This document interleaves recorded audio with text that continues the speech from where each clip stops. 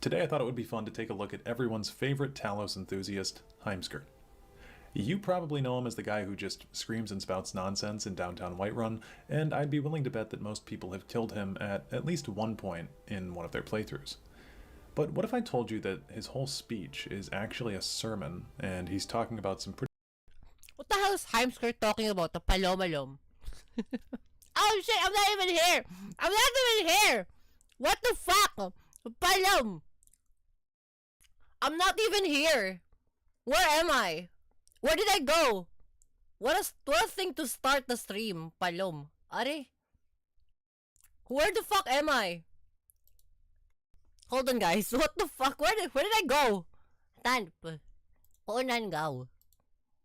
Ano naman sounds? Ano naman nakatar? Where the fuck did I go? Hold on, I'll be right back.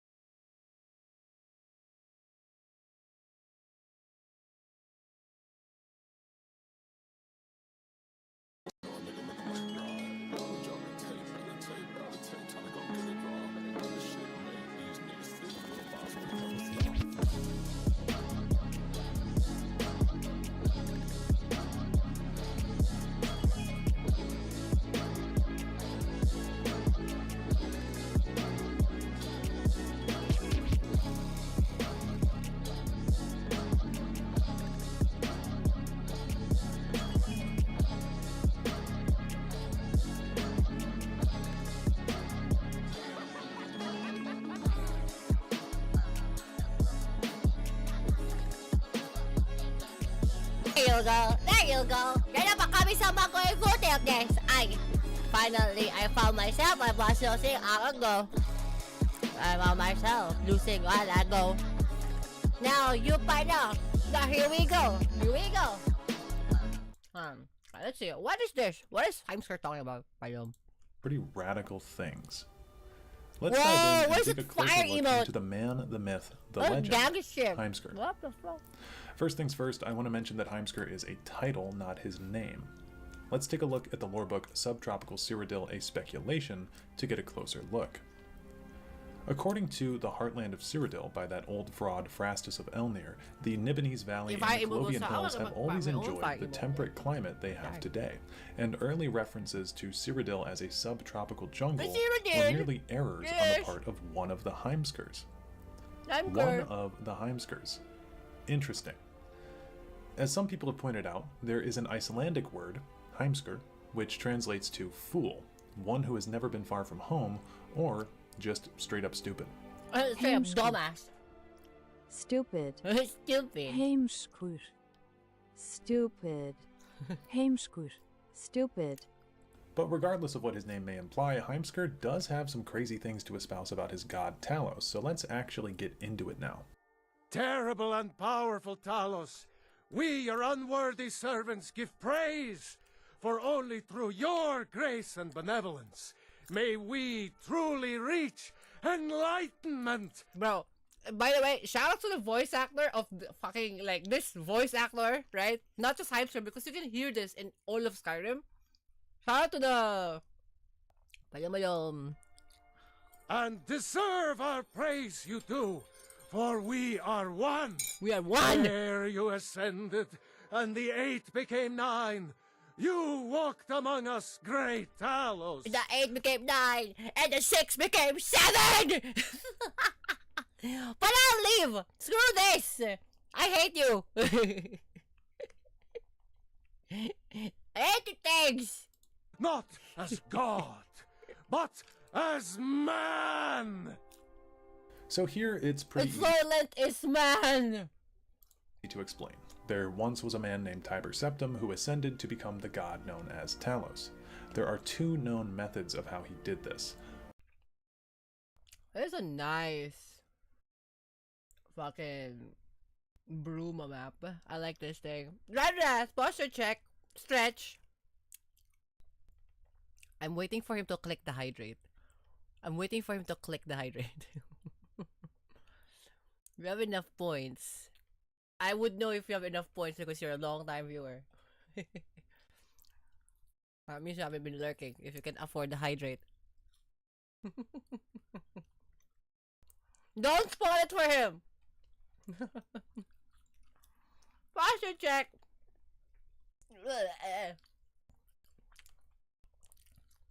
You will never see what the surprise I have. That's why your hydrate all of a sudden is very expensive. Oh, Palam! Ay! You tanp! Thank you for the hydrate. I got things. I got a coffee. Well, I also will get some water later on because this will run out very quickly. Thank you for the 20,000 hydrate. That means you can afford it. Now please don't spam it because I'll drown. Okay. Who is Talos, the Palomalom? The Palomalos. One is that Tiber was just such a good boy that he became a god when he died. And I tend to think that this version is a load of BS because the other one not only makes more sense, but is also more compelling. So there's this thing called the Arcturian heresy. Lurk more. No, I promote lurking on my stream. Just open the damn thing and then just farm the points. Sometimes you might hear some crazy ass topics. You can just jump in, but you know this. You got more things. We can afford them. And the Arcturian heresy basically states that Talos is not directly Tiber Septim, but is rather a god that ascended using 3 distinct souls, Tiber Septim, Zurin Arctus, and Wolfhearth, and combined them into an oversoul, the Mantella. These 3 souls depicted the mage, the warrior. That's kind of fucking crazy work. Like, your name is Wolfhearth? Damn. Ay, Palom! Death! Taste! Ay! Thank you for the hype train. You just blasted me with like, I can't parry that. That's like what? Thank you for the gifted sub for it. No Scotty. Waterfallow Sadness. Muffin Killer. Mancho. Steve, Sheeper. Squirted. Huge. Toaster Lord. Punch Rat. Yeah, I can't parry all 1, 2, 3, 4, 5, 6, 7, 8, 9, 10. I cannot parry all 10 hits? That's malam draft. That's crazy. Why did you fucking see that coming? Damn. That's Pilo living. I can't parry that. That's unfair. Thank you for the gifted 10 subs. Palom. That's a lot. That actually came in like all at the same time, by the way. I didn't see that fucking thing coming. Okay, now legitimately I'm scared now for the 100.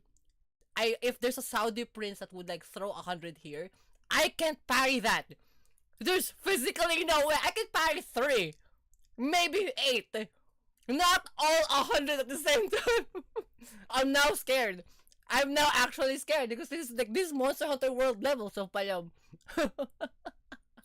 And the thief respectively, Making crazy. It so that they could ascend that to is godhood. And Tiber specifically represented the thief constellation, which is the one associated with taking of the tower, i.e. achieving Kim. Tiber Septim also took steps to mantle Lorcan. Lorcan is of course the... There's no way. That is World of Warcraft levels of DPS. I can do that. Hold on now. Let's calm down. Just because you have 200 fucking ammo, hold on. Wait. Let's be calm now. That's a Pilo living. That's a fucking sideways. Dead god of the Mundus, and Tiber Septim appears to have been attempting to take over his It's place in the wait, no, Pantheon hold by Ninja, on, wait. which is a method of... Let's calm down. Hold on. Okay, hold up. Let's calm down. Maybe, let's see what I have in store, right? I have something fun in store. Hold on. I'm eating. I'm not prepared for this. Let's be calm. Okay? No more. No thing. This is fine. $400 off. You are crazy. No, don't do that. You can't do this to me. Well, we haven't been on a pick of things we're gonna do today. Wait. That's one of things. Okay. Hold on. Of I'm ascension fine. that requires one to walk like them until they walk like you. You just have to pick one. You just have to finish the hard play. Thank you for the tier 1 sub for arts. You have to you have to like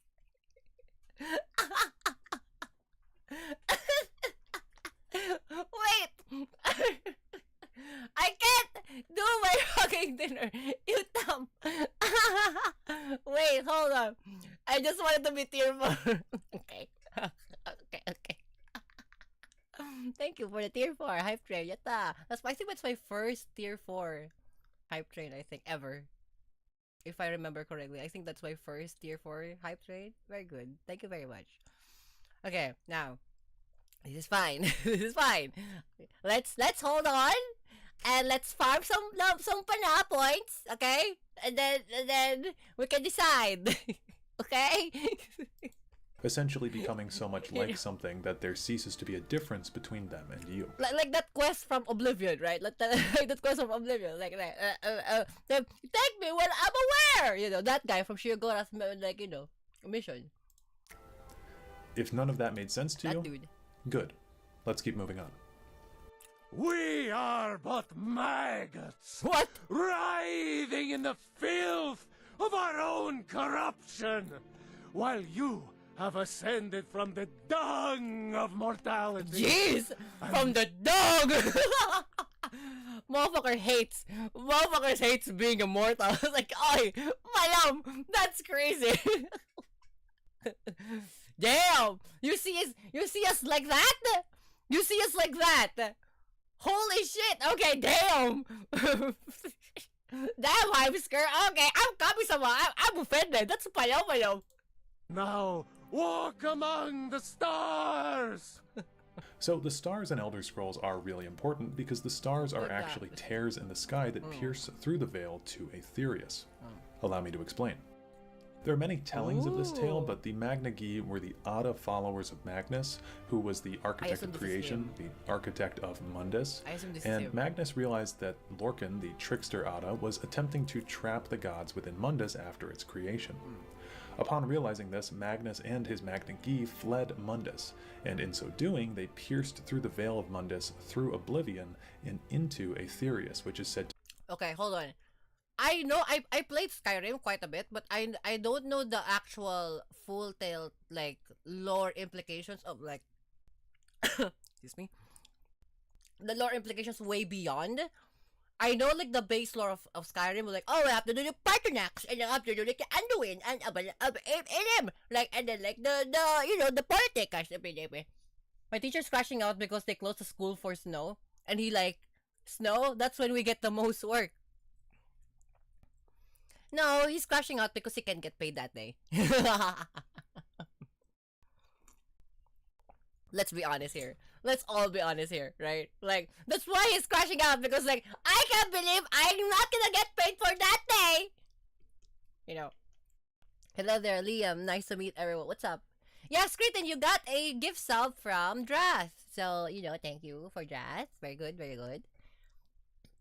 Also, like, feel free to like lurk for like the next 9 years.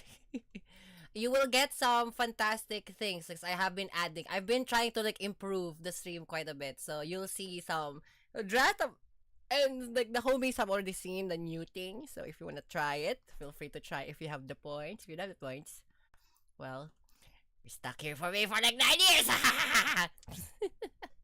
Anyway, yeah, so Mundus, right? Stamp. Yes, thank you for the redeem. You deserve that.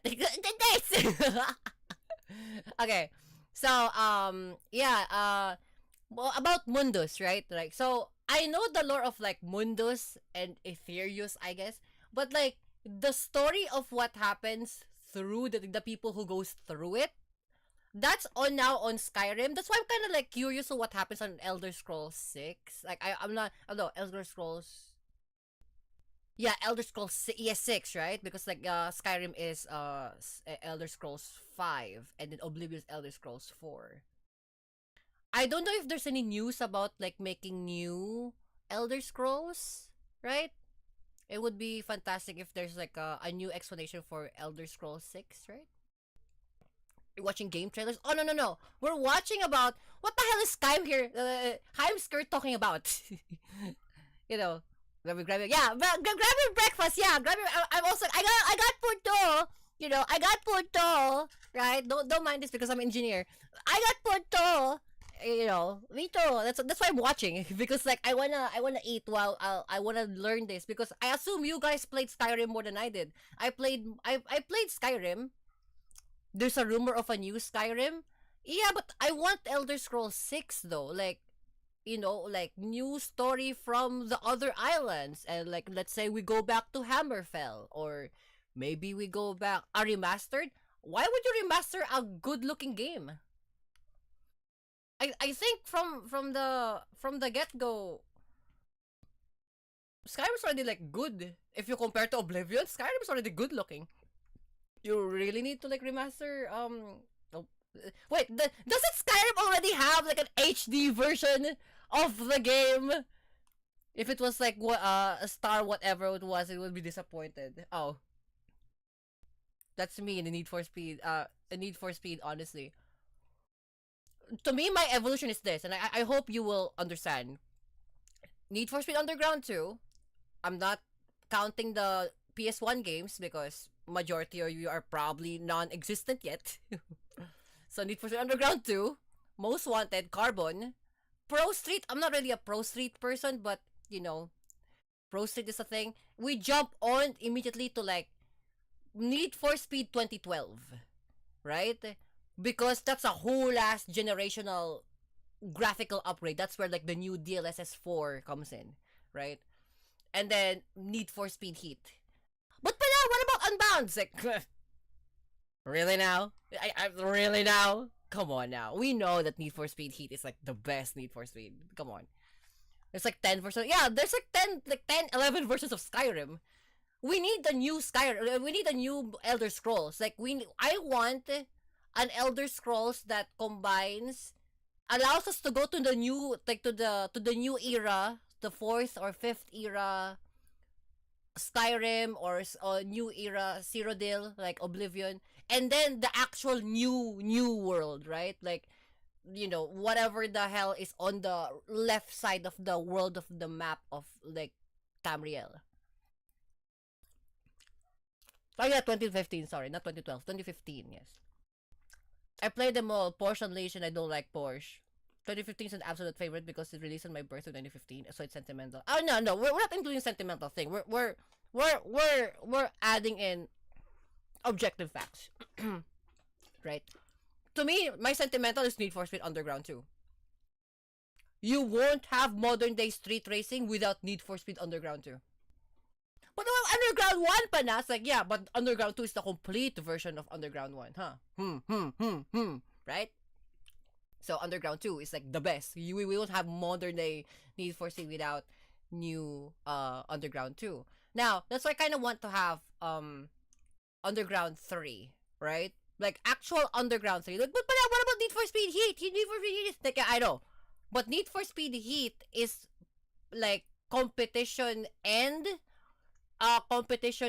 underground racing. I want pure underground racing without the sanctions.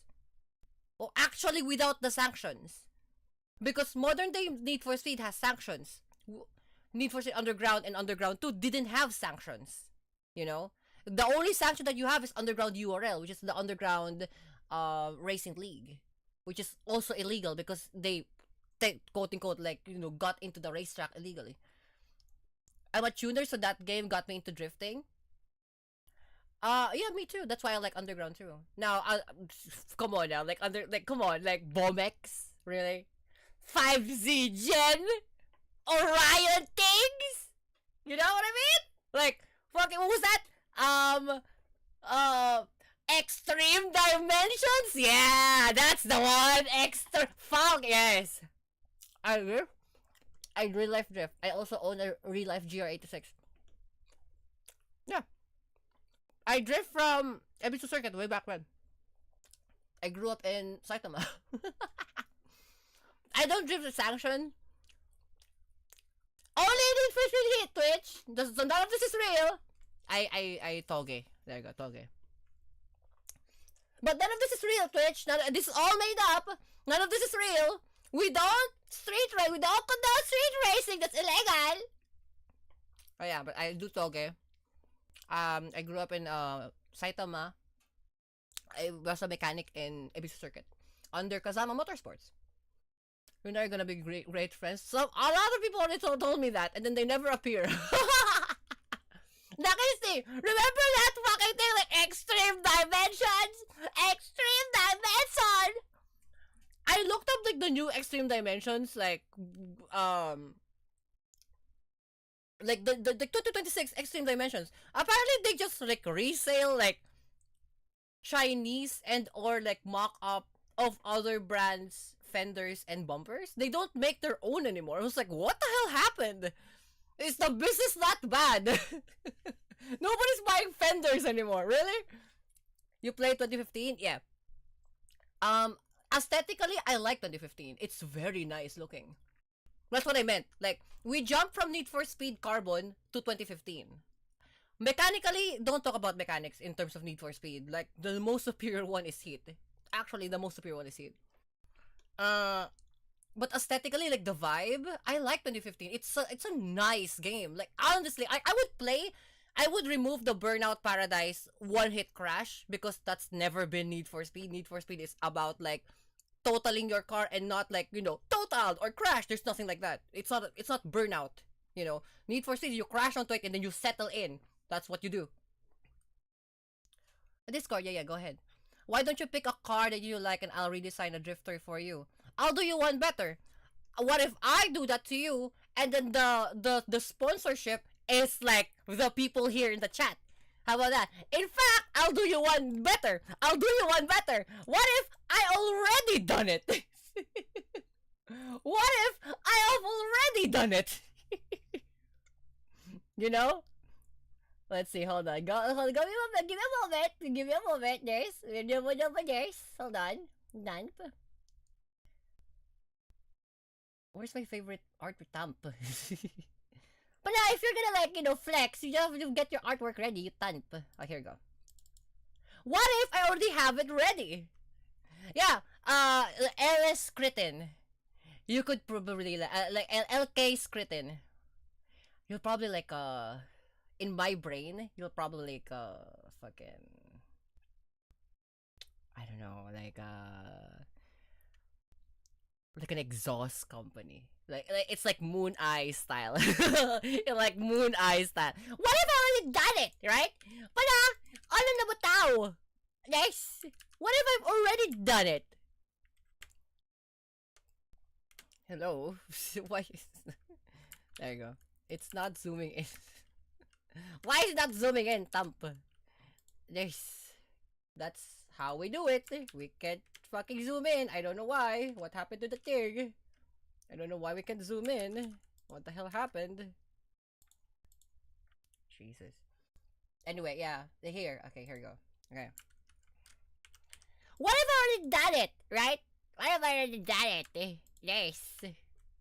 Zoom enhance R32 Skyline. Yeah, it's specifically this is an R32 Skyline GTST, the real wheel drive. But do you actually in real life, like, you know, like, do you actually in real life drive a real wheel drive car? Yes, I do. In my history, I've driven a S13J, a cracked up S13J that we highly modified into an S15J.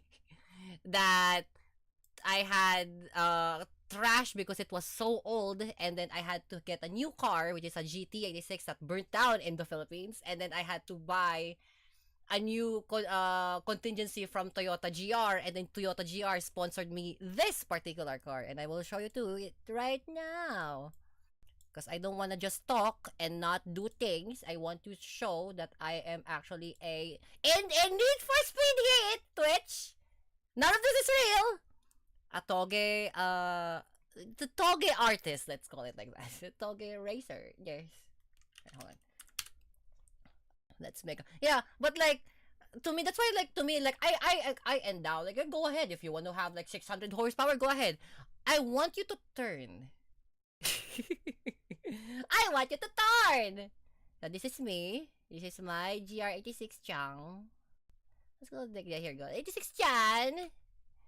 Beam. Hold on, give me a moment. Let me just like get this thing. And then get this thing. There you go. So this is my beloved 86 Chan. It's a GR86.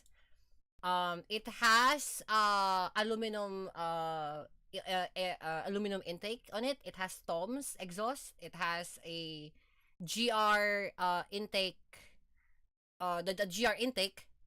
I have like but it's completely 250 horsepower stock. Well, tuned, but like it's not like I'm not reaching for 300 because 250 horsepower is the perfect thing for mountain, raking, right? We rake on the mountains, like that's what Kamisama is good at, like fucking doing the fucking mountain thing. So here, this is hit Twitch. None of this is real. This is made up. This AI. This is like a CG. None of this is true. But yeah, here we go.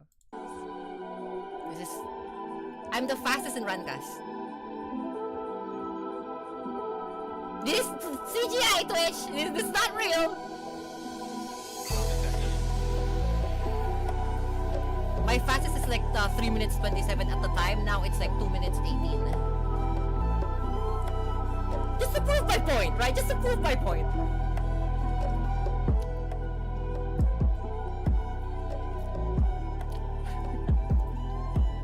Just to prove my point.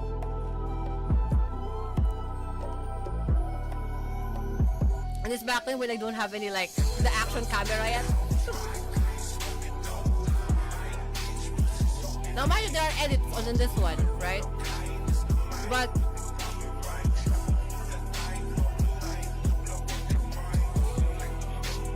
please forgive me if I speak Japanese. Go ahead, speak Japanese.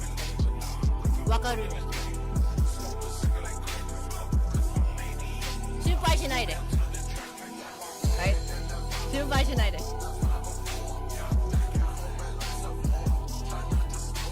Daijoubu desu. 俺は神様の峠です。神様の峠です。ねえ。ねえねえ。So yeah, so I do Need for Speed Racing Twitch. Yeah. 2 minutes. I think the fastest I have now is 2 minutes 30 something, 2 minutes 18.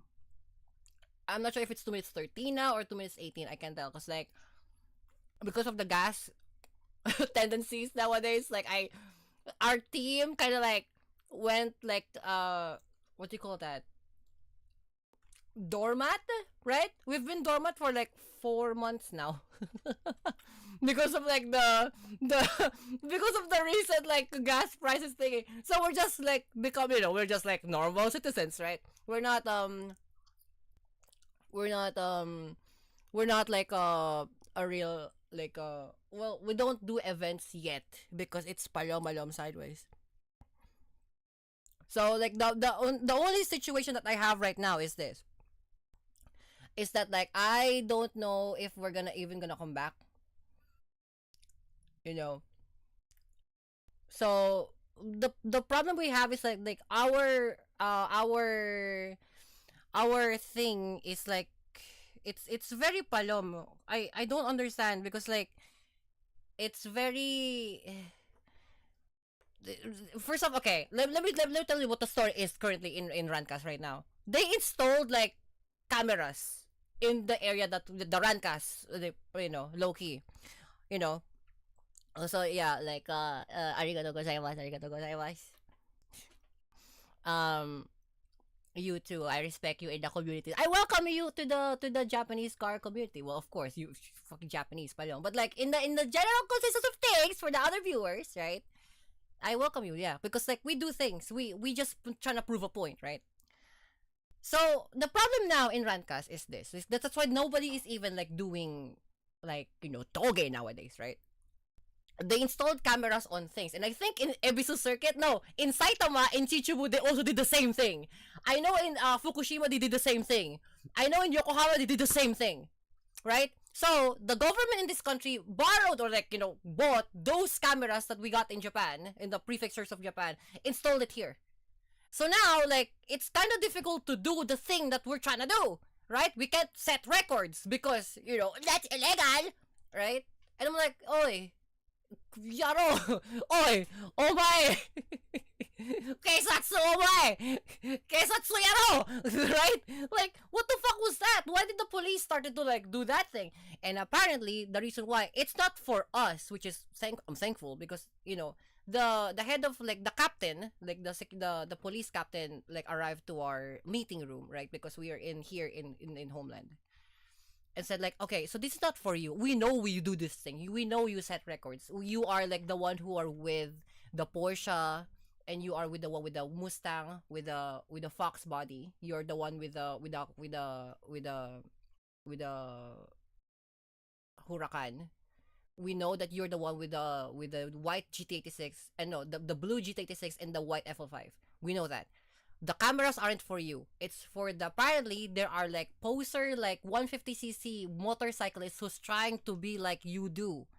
And we have from this entire year, this is like 2024. No, 2020, yeah, 2024. There have been like 18 accidents that happened in this area. Because they saw what you guys are doing. It's like, yeah, but it's not our fault if they're following what we're doing and we're only coming out in the night. It's like, I know.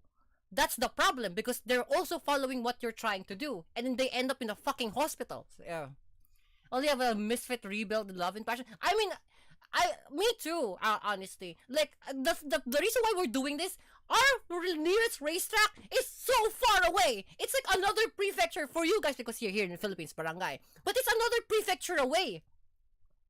In our prefecture, we don't have a fucking local racetrack. We don't because it's only affected for like 150cc to 300cc bikes or 90 horsepower to 210 horsepower. Our cars go to 250 to beyond. We can't fit to that thing because apparently we destroyed the asphalt of Carmona racetrack, so we can't go there.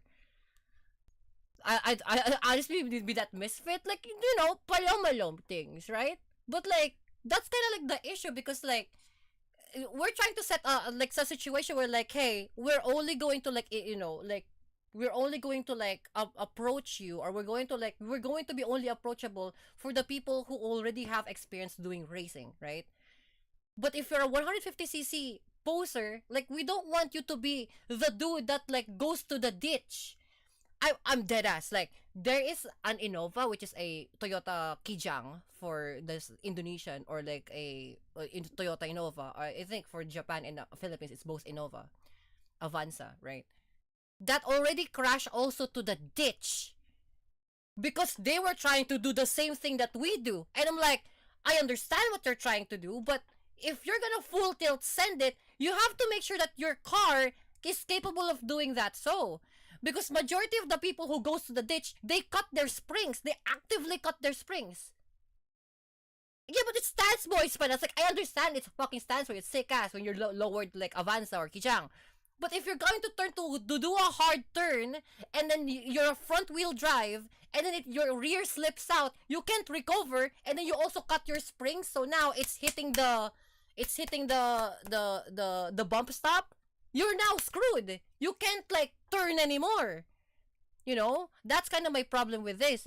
That's why we have to like lay low for like 4 months because like I don't know how 50 and 60-year-old men are very like impressionable to us like 30 and youngest. Makes no sense. How? I'm sending something, share things. I hope you like it. The springs dampers coils is important for safety, and that is true. I think Nakisi knows that too, right? If you're here's the thing. For us, we even fucking do this thing. Fucking what's that? Like McPherson struts. But now we have to convert our entire like suspension thing. Yes, you do. Double wishbone or McPherson struts. Because you can immediately handle the dampening and the coilovers for that specific car. That's why we do the things that we do, right? And the problem there is that like these are stock 90 horsepower vans that are around like let's say 1.8 tons or almost 2 tons. Some people just lack the healthy fear of death. No, we don't fear the death. We are more concerned about safety. Two different things, Nakisti. We don't fear the death, but we are concerned of safety.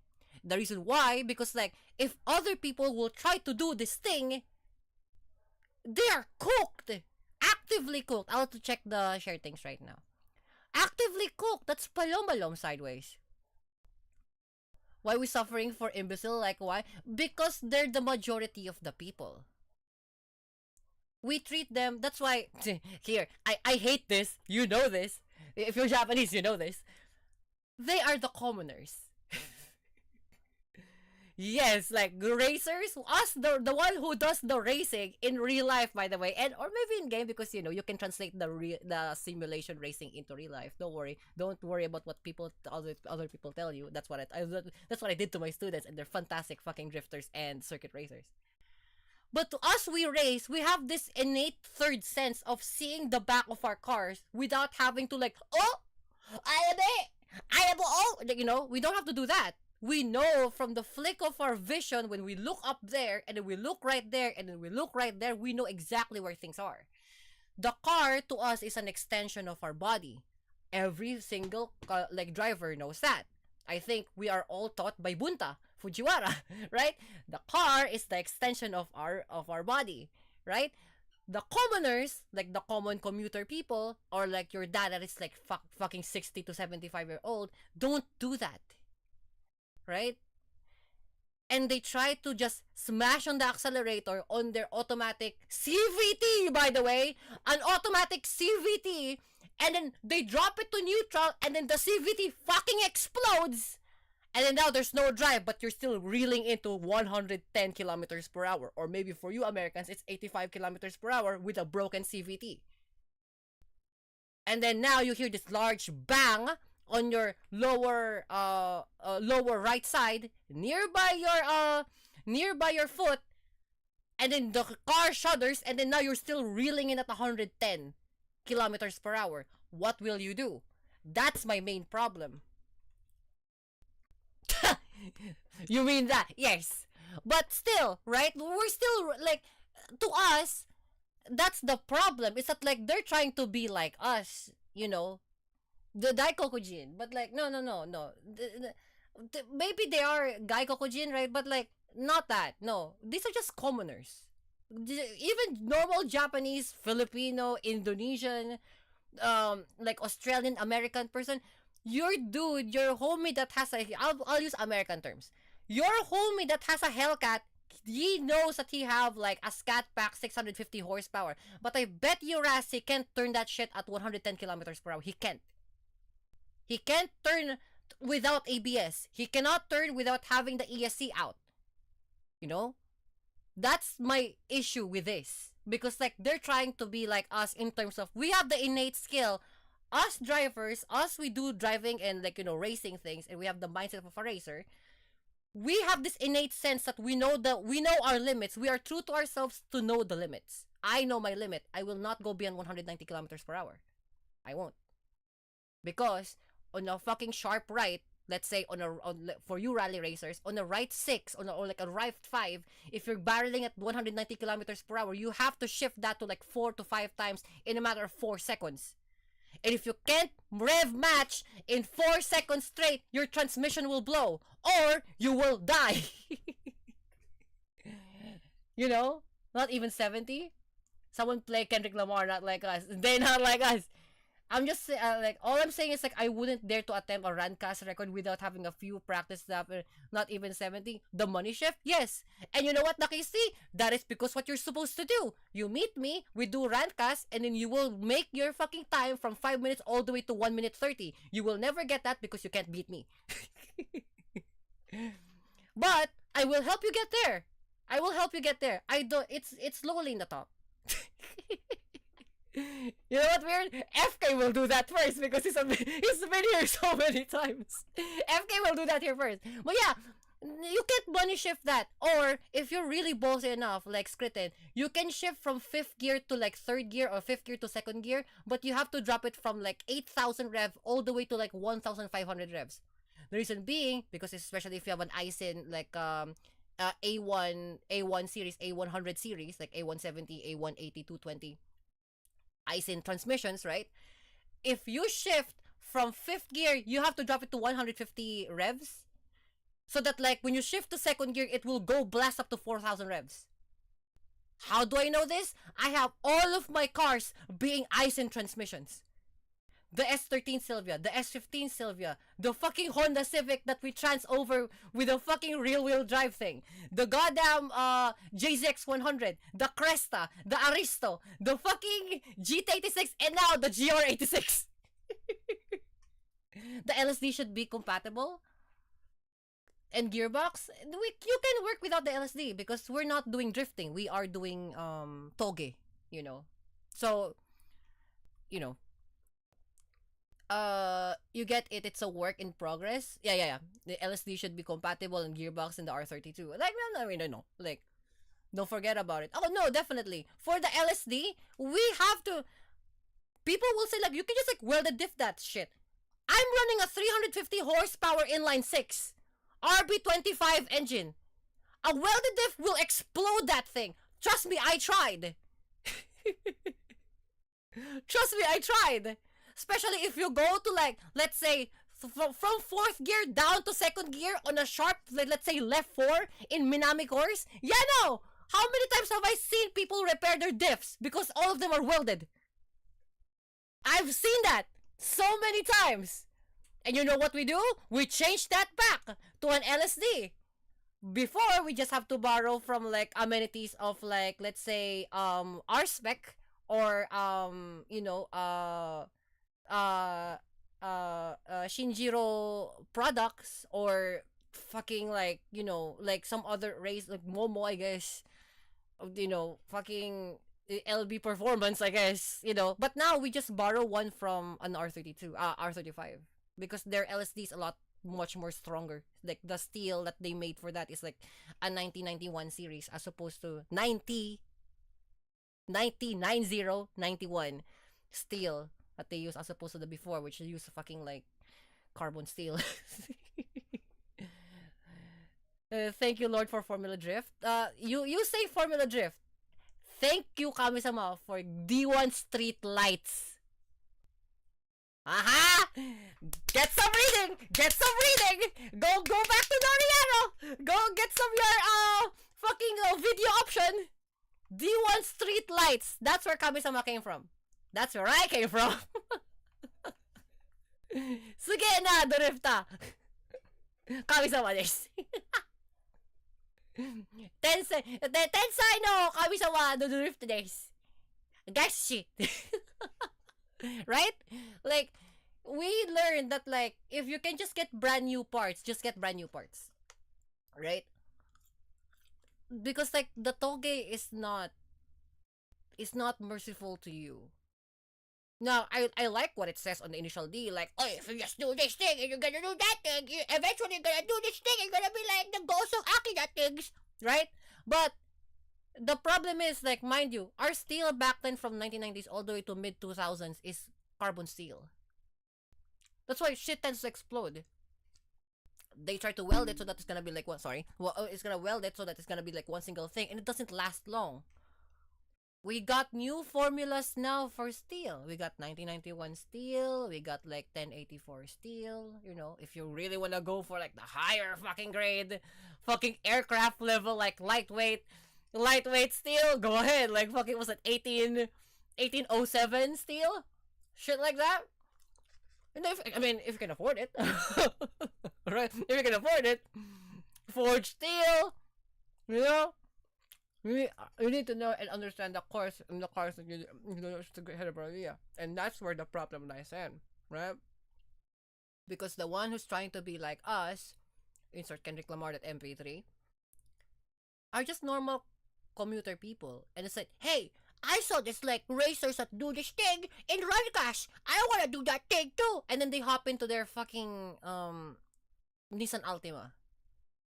And then they're gonna do that to their ultimately beat up Nissan, or in this case, for the Americans, Nissan Altima is our Toyota Corolla, like the normal Corolla, like the commuter Corollas, the 1.8 liters, 4-banger, front wheel drive, automatic transmission, CVT automatic transmission Corollas. And they're gonna try to do that exact same thing. We're trying to pull it all the way straight to hell, and then they go to the ditch because they're steering and they're accelerating at the same time. That's their problem. And, you know, like, I got concerned because, like, why are they, like, doing this? You know? I learned the hard way, like, with my Huracan on NFS 2015, I have it for show. Here, I'll give you one idea. Like I said, I don't know where you live right now, but in your country, have a friend, let's say you have a friend, right? Sorry. Have a friend that has a sports car. South Africa, fantastic. Okay. Have a friend that has a sports car, right? But now we can do it. I know it's a mind theory, right? It's a brain theory. It's a thought experiment. Have a friend that has a sports car. Ride as a passenger. Have a few, okay. Ride as a passenger, and then, you know, like the usual, tell them to go fast on a highway. You probably will reach 200 kilometers per hour, something like that. Blah blah. Okay, and then tell him, go just 100 on a canyon run. Just 100. You don't have to go fast. Just pure 100. But he has to maintain 100. Right? Probably for him, it's probably fantastic. But you'll be like, you know, you'll start to feel it on the passenger side. Now, if the friend trusts you a lot, and more likely they won't do this to you, but if you can, ask them to drive that same exact sports car, but in 60 in a canyon run. Now, mind you, why 60, not 100? Because it's not yours. And second off, you will see why. You will see why. If you run a Huracan, let's say your friend has a Huracan or any other sports car that's above 350 horsepower, when you get to 60 and a sudden, like, right 4, and for you guys who don't understand what pace notes is, I will show you a pace note so that, like, you guys understand what I'm fucking saying. Here is that. Here's that. If your dude runs on 60 kilometers per hour and he goes to a right 4, right? Like a right 4, if you turn that hard at 60 kilometers per hour, you will feel it. The back end will tend to slip out.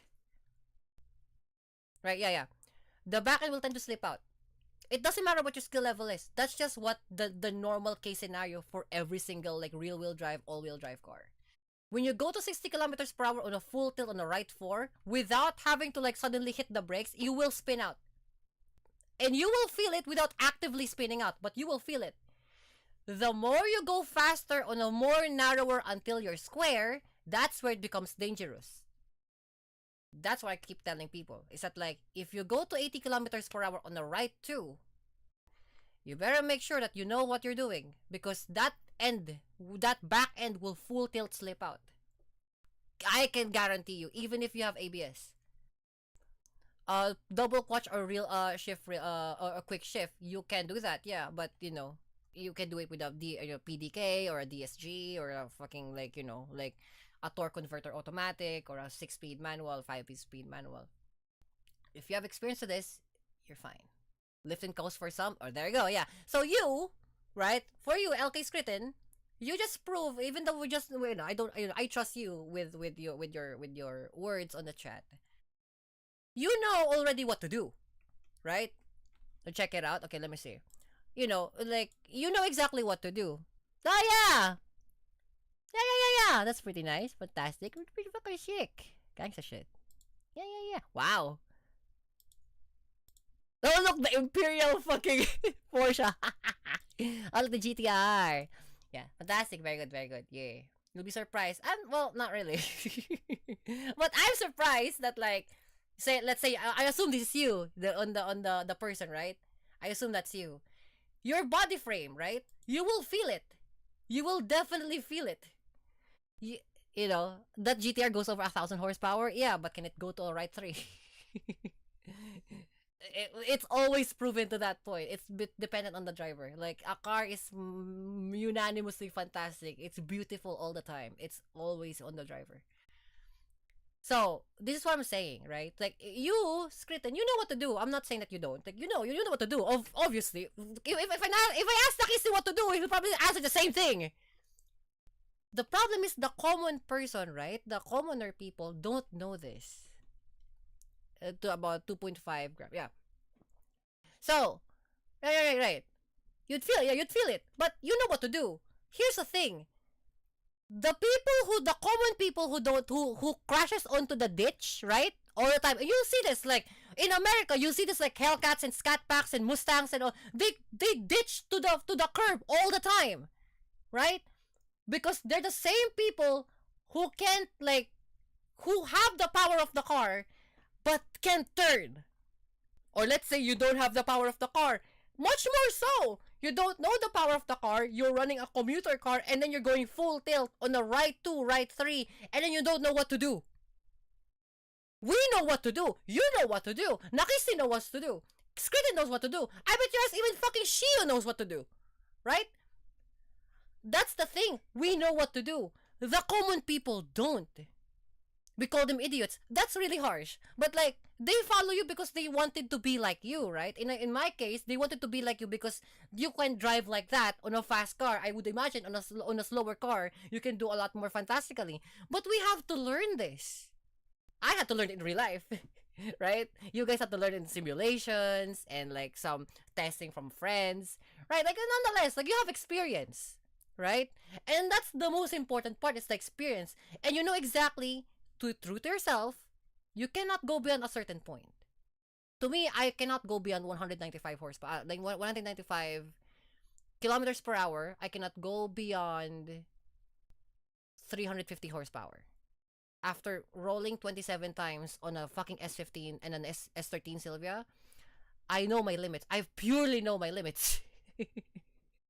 And bizarrely enough, my limits is irrelevant to the Toge because the fastest you can go there is like fucking 120. There's no road in a Toge that you can allow to 200. There's physically no way. 600 horsepower and 210. Yeah, but I am saying, do it on a Toge. Do it on a Toge. 600 power and 200 kilometers per hour. Yeah, find a 200 kilometers per hour, like, mountain. Then you'll see. My limits, like, full limits, yeah, but my limits is 350 horsepower, 195 kilometers per hour. But, like, for usually, that's already way above for the Toge, unless you're doing WRC. If I competed for rally, JRC, right, Japanese Rally Championship, or beginners or intermediary, I'll probably, like, reach 136 with more or less 210 horsepower car. Like, probably like a GR Corolla 300. Like a GR Yaris 300. And then the fastest I'll probably go is like 163, depending on which mountain it is. If it's like Chichibu, I can definitely, like, drop that to like 165. Because there are corners that doesn't, like, you don't have to, like, hit the brakes. Foreign, or like out of towners, right? Or non-prefecturals, they tend to brake on, like, certain places in the Chichibu mountain. But for me, I don't have to because I just fainted. You can just change it from one place to another. So for Rancash, right, it's gonna be the same thing, right? And that's kind of like the thing. Like, again, that's why in the common state scenario on the driving spec, right, brake points and steering response. How about this? Faint apexes.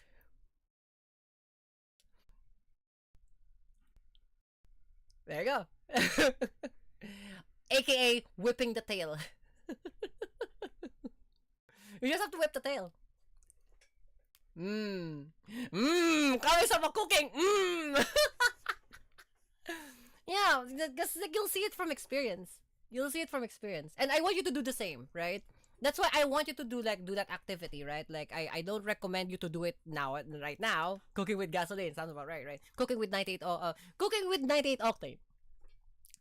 Right? Like, I don't promote illegal street racing because that's bad. That's illegal. But like, if you're gonna practice, right? I want you to go to the mountains, and the most turnier the mountain, the tighter the mountain, right? The better.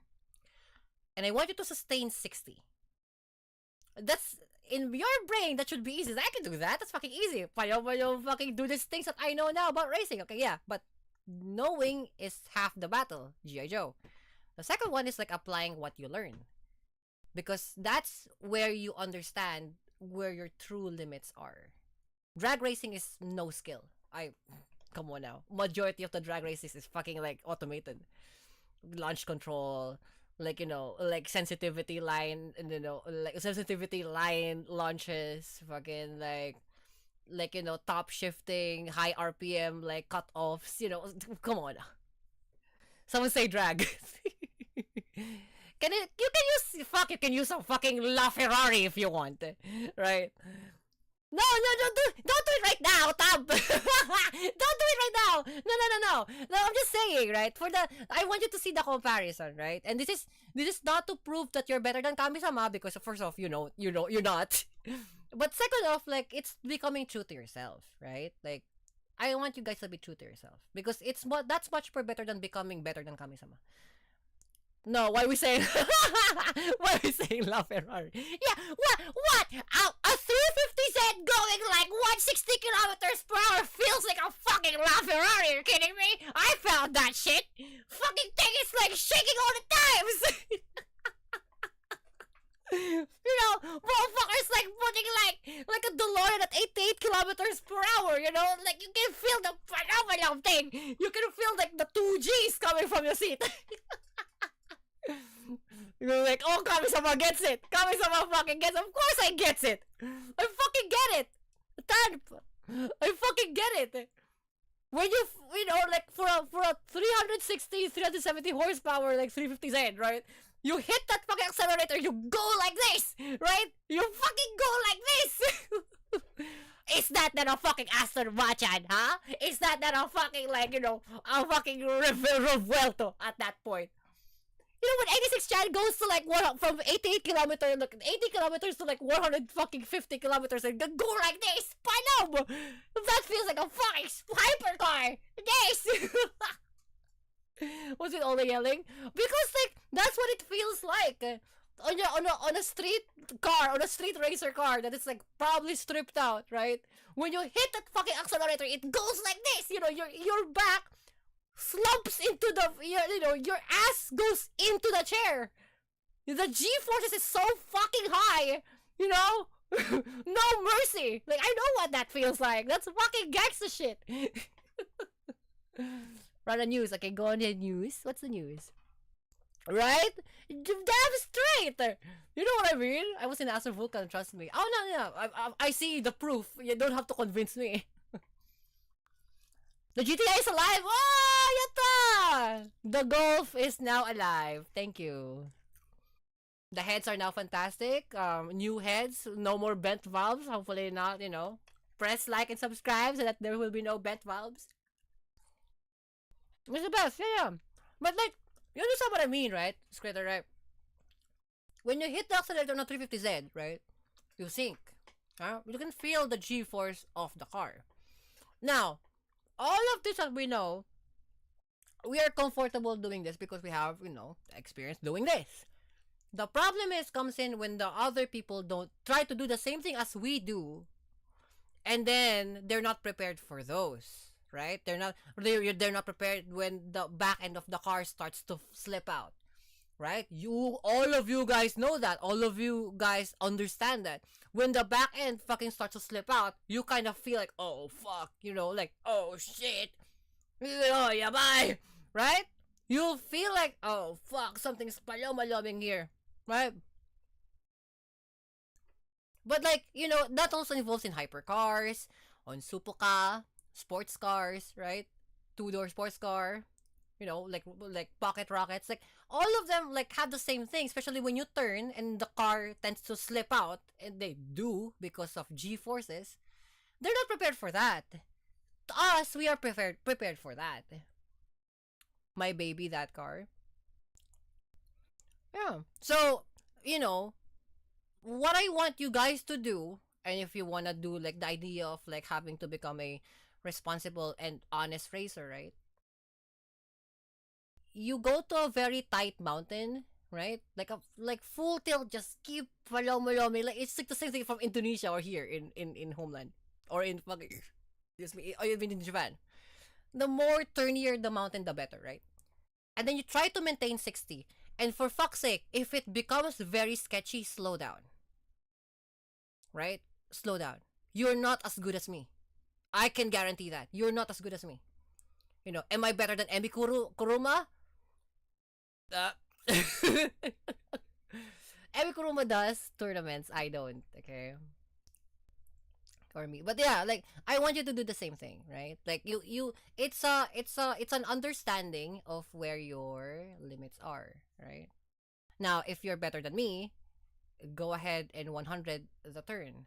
But more or less, I want you to return home. Like I want you guys to like when you're doing this activity, I want you to return home, right? The most important part is why I want you to report to me what you've done and what like how you experience the thing and the corners and 100. You know, there's no shame if you can't pull in the 80 kilometers per hour on a fucking tight right to corner. There's no reason to push. To me, I know exactly what to do. I've done it so many. I've done it on stream. I've done it on stream. Come on now, we've done it on stream. How many times have proof stig? Right? Thump. Challenge accepted. Challenge accepted, but I want you to return home, right? Yeah. See? Look at that. You see what I mean? He immediately knows what to do beforehand. And because that's what we also do. We adjust the suspension, we adjust the tire, we check for things, we check for dips, we check for like any situation. Check your bolts are, are tight. Yeah, there you go. 101. Because the activity starts even before you step into the car and race the corners, right? Even if you chase the time. There you go. That's the first thing that you have to do. The mindset, right? The mindset of like prepping the car for this, trying to see if you can like trying to test out if the car can handle like large or like very tight corners. If it slips out, we just try to do some other like things. And then doing more seat time. That's the responsibility. That's a responsible driver right there. And that's what I'm talking about. The people who tends to go to the ditches don't do that. They don't do that. I will give you an example. I hope Twitch doesn't ban me. There are like compilations of like, people coming out of like car shows, I guess, or like what's that, like the car meet spin out, like they spin out a lot, right? Something like this, right? Yeah. Already in a bad situation. If he can recover this and then he slows down, he might recover that.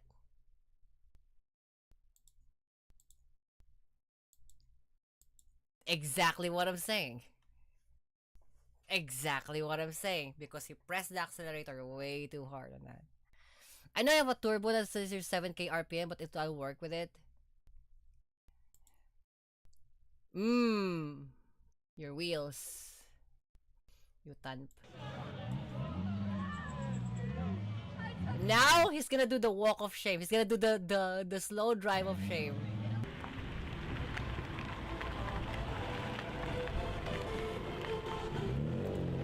Too early. Way too early. This, I can already see from this point. From this point, I can already see. He's going to like fucking scrape the edges on the outside into the inside. From here. Why? Because this thing is not straight. This should be straight. When you rev, it has to be straight. You can't just turn immediately because you're not fucking Mad Mike with it.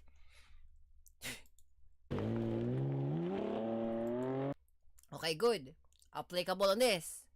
Straight. Here's the thing.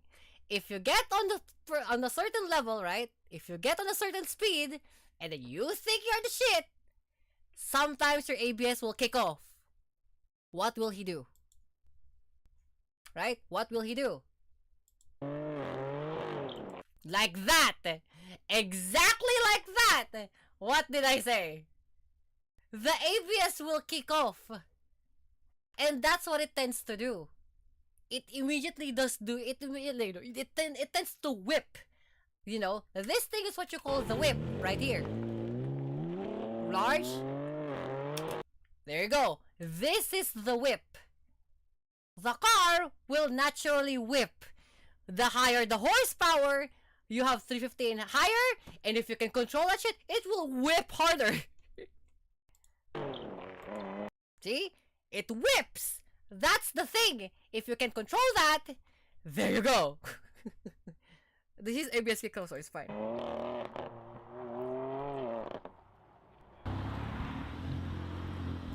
Stupid question. Go ahead. There's no stupid question.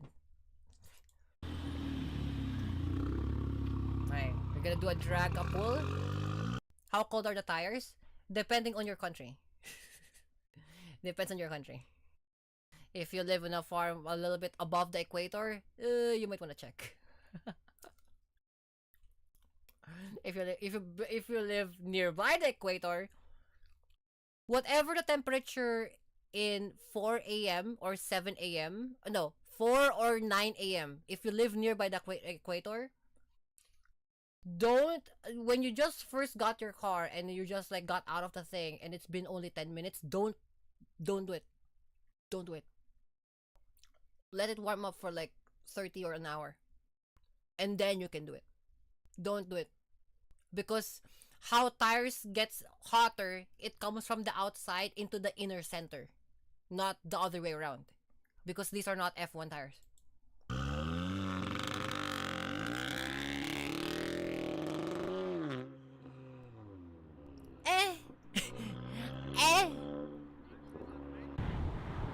No, I don't like this.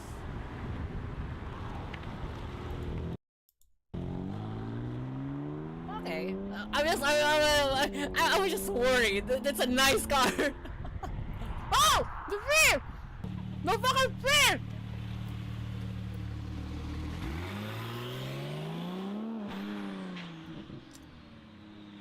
Yeah.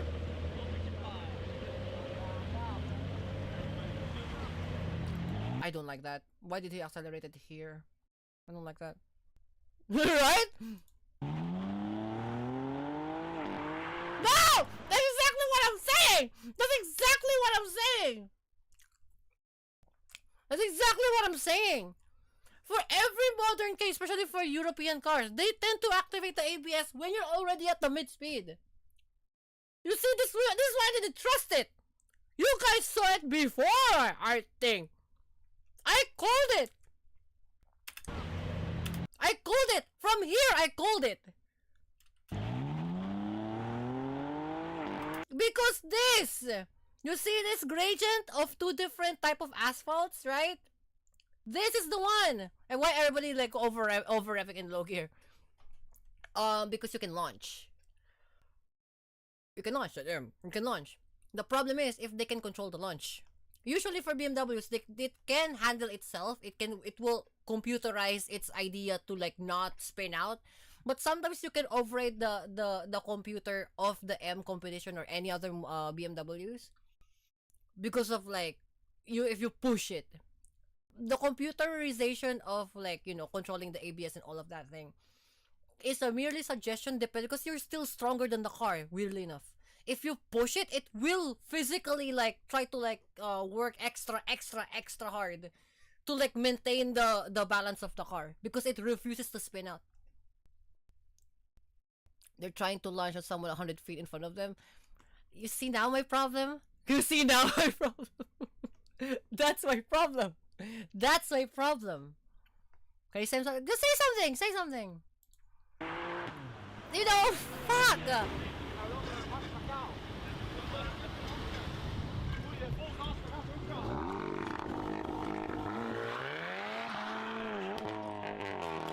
Honestly, I always swallow hard for long, his personal preference. It's a personal preference. It's professional. That's a professional preference. Fantastic. That's your personal preference because that is a professional preference. You know, that's FK. Even FK knows. Mama didn't have any sports car in his life, and even he fucking knows. Jesus. That's what it is, you know, because tires need to be sticky to do things. A cold tire doesn't help. Oh, you see? You see exactly what I said earlier. When you override the computer, it doesn't matter how strong the car is. It doesn't matter if you have 550 horsepower. It doesn't matter. Because when it's already too late, and only here, at the first outside, nearby the rumble strip, and then you hit the brakes? Come on now. Come on now. What you gonna do? You're gonna have like a pitchfork underneath, like, you know, like Metal Maniacs level, like Acceleracers thing, where you have a gigantic pitchfork to grab onto the fucking like asphalt to stop your car? No, bro. It's gonna keep going. The momentum, because what you put in to here, when you sink to your chair, and let's say that's 2 to 3 Gs, you have to stop 2 to 3 Gs on the complete opposite direction. Some tuners mess up the whole fun for us. Well, it's not tuners. It's just like racer boys, you know, race boys. We call them race boys because some of them don't even fucking tune their own cars. You ain't saving that. Once already on the grass, you're riding the curb. Exactly. I should have like you have to hit the brakes outside from here already, on the asphalt. Ponzi's. No, we'll call them racer boys because maybe they wanted to become. Everybody started from somewhere, right? Everybody started from somewhere, right? So they're racer boys. Like they wanted to become race car drivers, but like sometimes, like, you know, their hazing is a lot more worse than the others. Like this guy. And mind you, that's an M series.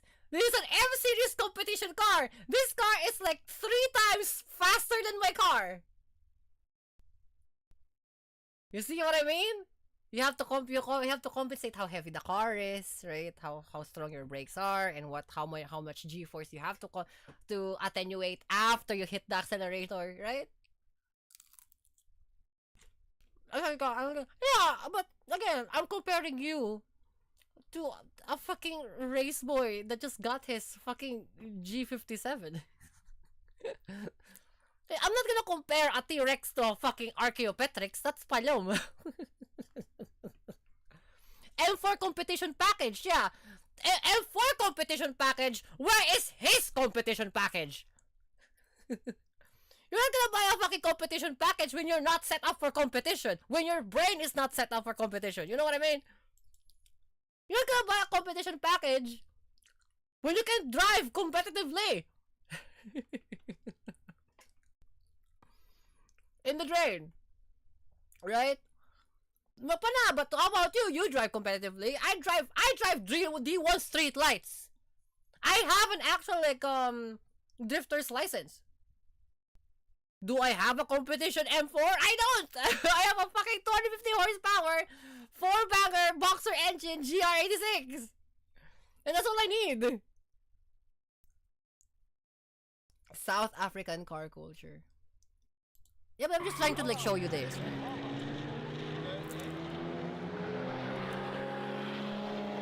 Should have went off-roading. Oh, look at this.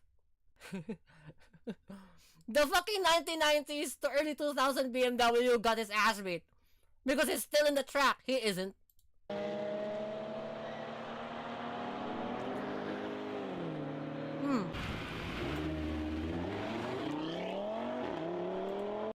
The brakes, transmission, and tires. Fuck. Right? That's Palom.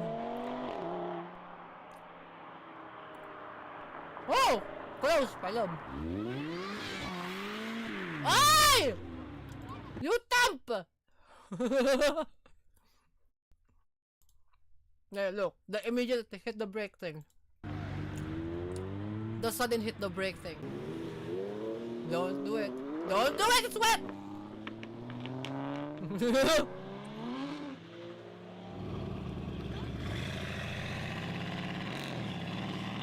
Because I worry, right? I worry about these higher horsepower cars. The drivers are fucked. The drivers are fucked. I worry about the cars. Nice recovery. Yeah, I'm scared. I'm like a concerned mom. Don't palom it! You know, don't palom it! I'll worry about you. I worry about the car first, Stamp.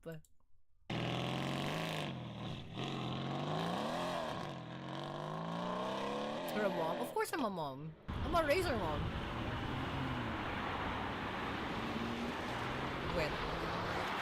Ah, you palam! That's close. You're that's close. That's close. You tap. That's really close. You can see the panic recovery. That is a panic recovery right there. Right? Cool. Panic. Because how close is it to the curb? How close is it to the curb? And then you'll see how you can confirm it's a panic like recovery. Right? Into an instant thing, he whips the counter too. You'll see the jutter. Like the instant jutter. From left to right. Now, what is this? Makes sense. Are what is this? What did I do? That's cooked. Yeah, it is because it is cooked. Yeah. This higher horsepower cars. The drivers are fucked. The drivers are fucked. I worry about the cars. Nice recovery. Yeah, I'm scared. I'm like a concerned mom. Don't palom it! You know, don't palom it! I'll worry about you. I worry about the car first, Stamp. Right? You see? So that's right though, right? You see? The sudden like jutter.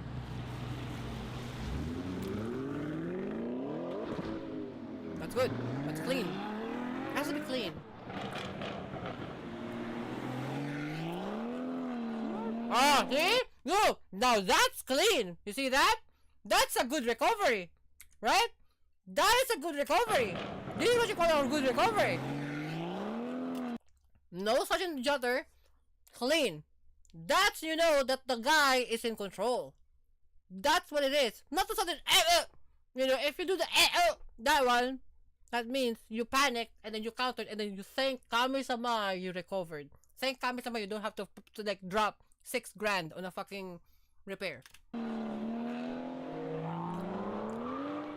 Shouts to, by the way, shouts to Draft's golf. The computers and system are working overtime. Yeah, and unfortunately for my car, there's not much fucking computer in the 86. Almost anything and everything is manual in that car. So like, it's just about skill.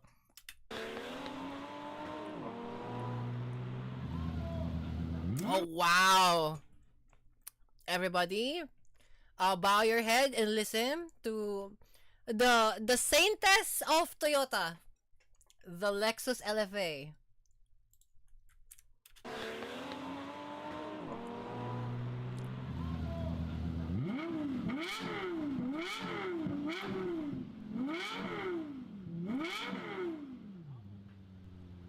Saints.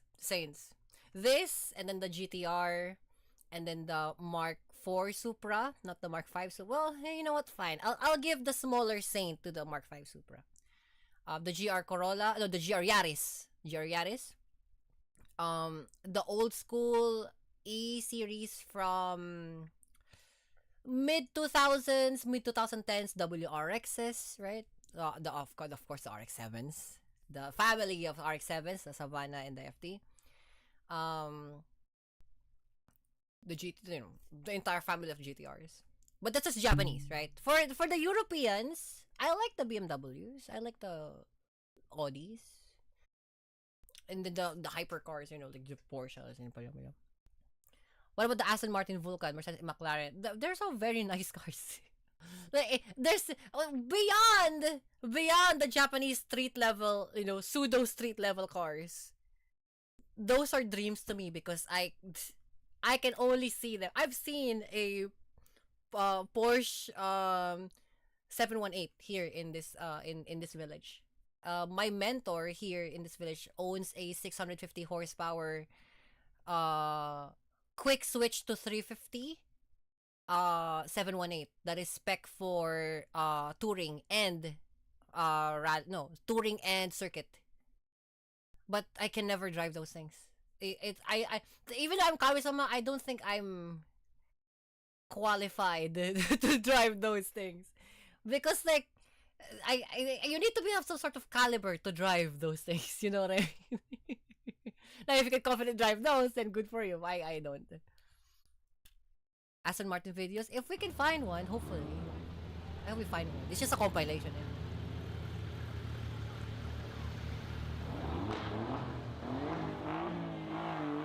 Oh, by the way, for you guys, you might not know this. I love the fucking quadrifolio. I want this. I want this like here's the thing. I want it. I don't want to drive it. I like the wheels. Bizarrely enough, this fucking this quadrifolio, this thing. I don't know. It's so nice to me.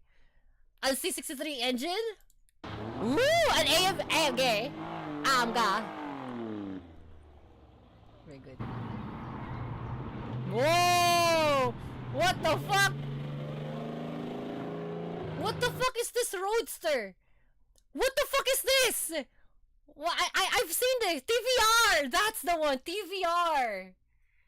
I always forget what it's called. It's such a new thing. In my head, it's such a new thing. It's such a new thing. A TVR? Look at that. Followed by a Ferrari.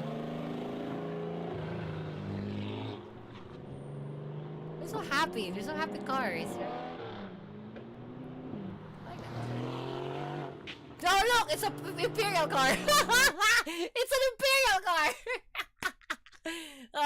So anything that's beyond like the supercar level 450 to higher up, like European cars, I call them like Imperial cars. like the fucking prince and princesses fucking drive that thing. Us commoners can't fucking that's bayo. That's like way more. That's like the tax bracket. The tax bracket. the tax bracket vehicles. The fucking Imperial vehicles. I hate Porsche, but like I like seeing them. I'm not gonna like hate on. I hate fighting them. I hate fighting Porsche. All of the Porsches that I fought, I hate all of them. But the cars are nice. Cars are fantastic. Where do I fit then? Somewhere between. Somewhere between. Like, the thing is, like, the thing with Porsche is that like they're too perfect. That's my problem. Like they stripped out of what do you call this? They stripped out the amateurness of Japanese cars, right? Like S15, S14, right? Sylvia drifting, whatever. The amateur, even the GTR, like the Nissan GTR, the R32, 33, 34, 35, they have some sort of like amateurish vibe to them that you can improve. I don't think you can improve anymore when you have a Porsche. You physically cannot improve any more than that. Killed Paul Walker, crybabies, like because of M3R Le Mans. My guess, somewhere in between, Scrub Daddy and Emperor of Earth. So no Porsche. Yeah. But to me, it's like, if you're not talking about how good if you're good at driving a Porsche, you're probably good at driving almost fucking anything else, right? Like, I'll drop you to any other car, you'll be fine. Because like eventually you'll grow into like the mindset of a Porsche, like a Porsche and its Porsche drivers. Like they're just in their head they're perfect, so they drive perfect, and then they don't have mistakes. Do I have any guarantees to this, with the exception of the other paloma people who crashes their Porsche? Probably. But like, I'm talking about like the racers that drives Porsches on a higher level on Batangas racetrack on BRC. There's a higher level, like semi-professional, professional level. So we have beginners, intermediary, pro, a semi-pro, then pro. I see semi-pro and pro levels that drive circuit with a Porsche, and they're like just next level. They're like next level thing. They're like weirdos. To me, they're weirdos because like they have shit that you and I don't see. Like they have like reasoning that like completely is like different of what we thought how it's supposed to go. But the problem is they're right. Put a Porsche driver in a Reliant Robin then? Yeah. Right, yeah. Only Porsche I like is the 918 RSR in the Sally Carrera. To me it's the 718. There's a specific reason why I like the 718. The 718 is a raw, pure, uncomputered Porsche car. No computers whatsoever. It's a purely it's a purely mechanically driven car as opposed because it still have a steering rack. It has a hydraulic it has like hydraulic pinion rack. It still uses like either a CVT. No, it still uses a torque converter PDK into a 6 gear, and then it's a rear wheel drive. And its LSD is like this two-way manual LSD. So there's no computer bullshit. It's literally just you. There's a different, to me, in all of the Porsche drivers, the one thing that I fear the most is 718 drivers. They have something, I know this for sure because like the higher level people that drive in BRC, in Batangas racing circuit, here in Homeland, and the one in Ebisu circuit, the one who drives circuit with it's always 718s. It's always 718s. They're just weird. There's like some bizarre mind frame that they live. Limited slip diff for others. It's a two-way. It's a two-way manual LSD. That means the computer doesn't compensate for ABS. That means the ABS only activates on fucking friction detection. Like on friction slip. So when the slip itself from the inside, right? When the right side is spinning physically faster than the left side, the computer doesn't activate. It does it mechanically. There's no such thing as like ABS correction. There's no such thing. They just do it. What's ABS? Automatic braking system. That means your car immediately activates all 4 brakes and it does that whenever shit happens. There's nothing like that in the 718. The ABS only happens in the front. There's no ABS at the back. That's the thing. These cars have. These cars, whenever like the traction full tilt becomes loose and it's not meant to go sideways, all 4 wheels will do this. This is the wheel, right? This is like the brake pad. It will do this. This is the brake pad. It will do this. Like 1,000 times in a second. You'll hear that. You'll hear that shit. It will do that. You will hear on the brakes. It will do like on the brakes. The ABS will activate. Why my uncles claiming to be car enthusiast? I mean, they're uncles. Give them a break. They're old. ABS is a shit that you gotta turn off when you want to go sideways. Yeah, because it will always your brakes. Now, for modern cars like this, that's why you can drive probably a higher horsepower car because you are saved by the ABS. If you turn it off, that's the biggest thing. My GR86 doesn't have ABS on the rear. Nope. Just like a 718, it has a friction based LSD. Only then when the fucking disproportionate spinning of the left and the right side sees that by the sensor, only then it will activate the front LSD. I know the front ABS. And then the LSD will try to like slip it in one single thing. That's why it spins out. Ruins my calipers and disc. You don't really know. It doesn't ruin your calipers and disc because your disc is made out of like iron, hard steel. My beautiful Willwood. You should be okay. It's fine. It's meant to do that. It's meant to do that. Don't worry. Your brake disc is supposed to get banged up by the fucking brake calipers. Scrutin, they're not for show. They're supposed to stop. You know that, right? They're not supposed to make you look nice, right? It's supposed to make you stop. I'd rather survive and replace some part than fucking die. Right, exactly. Plus, your rotors, your rotors, aka your brake disc, is not gonna get banged up by the ceramic fucking brake. Cause like your brake pads are much more weaker than the tensile wise. Your calipers or your pads are much more weaker than the steel or iron in some cases. Don't scrub them. Don't ever scrub them. What the fuck are you doing? Don't scrub them. What? Don't scrub them. Don't scrub your disc clean. No. Brake dust. Only on the wheel well. Only on the wheels itself. Don't scrape your brakes. You're losing the life of your brakes. That's crazy. Don't do that. You will have brake dust because you have brake pads. That's just the nature of things. If you stop, there will be brake dust. Then just live with it. That's how brakes work. Yes, I know. It's supposed to do that. If you don't want to have brake dust, then go for like the cheap ones that you get from OEMs.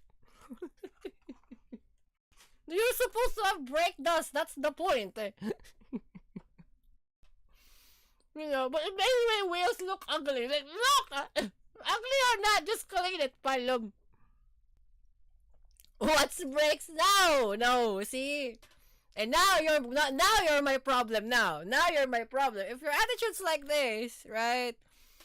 And then you're worried about your brake dust, but you claim to be like you can do a toge on the right too with the 100 kilometers per hour. When you hit the 100 kilometers per hour and then you fucking turn on the right too, on the right three, the brake that's gonna be everywhere. I'm joking. I'm pressing on the joke. Like okay, right? Okay. Nonetheless, right? Nonetheless, there's a thing with Porsche drivers that like when you become first of all, when you have a Porsche, right? You start to learn not to become like an asshole that has a fucking G37. Or like that motherfucker Civic that goes like egg at 3 a.m. No, you don't do that anymore. You are suddenly you have this mindset of like, okay, it's not about like who is louder. It's not about who is faster. It's about who wins. Right? It's about who wins.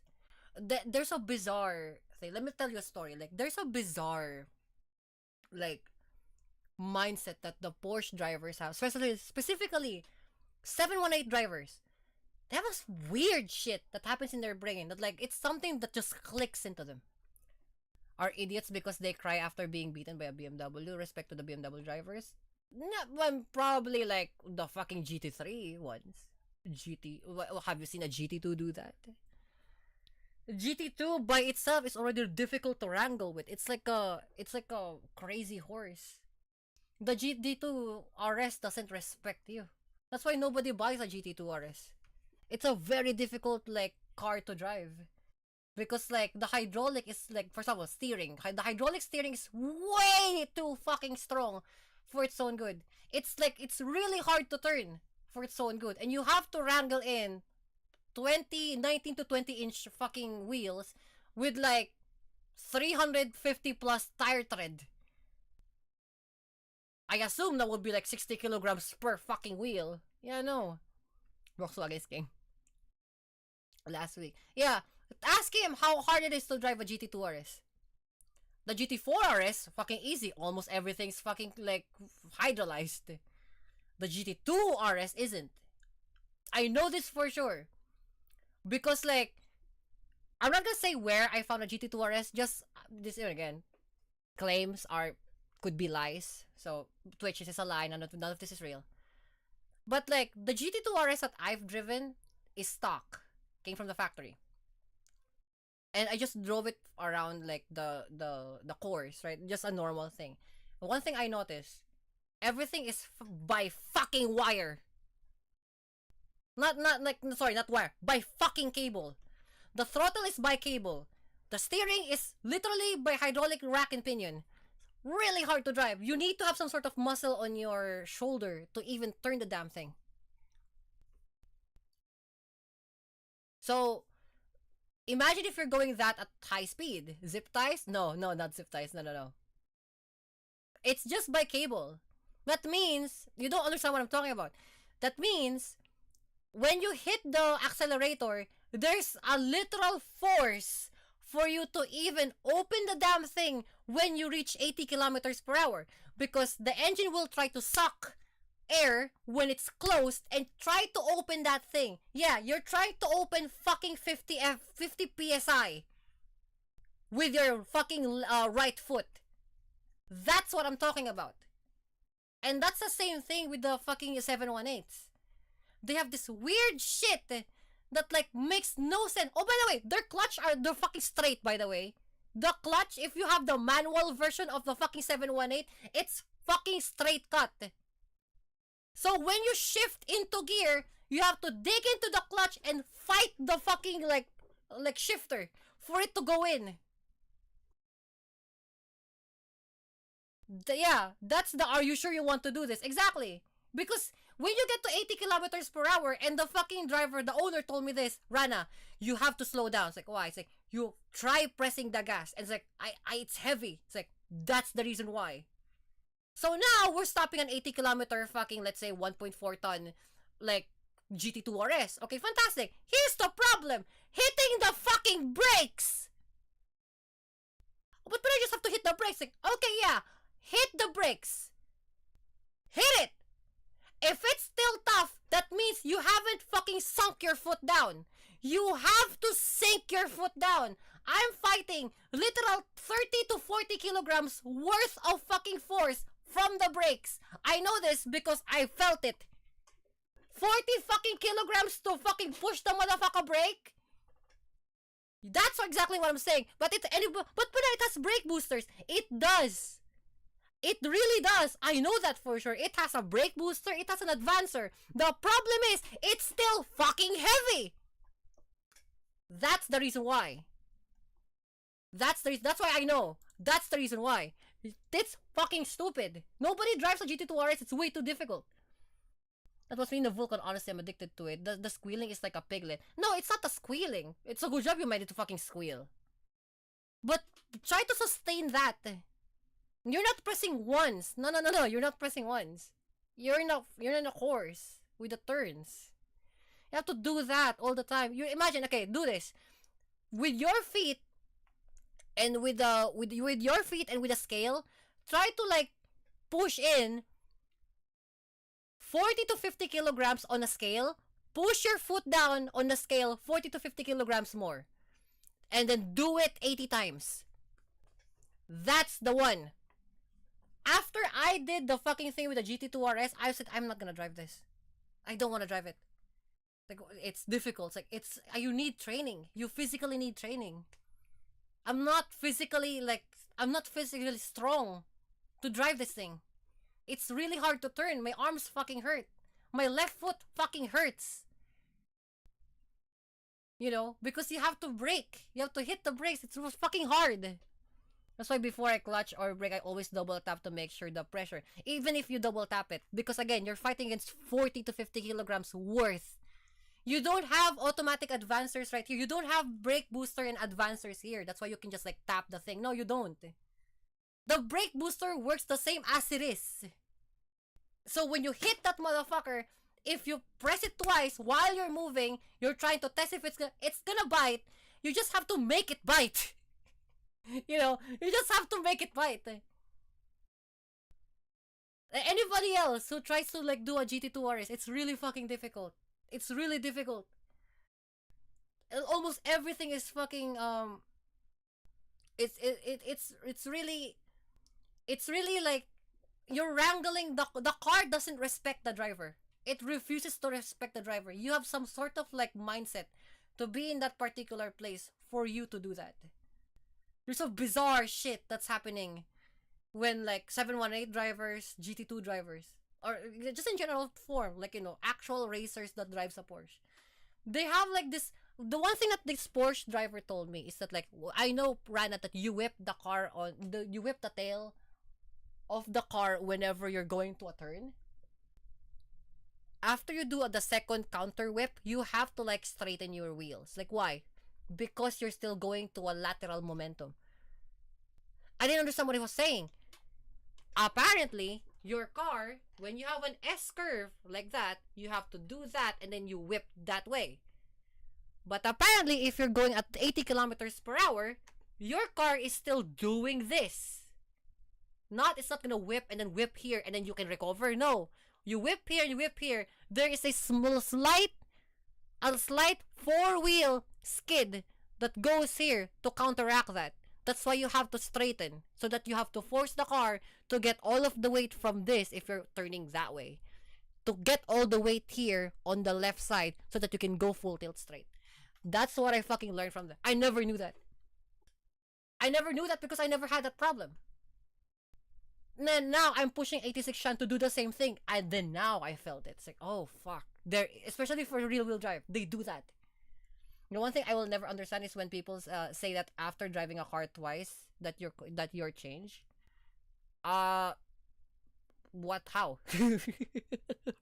How? You're just driving a car. You're driving a difficult car, but you're driving a car. Probably you learned. It's because I started to understand it. Like, yeah, I mean, I think everybody would.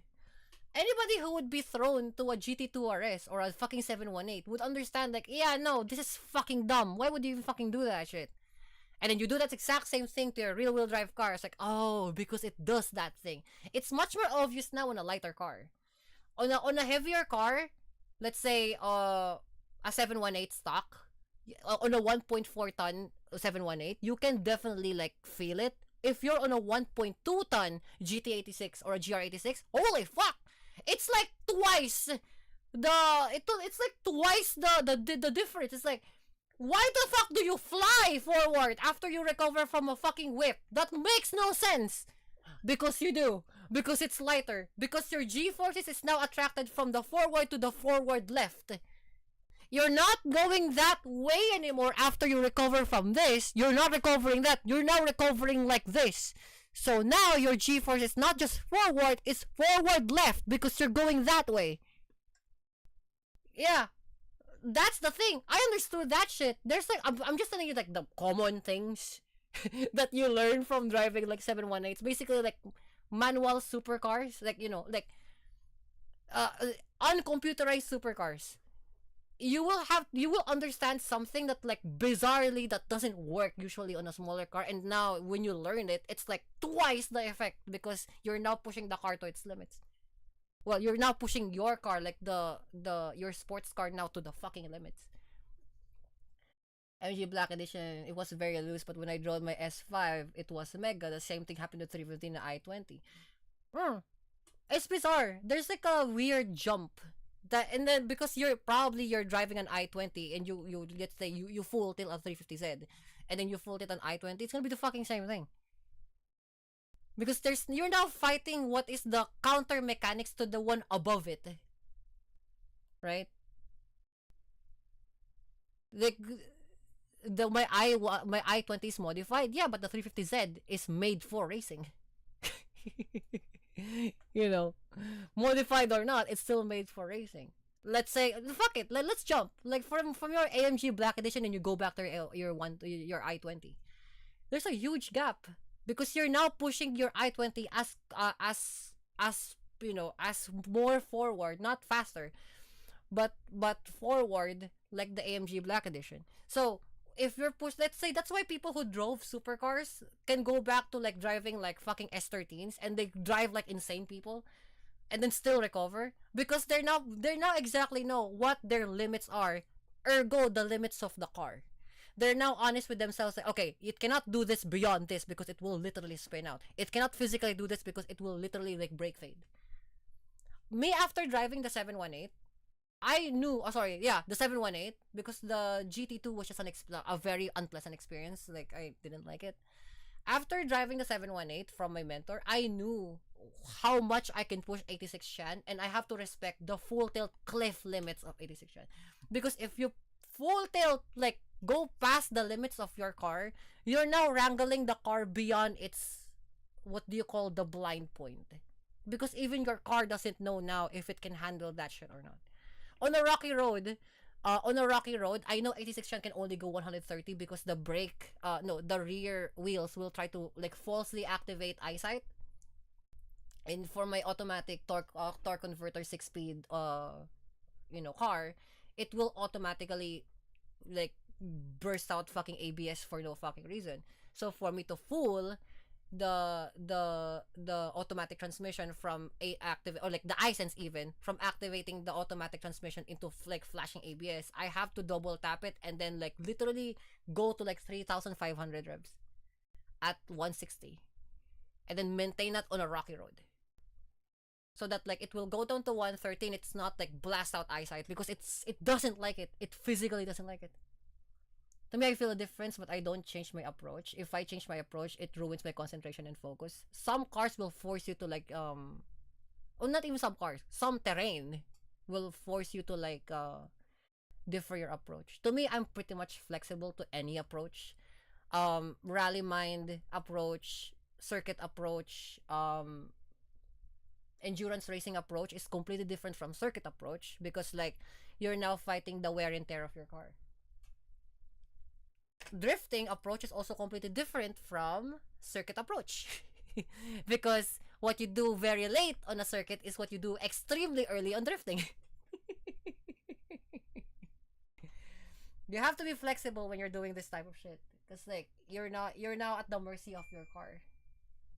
Now, like that's kind of like what the tendency is here, is that like you're now at the mercy of your vehicle.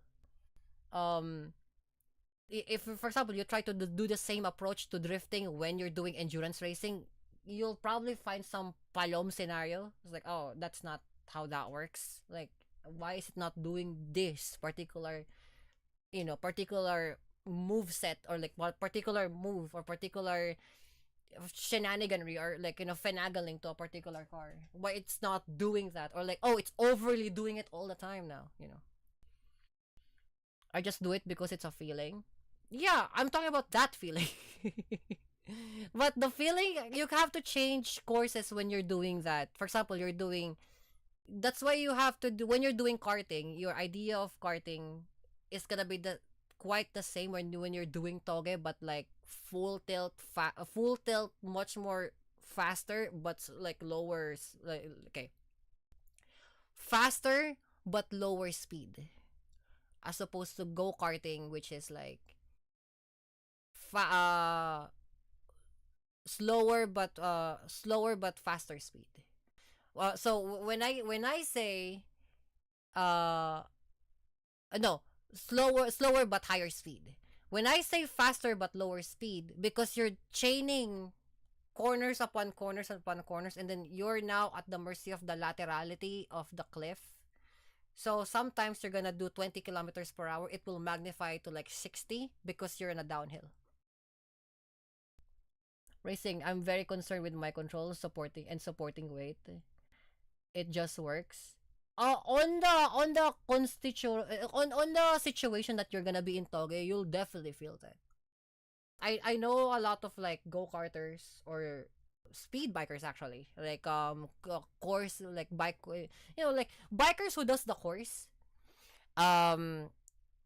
go-kart people, endurance racers, circuit drivers from Suzuka Twin. Usually they ask me, it's like, whenever you do the tog, especially when you're doing a full tilt right 2 or right 3 turn, it's very scary because the next thing is a cliff, right? It jars with your peripheral of how deep the thing goes at the thing that you don't see, especially if it's in the nighttime, in the dark.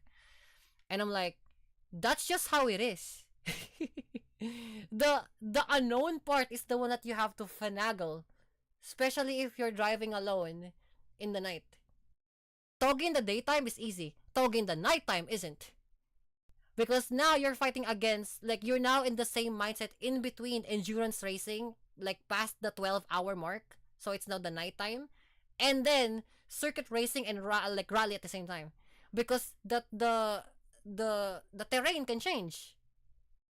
Like, one way you're driving asphalt, all of a sudden it's concrete, then all of a sudden it's dirt. That's true Toge. I'll give you a video about like how we do Toge in let's say Chichubu.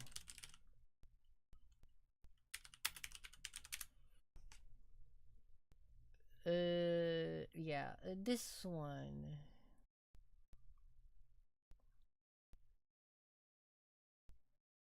Let's try here.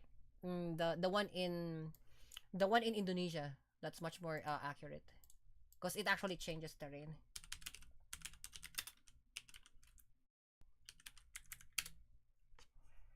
Here, there goes this one.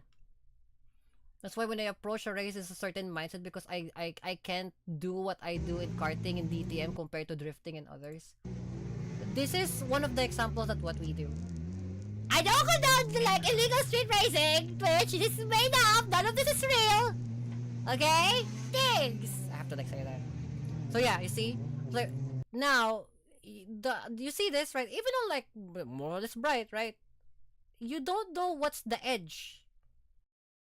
Just the road. Like this I'm just saying this for because this is made up, none of this is real, Twitch. I do this, right? Like sometimes you don't know what the edge is. It's completely dark. So you have to like feel with the left and right of your wheels to like see if it's like rocky or not. And you cannot push anymore on that direction if it's way like a little bit sandy or a little bit rocky. You have to like also for the drivers, you know this. If you feel that the asphalt, all of us, asphalt, that's funny because, you know, some of them isn't even fucking asphalt. The road becomes from hard, which is either asphalt or concrete, into something like sandy. Or like dirty. Right? Like loam or soil. And then it becomes rocky. So like loose rocks. Right? Or gravel. That's where you'll fucking feel like, oh shit. Like that's probably the edge. Like there's this invisible line in your mind that like highlights where maybe where the edge is. Do you know that in the past they did it in complete darkness? Honestly, I'm too scared to attempt. This is not true, Trisha. If this is real, I did earlier. In Evo City here in the fucking Rankas. There's no light. It's just you. Just you and your like trusty headlights. I'm too scared to attempt. If I the problem with Evo City doesn't have any signal, but I'll try to like record a cinematic rendition of CG Twitch, so it's not real. I'll probably like try to see if I can drive on the nighttime, especially 4 a.m. because it's complete darkness. And there's not much people. To me, it's not the darkness of my problem. My problem is like if there's people. This is much more brighter too still. I look, it's an evil! See? That one is gonna be your enemy. You see that? You see this? You see this? And then, the gap difference is this and then the other road. But then it's dangerous! Like, I know it's dangerous. That's what Togi is! Mountainside is what it means, guys. Mountainside. That Evo is beautifully set up. The Evo is more or less, if not any of the cars here is set up for Toge. I think everybody is. That's why like I feel some sort of like superiority, which is I don't flaunt at all. But why you do it a lot? Like, okay, sure.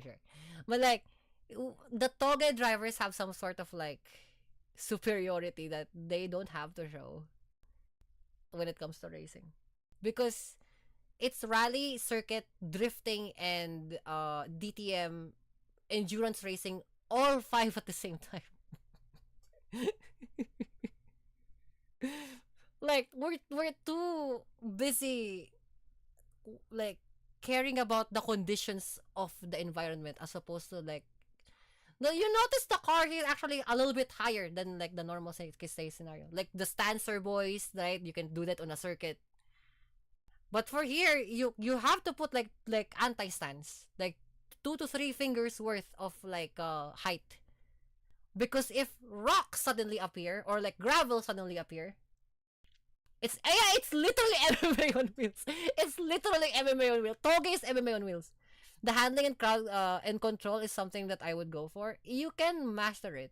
That's why again, you know, this the thing that I told you before, that you have to go to 60 on any car that's probably supercar or like a sports car, but go to 60 on a very tight mountain. That's the reason why. I don't need to flaunt that I'm better than you. Because you will get there if you do that specific thing that I tell you. Because it's not there because, you know, eventually you're gonna get faster. No, you're gonna get the entrance faster, the corners faster, the environment changes faster. You will adapt faster. The adaptability of you is faster now, not because you can drive faster at a higher speed. No, it's not that.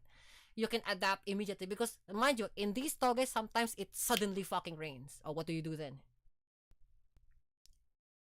Positive camber in some case. You're still talking about like statistics of the car. But mainly negative camber and tire contact with the ground. No, I'll do you one better. Square.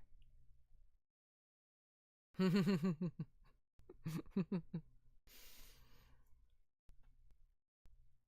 don't camber on a toge. You don't. You'll I'm technical aspects guy, to be honest. I know, but you don't. For me, I don't recommend you doing like negative camber or camber at all in the front on toge. You don't go square. The reason why you want to go square because you have full tilt contact patch on any situation whatsoever. That's why the toge is really fucking difficult because like it's the entire thing can change.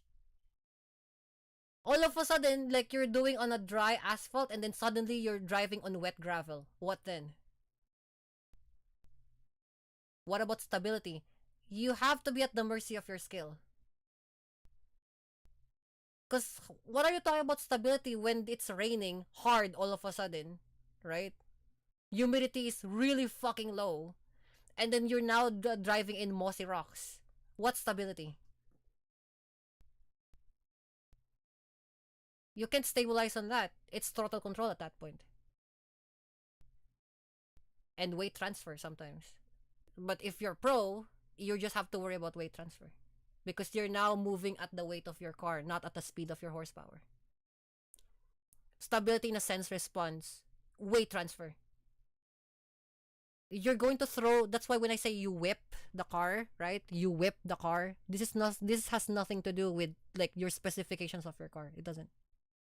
You just whip the car and then what the weight here will transfer here. You're forcibly transferring your weight from this rear end to the front forward, from the rear right to the front from the front left. That's what toge is. Because it can change. Sometimes here, I'll do you one better. Drive in a fucking full tilt storm, a typhoon, and then like drive to the point that like it will suddenly become dry. Your car will behave erratically. your car will behave erratically. It doesn't know what to do with that situation, especially if you're running at 110 kilometers per hour. And that's just normal for toge. You just have to adapt. Maybe unstable. You have to fight the instability. You have to fight the uncertainty. You have to fight the instability. And that is why you run straight, right? Because the straight angle as opposed to being like, if this is your wheel, right? Let's call it here. If this is your wheel, right? This is your wheel, and then you got your camber like that. Let's say this is your wheel well, right? You got your camber like that, or you got your inside camber like that, right? You want to do straight. A little bit of camber like that, but usually straight. Because anything that happens to the wet inside, or like the dry outside, or the dry outside but also wet inside, you still have full contact patch on the floor. Right? You don't have to worry about like one single contact patch or the other contact patch. It's always square contact patch. Because especially when you're sliding. Because you're not fighting the angle of the car. There's no such thing as like slip angle now on a gravel condition. Your tire will naturally become straight. If you are doing camber, you're now slipping on the very small, sharp edge of your tire, like the round corner, digging in now to the rocks. You don't want to do that. It's like I said with the car mate leaving. Oh yeah, well, yes. Yeah. So this is what we do. Well, this is what I do. And for Speed Heat Twitch. I don't know if this is real. Oh, see, look. See, look. Let me demonstrate again. Let's be clear, right? This is me being completely honest with you guys. Okay, that's why if you wanna try, please be safe and do it at 60. Don't do it at 100 because you're not skilled yet. But you'll see what I mean. Look. So look at this. Honestly, are you an oversteer or understeer person? I am an oversteer person. Highly oversteer person. I'll do you one better. A highly countersteer person. I'll do you one more better than that. A reverse entry person. Specifically on hairpins and like two rights. Highly sideways person. Yes. So, okay. Look. I want you to like. I like you guys to like listen to this. Like watch, because you're learning from Kami-sama. You're learning this. Like, but mommy Kami-sama is teaching you what happens when drastic situation is. Like, it's a great person, yes. Yeah. So drastic situation that happens, your environment changes. Now, Emi Kuruma will probably not approve of this because she doesn't do toge. I have yet to fucking see you, motherfucker, palom. You see that this is, let's call it asphalt, right? This is asphalt because you can see the edge. This is gravel, right? And this is like the light patch asphalt, right? Like used asphalt. You can hear the screeching of the tires. All the times you can hear. Right? You can hear like the screeching of the tires. Or the turbo thing.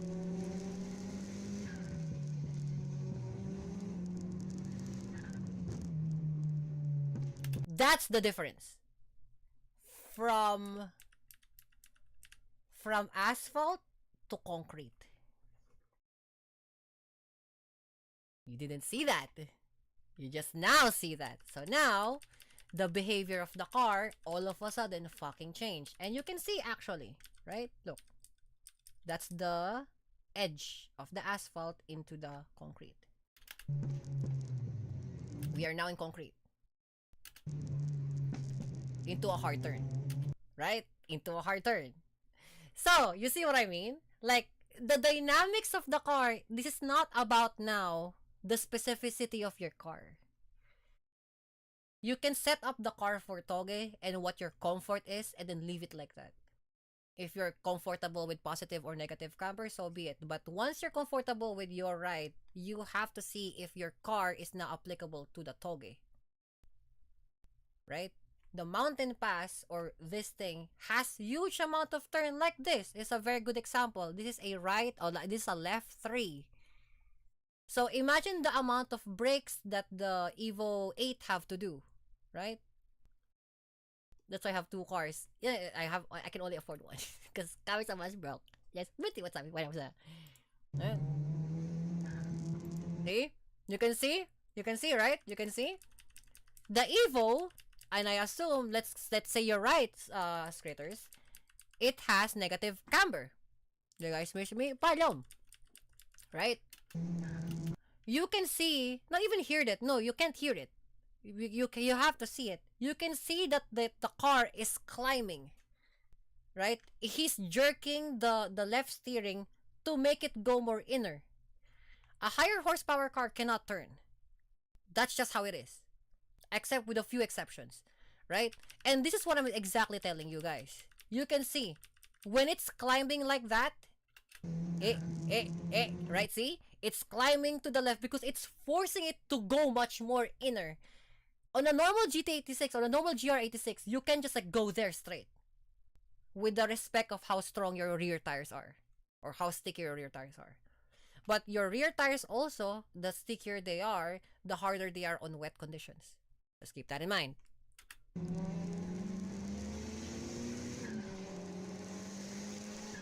Oh, see? Another one, right? You can see.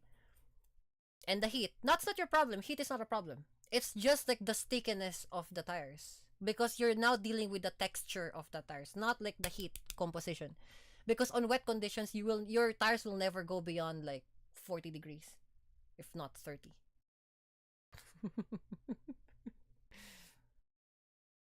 On raining, on hard rain, oh, it's never gonna go up like 40 degrees. Are you kidding me?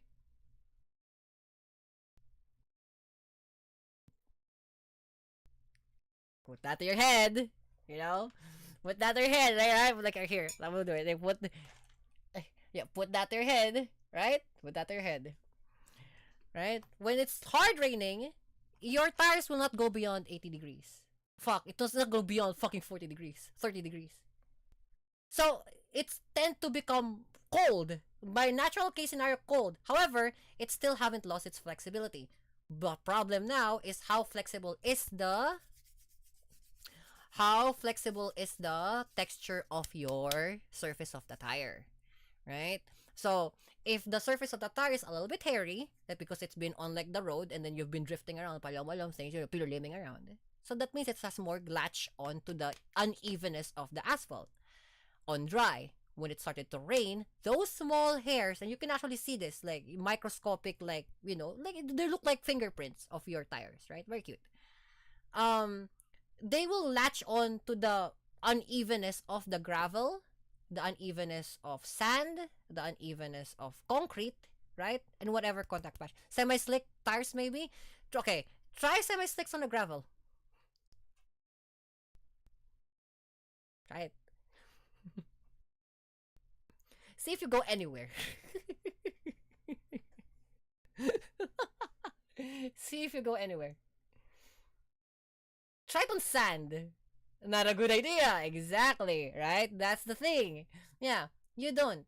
All terrain, like all weather is fine. Like your normal fucking like Advan Fleva A710, you know, those are fine. Michelin Pilot Sport Force, yeah, that's fine.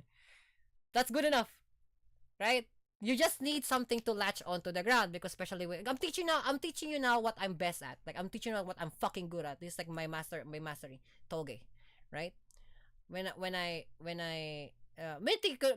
bizarre enough knows things about cars, even though like he drives a payomayom commuter car. Maybe because he got really like he got really like absorbed into this fucking car talk things all the time. Anyway, nonetheless, right? Every Kuruma, fucking listen up, motherfucker, payom. On Toyota Corolla, this, yeah. On the unevenness, like small microscopic hairs, and on unevenness of the road, and unevenness of the tires, right? Unevenness, unevenness of the tires, unevenness of the road. And sometimes you go to like rocks, sand, gravel, right? Those microscopic hair will try at the very least, at their best, try to latch on to any of those, right? By basic case scenario, if they try to latch onto things, usually they will get stuck to your tires. That's why the stickier tires are, like semi-slicks, slicker, you know. You will just hydroplane. And what you're trying to stop here is for you to hydroplane, right? That's why you want all-weather tires. Question about cars, yes, with that Evo.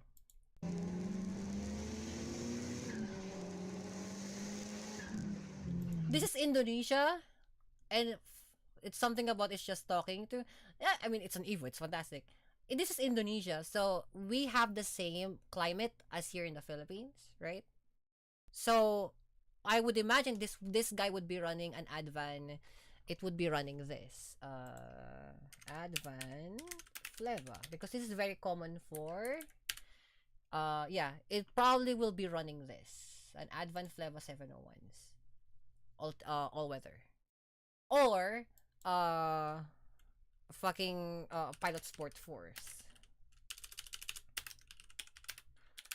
right? Pilot Sport Force.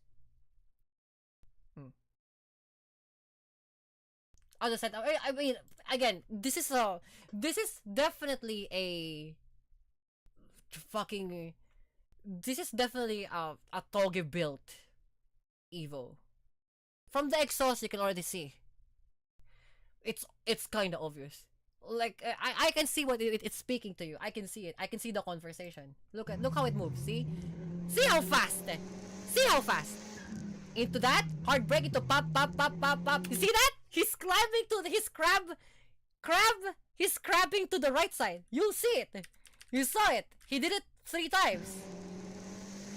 Break into like what? 1, 2, 3. Pop, pop, pop. He did this. He did this. Right? From the overtake from here, and then from the left, like pop, pop, pop. Good handling. Good handling. What's the link? Can you send it to me? Oh yeah, sure, for sure, yeah. Here's the link. That's just like a common Indonesian toge. This is in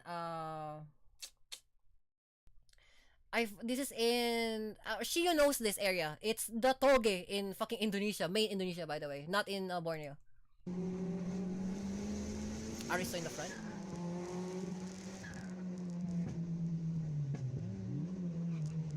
Ooh, close.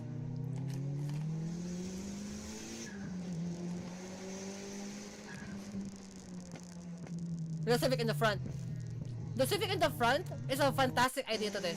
That Civic in the front, this one, is for a front-wheel drive car, right? That's why they're fucking good at toge, because they can climb through the fucking outer edge into the inner that quickly. Much faster than the Evo, look. From the outer into an inner. That quick. That quick. It's not bad? No. What do you mean it's not bad? It's fantastically good. An Evo will try to crab walk from there, like I said before. It will try to do this, pop, pop, pop, pop, pop, to get from the outside to the inside. A fucking an AG Civic will just go straight. Why? Because at low speed, the one who's handling now, what is the mission of the front wheels now? Even if like it's a front wheel drive, it's not accelerating. It's full tilt turning. Now you would think it would do an all-wheel drive Evo, but apparently it's crab walking. You see? You see what shocks you? That Evo is my heartbeat. Oh yeah, for sure, yeah. But I'm talking about like the differences of like different cars' behavior, but all of this is in a toge, right? So if you have any favorites here, you know, welcome to the toge. Welcome to my realm. The hardest fucking thing to do.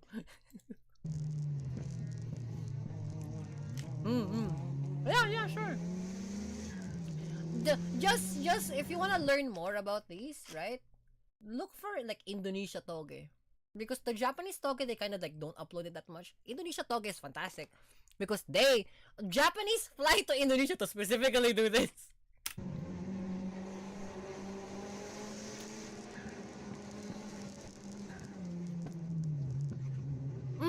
You see? You see this? You see this? You see? If a front-wheel drive car will try to accelerate and turn, what does the tendency that tends to happen? Watch the Civic. Watch the Civic. You see? See? You see that? You see that? It tried from that stable scenario, tried to steer and accelerate, it did this. Right? Look again. Look here. Watch your shit. Watch your shit. Watch your shit. See? The front is slipping out. And we can confirm that the smoke underneath on the turn in. Watch the smoke. See? It will try to turn in and accelerate at the same time. It's slipping out in the front. Slipping out in the front. Only toge masters and or drivers will see that shit. Let's see it again. See? It had to correct itself. After it tried to oversteer too much a little bit because it's gonna hit the Evo, it has to correct again. That is the thing with toge. That is why you have to adapt. There is no such thing to have problem with your setup. It's just between you and the environment. You are at the mercy of the road. Furo, what's up?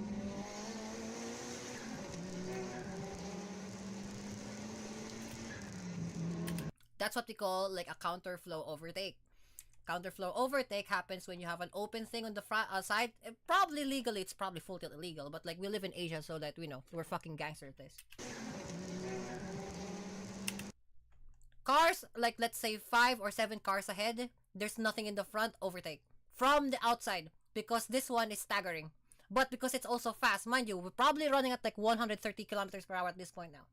So, if you have more power than this car, overtake, but just make sure it's like 7 cars ahead. I think I spent too much time drifting. I need to know more about Toge. Close hit. Almost close. You see this? Almost close. How close? That close. You know why that close? Because this guy's vision, mind you, this is Toge. This is a PvP zone. Against commoners. 3 perhaps? Nah.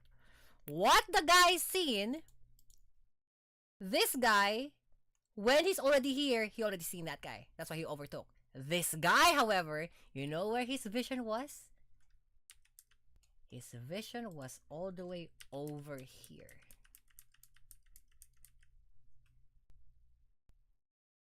And then, he realizes to turn there. When it's already past him. Because he moved from the inside slightly outer to the outside to the middle of the road. Need the eye view for that? No, we need an eye view to his perspective. Because this guy, we have the same eye view. The apex? Oh, yeah. See? This guy had already seen him turn in, but he's already way too late to turn into the middle. Before, when he saw this guy from all the way here, only he realized because he's still in the inside. Completely missed it. This guy completely missed it. This guy won't. Imagine the slow reaction. How fast can you react to go from here to here? Let's see. 2 seconds. His reaction time to move his car from here to here, no, to him, 0.9. The fucking the commuter driver, 2. You have to think that. You have to think that. Yeah, you have to think that. You have to think that. You have to put that in your head. That like you are a best driver. You're surrounded by commoner commuter drivers. They're NPC drivers. NPC drivers tend to react extremely slow. 2 is fast for Asia. 4 is normal for Americans. Keep that in mind.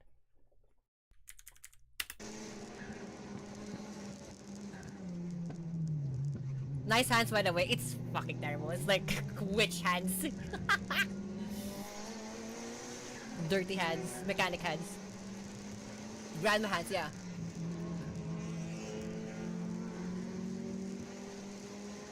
Your too much motor oil does that to you. That is true. Yeah, that is true. Weirdly enough, because like I kind of work on FK's fucking motor. FK!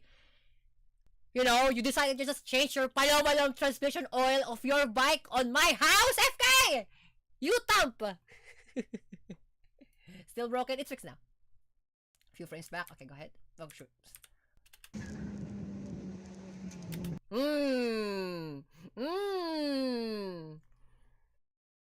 You see that black smoke? You saw that black smoke? There you go. Sudden attenuation to your engine on different situations, right? This will happen also backfiring on a straight line without having to shift because your oil, the laterality of your oil is not flat. The steering, yeah. But like for the backfire, usually your oil is at level until you're turning and then your oil will do this. It will not level. It will do that. It will do that. Right? So oil pickup is gonna be a problem for some cars too. I saw steering correction. You have to do steering correction, yes. That's manual steering correction. That's a concern. If that's a concern, you're gonna be concerned a lot. If that's a concern, you're gonna concern a lot. This is Toge.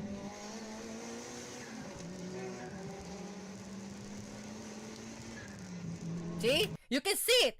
Pub, pub, pub, pub. Pub, pub, pub, pub.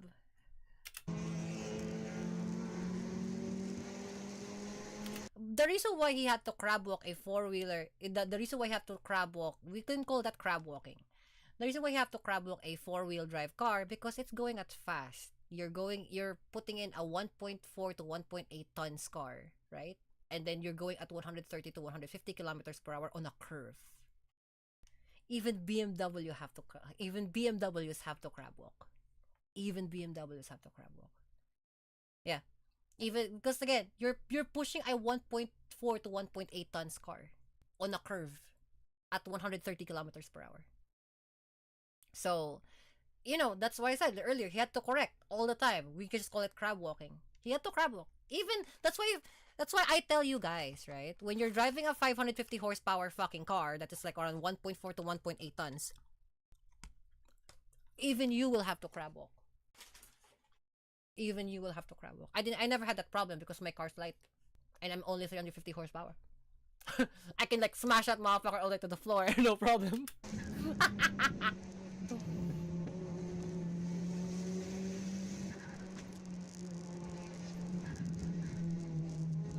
You also notice, right? The amount, like, why does it backfire all the fucking time? That means pa na, he's consistently shifting. Yes. He's consistently playing around 4th gear to 3rd gear to 2nd gear. All the time. All the time. S'mores. Yes. Right? Brakes. Backfire. Unfinished backfire, but still backfire.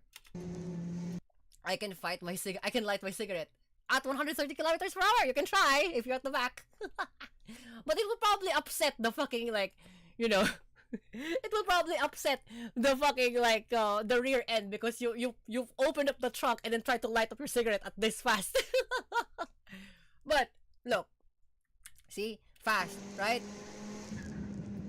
Okay. Unfinished backfire to 3rd. For 4th gear again. Brakes into 3rd again. Brakes into 2nd gear again. Into 3rd gear again. You see? That's how much you have to play with the clutch. Now, mind you, you have to rev match that. There's no such thing as auto rev matching.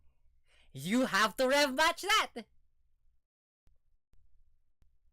That's why, you know, that's why you have to do the heel toe all the time. Like with the Vulcan. Yeah, but the Vulcan will auto rev match. This one doesn't. It's an Evo. You have to heel toe all the time. And straight cut, yeah. Much more so for straight cut gearbox. It's much more difficult. That's why you have to like. But if you have a Vulcan, you're probably just like the computer will do that for you. On 90s cars like this, it's pure skill. You have to rev match all the time. So he's rev matching 8,000 revs, dropping it to like 7,000 to 5,000 revs, and then shifting it to 3rd gear. It will launch again to 700. You have to physically hit the brakes, then kick the accelerator once, like tap the accelerator once to drop from the gas from 5,000 to 2,500 revs and then shift to 2nd gear. That's how you do it. But that's too much instructions. Get good. This is Toge. Nobody's, even Kami-samami is going to baby you. Your car won't. But I have an automatic car. Thankfully. I need pedals. I'm visual. Yeah, so if you're visual, right, this is fantastic. Good, because we can do that. We can do it like this. So, you have your accelerator, brakes, and then you have your clutch, right? So, whenever you do that, right, you have to, I'm gonna move this a little bit so that like we won't have any issues. You have to do this, right? So, whenever you're doing that, you're going to, like, let's say, you're gonna accelerate, right? Accelerate. This is now on 5th gear. You have to, like, hit the brakes. This is happening at 0.1 seconds or 0.2 seconds, right? You have to hit the brakes. Just tap the gas. Ease in the clutch so that you can shift now from 5th to 4th. Right? And then, lift off the fucking clutch, and then lift off the brakes into a acceleration so that you can rev up again. Bop. And then clutch, because you're not hitting your brakes yet, you're gonna clutch, readying for from 4th to 3rd, ease in the clutch halfway, brake. Now clutch in to like 3rd gear. and then drop the thing. Why is the gas accelerator like late? Because you have to like on the third gear, from fourth to third, you have to wait until your torque, the torque of the car will have to recover to get to the corner. And then you hit the gas. You have to blip it. So now it's gonna be ready for second gear. You don't have to like, you know, coast in with the clutch. You can just like do that, shift out from fourth to third, shift out. You're still doing this, blip, and then gas. Because now, on the tachometer, it's now from 5,500 revs down to 2,500 revs. From third gear, now to 4,500 revs. And then you hit the gas, and then you go up to shift the levels. That's how you do it. That's how you do it. I right heel tap too. Once. So that's why my engineer is on my case. Yeah. Stop riding on your clutch, motherfucker. Stop riding on your clutch. We are Japanese fucking toge driver. We don't ride on the clutch. Nope. The reason you have to do the clutch is not to ride on it, because you're readying for this, you're easing it halfway, and then you drop it in when you're going to shift, and then release. That's it. You don't have to ride that to like from that, and then gas again, and then go to third gear. No, don't. You're already spinning. When your clutch is spinning, it's going to hit this, so it's riding on this while you're turning the car, while you're accelerating. That means your torque, your crankshaft is fucking working already, but it's already still on the plate. When you release the clutch, it releases this to here so that you can do the work. The torque will go forward. You see? You see what shocks you?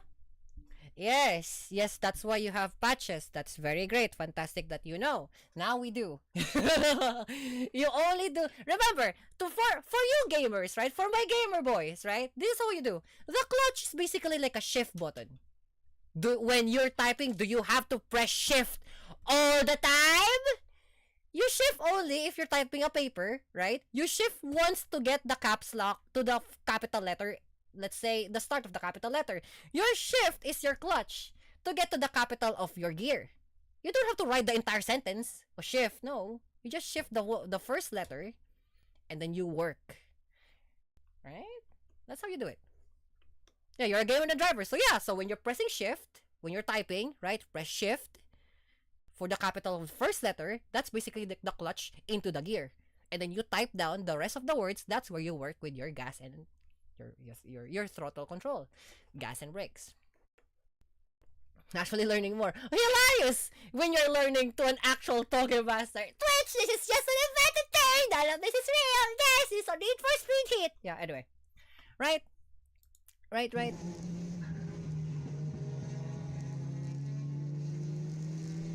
See, look, brakes. You see? You see? This is what happens. This analogy is automatic transmission equivalent to caps lock. No. If you have a CVT, that's caps lock. But if it's 6-speed torque converters automatic transmission, it's caps lock, but you're only hitting the caps lock to go it back out, because on automatic 6-speed transmissions, which is torque converters, you can also do the same tapping thing, because you're forcing the revs to go up so that it will be forced to go down, right? You have an imaginary clutch on a 6-speed torque converter transmission, because it will still do the function of rotating the thing without having to have a thing. We still have to follow the 6 gears. So when you're hitting the brakes, you blip. Yes, you're actually doing heel toe on a fucking automatic 6-speed torque converter transmission. Reason being, if it goes up, you can blip the gas once, and it will go up from 5,500 revs down to 2,500 revs. It will settle down it's faster than waiting, actually. From third gear to second gear, or from fourth gear to third gear. You can do that. It's applicable. I've tried it so many times with 86Chan. I can prove it. If you guys subscribe and you answer for my gas, I will do it. Oh, nice. Right? We can see our fancy footwork, yes. And you can also see my feet. That's palom. Well, yeah. I will try because I have to say, again, if you guys subscribe, yeah, I will definitely do the thing. I will have a schedule for you guys to like see how Kamishima does it. Anyway, look at this. Look at this fantastic, like, this is what happens when you ride the clutch. Now, on his defense, he has to ride the clutch because it was an incoming turn. Right? Watch. From whatever gear this is probably third gear, fourth gear, to third gear. Hold! You can see the amount of, like, unburnt gases here. Third gear clutch. Hold! Because this is a fucking left 2, a right 2. Hitting the brakes, clutch in third gear, from fourth, go to third, unburnt thing, never hit the gas. Yet. Never hit the gas yet. This is what I'm saying, to delay. Right? To delay the gas. This is the one. Perfect that I chose this video. Watch. Only then he accelerated. Only then he accelerated. Right? You see. Let's see it. Let's check again. Kami-sama, let's check again. Okay, fourth gear, right? Dropping in third, clutch in brake, hold, into a hard brake, accelerate, boom. There you go. Feet mode, that means on this particular scenario, right? Hopefully I can do this on time. Sorry pa yung thing. Right? So, let's do it again. Right? Let's do it again. Right? Oh, no, hold on. Okay, here we go. Gas. Right on that one. Shift on that to third. And then hold. Hit the brakes. And then, boom. There you go. You see? You see what shocks you? Like that. Hold the brakes. On clutch, on third, and then boom! Only then! There's a reason why you do that. Because you have to hit the brakes, you have to now lessen the speed. Not just the revs, but you have to lessen the speed.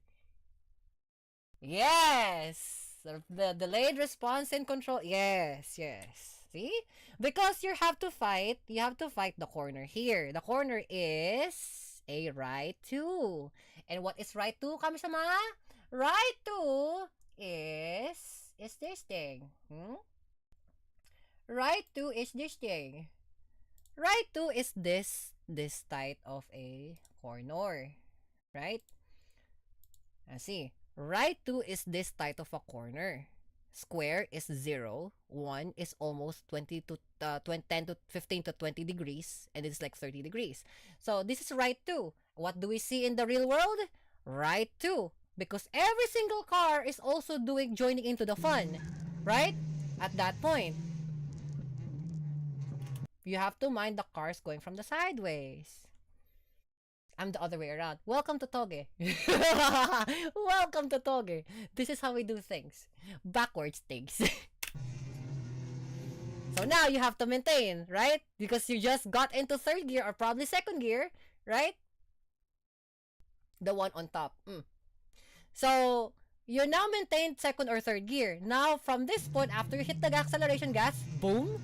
Now, you have to maintain the second gear, but only at maybe around 110 kilometers per hour or 4,500 revs because you have 2 cars in the front. Stagger. Accelerate! You see what shocks you? You see? Dynamics. You have to adapt.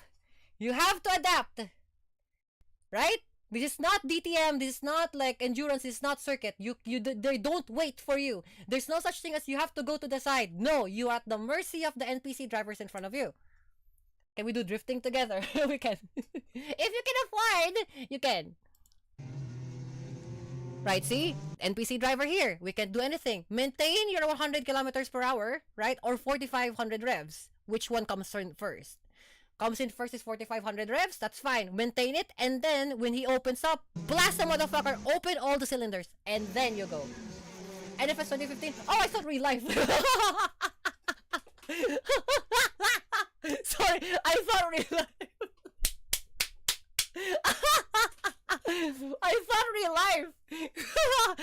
of 2015 installed. Why not both? I thought real life. Yes. Yes. He did it again here. Unburnt, unburnt, unburnt. Into. Let's go. Into. Yup, you see? I can do both. You're gonna have to sponsor my thing, gas, tires, whatever thing, you know. I'm gonna need some sponsors. Drift is expensive.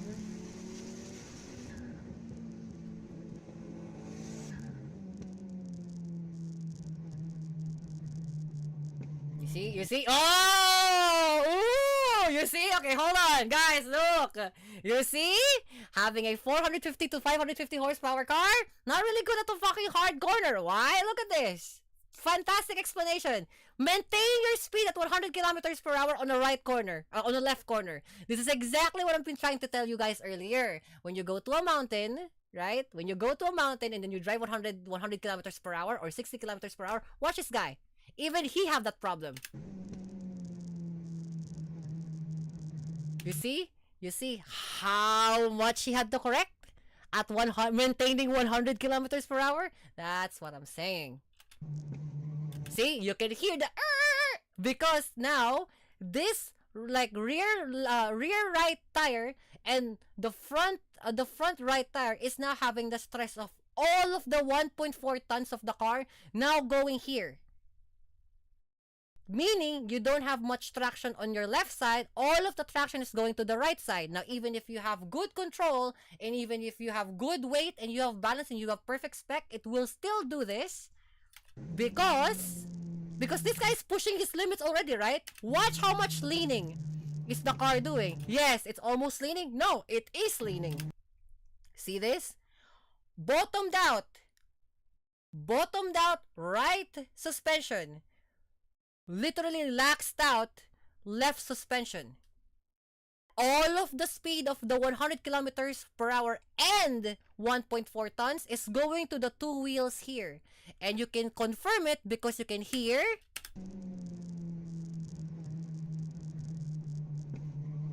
There. You can hear. Irregular spin rate? No. Wait. Not irregular spin rate. They're all going in together. And mind you, this is a four-wheel drive. It's weight. The simple reaction of weight.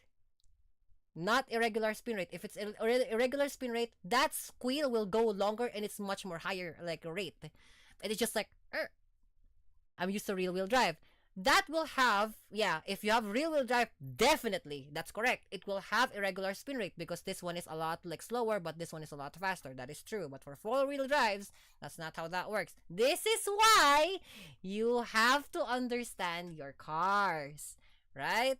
Now, even if you understand your cars, you have to be one with your vehicle at that point. You are at the mercy of the environment. You're at the mercy of the road, right? Shit can change. And I can guarantee you this one too.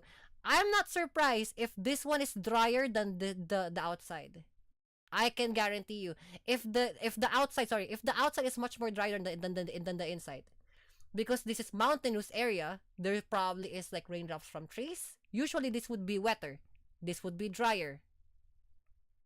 But thankfully, the weight is all on the right side. However, all of the stress down on the weight is coming into the right side. Dynamics, guys. Dynamics. You would learn this if you do this on a seat time on a thing. Now, I'm telling you guys, like I'm teaching you guys what the outset is. This is just like classroom shenanigans on Toge racing, right? This is just all classroom. The difference is when you actually do it for reals or when you actually do it on maybe in some like aspects in racing games, with the exception of Need for Speed arcade games.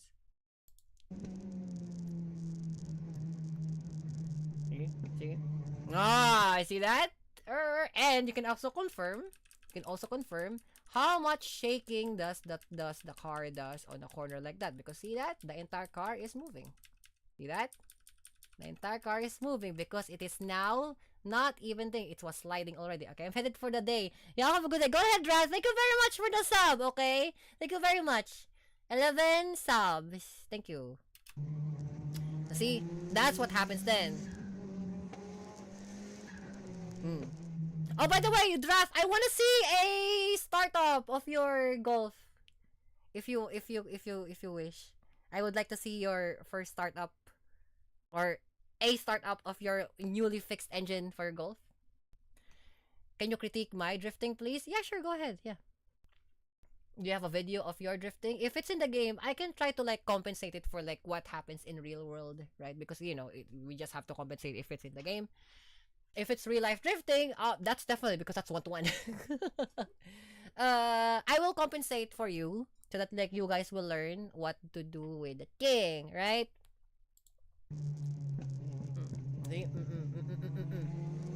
From NFS. Oh, go ahead. Let's go ahead. Yeah, when I pull it out of the storage unit, I had to put in there because it's a little bit of work still needed. Oh, yeah, sure. I wish. I would love to celebrate with you the first start of your engine. I hope for start. I pray. Kami-sama bless you with first starts.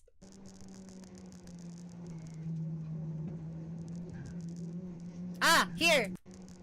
I will teach you now how to do, we call this, Tora grip, which is tiger grips. What is tiger grip? Tiger grip is this. From the hard outside, like remind you, you're slow at the hard outside but fast entrance. Coming in hard with acceleration, you double gas. Yes, you double gas to reset the revs from 2,000 back up to 5,500 revs. And then you double gas, right? From hard in, right? From here, gas into a double gas into a hard turn. Hard turn because now your new set revs for your engine with 4 feet, like with 4 tires on the ground, with no issues whatsoever, with no traction issues whatsoever, will now hard turn in. It will actively go inside. What's up, Ghost? We're talking about and teaching you how to do toge racing and Need for Speed because none of this is real. Sending now, yeah. Right? So this is what you call tiger grips or Tora grip. Right? From that, double gas into a hard turn in. It will accelerate you. However, my danger here is that it will launch your car forward directly a lot faster than you thought from the get-go after you exit from this corner. Right? Now, if you have a car in the front, you have to mind. That means you just did a tiger grip for no reason. Because this would launch you straight. I became a bit of temporary trucker for a bit. Oh! Euro Truck Simulator. So that means you can also like appreciate the curving and the turning of the road. You know, truckers are very slow toge. FYI, guys. See, look, tiger. Oh, see, tiger grips. Tiger grips. Sent. Okay, let's see. Let's see what is that thing for scooting. Let's see. Hi. Very fast. Okay, so this one usually we have a culture in Ebisu circuit. We call it like hugging the wall. We give you claps. We do that like that's the skateboard thing. We tap the skateboard thing, right? We do that. We tap the walls. You wanna be like Nobuteru right there. Okay, very good. Okay, so he did it. Fantastic demonstration, by the way. Fantastic. And this is what you call, guys, a chain sanpatsu. A chain sanpatsu is basically a sideways long drift from one chain to the other to the next one. Sanpatsu meaning 3 motion, right? A fantastic demonstration. Now I can do this in real life, don't worry. But like we can pull up an actual video that was by my mentor who did it too in real life.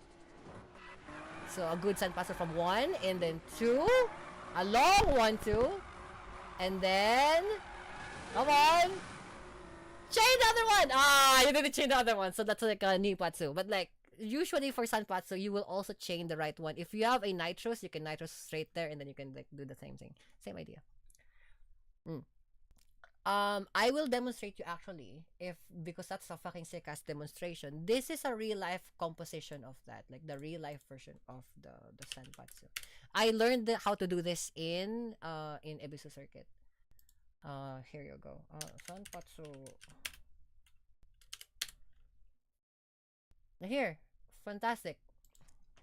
This is Noriyaru's video. Thank you, Noriyaru. But thank you, Alexi. It's what you think. This is what you did. Into that. Into that. Now. There's no difference from what I've seen, but like a real. However, the very case scenario of what like a Skritter did in Need for Speed is you can notice on the speed itself. I'm gonna move here a little bit. You can notice it on the speed of the car. He's drifting at, let's say, oh, the video is kind of long. Hold on for a bit. The video's kind of long. Yes. I don't know why it's like set up like this. Give me a moment, guys. So yeah, like he's doing high-speed drifting, right? So high-speed drifting, I don't know if you can see, but like on high-speed drifting, you can see,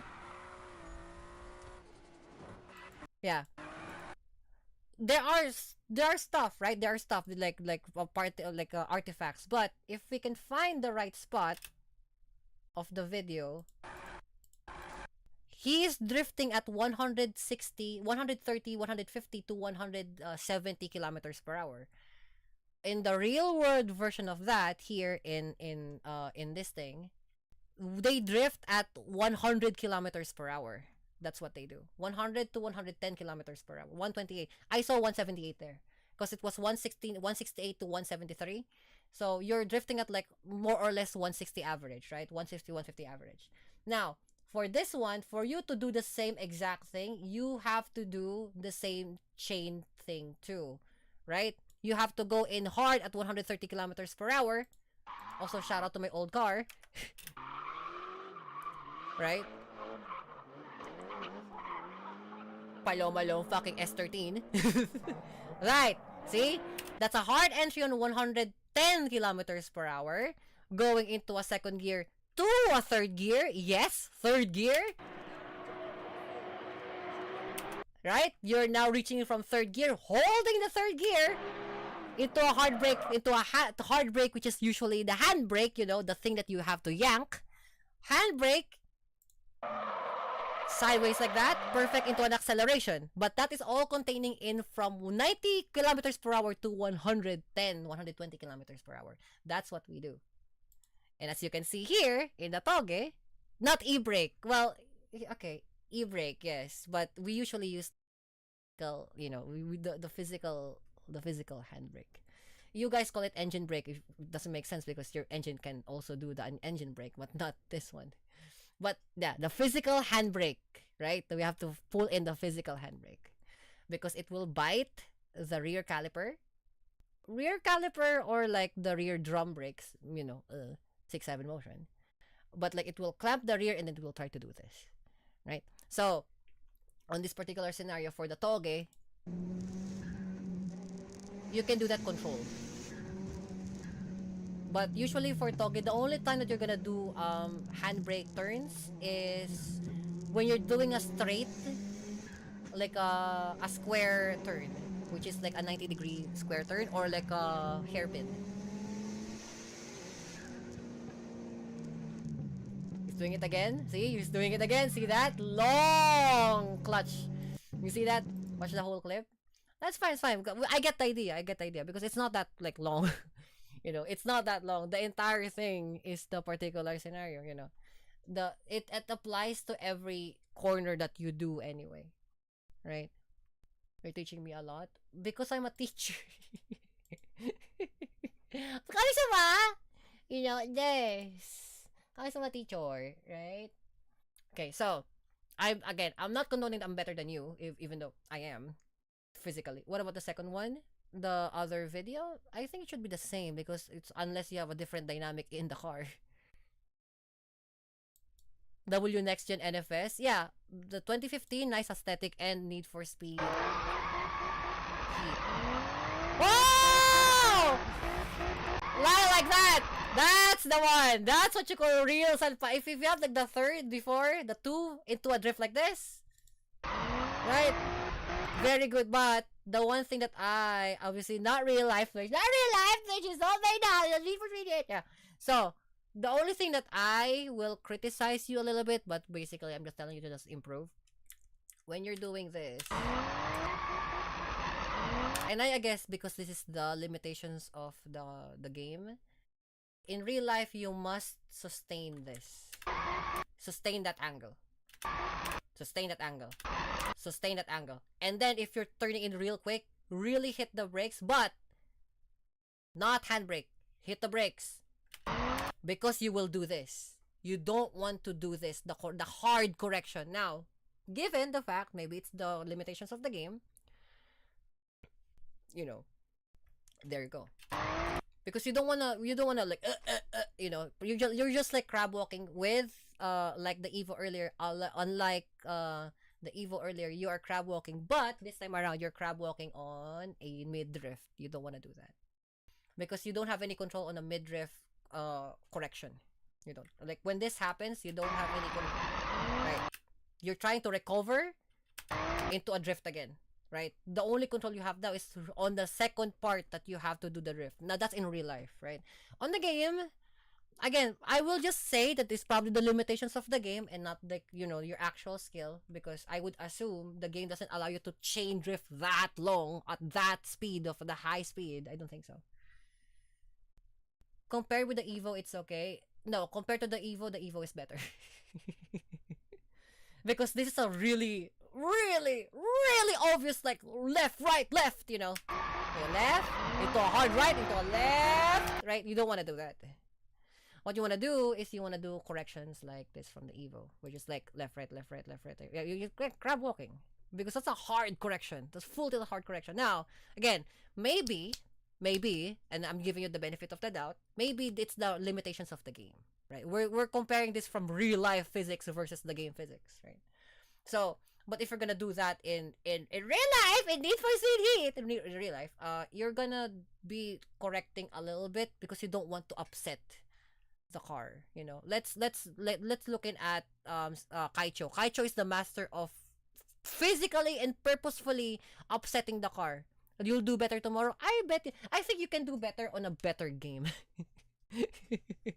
Like, on a better physics game. Maybe Grid 2019. In Grid 2019, you can definitely do that because that is 1:2.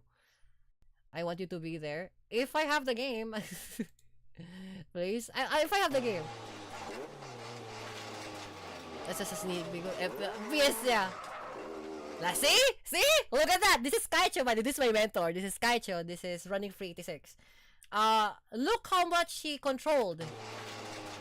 The sudden upset, physically turning in, hard acceleration, DJing the wheel, back to sustaining.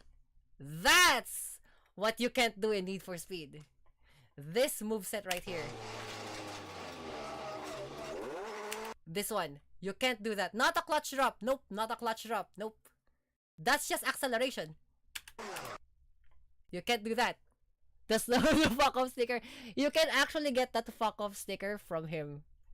There's no other in the entire world. He's the only one who made the original version of the fuck off sticker. You can literally just like message him. How much? I think it's like 870 yen. I can buy one, I think. I'll try to contact Kaicho. Because I know it's 870 yen for foreigners. He can give it for free because I'm Kaicho, I guess. The Kaicho! Honesty ka, des. Ore mo kuruma, no? But it's 870 yen. But for me, it's probably for free. But like, again, it's Genevieve 1 for me, for the car, for the 86. If you don't have an 86, you're gonna have to buy it. I didn't know he got the original fuck off exit. This is literally because this is his company. This is his team. Like, the motto of his team is the reverse fuck off. If you go to the other side, it's like the reverse. It's the reverse thing.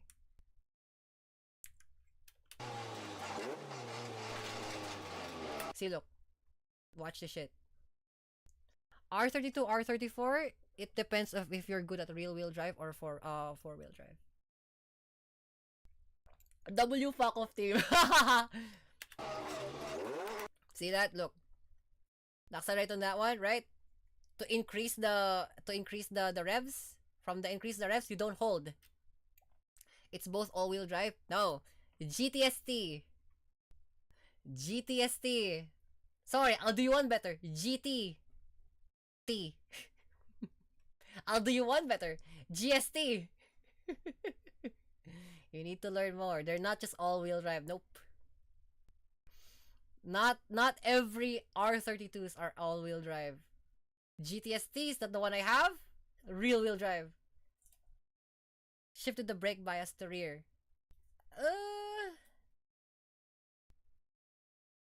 The front. More likely the idea is to like basically to physically lose the traction. A brake bias to the rear, I guess, but like it's just to like physically lose the traction. Kia Soul, you palam! Well, speaking of which, actually, one of our friends that lives that direction, the village. Oh shit, the MR2 Gymkhana. What's this? The our neighbor that lives that direction. He actually has a slammed Kia Soul. Did you guys know that?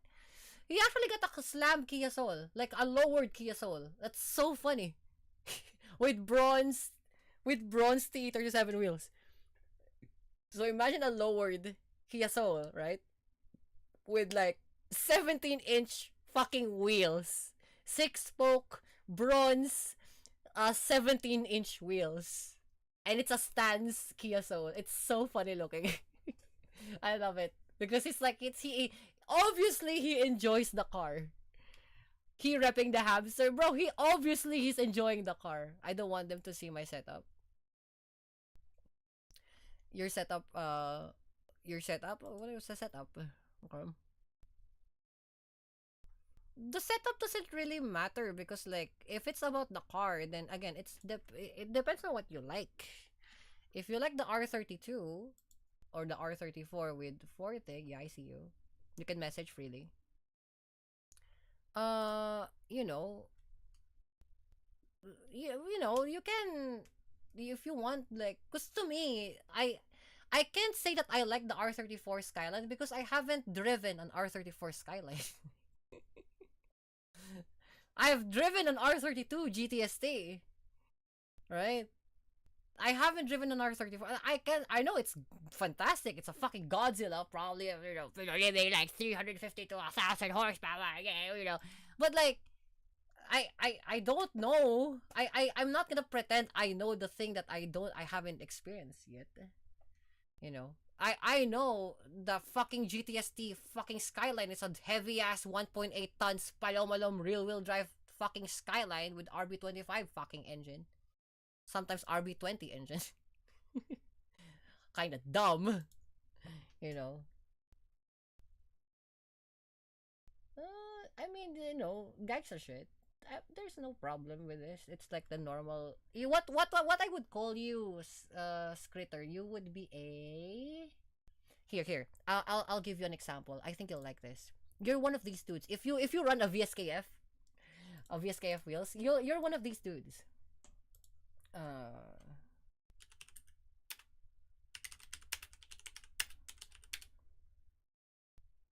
You're one of these dudes. The one who runs VSKFs.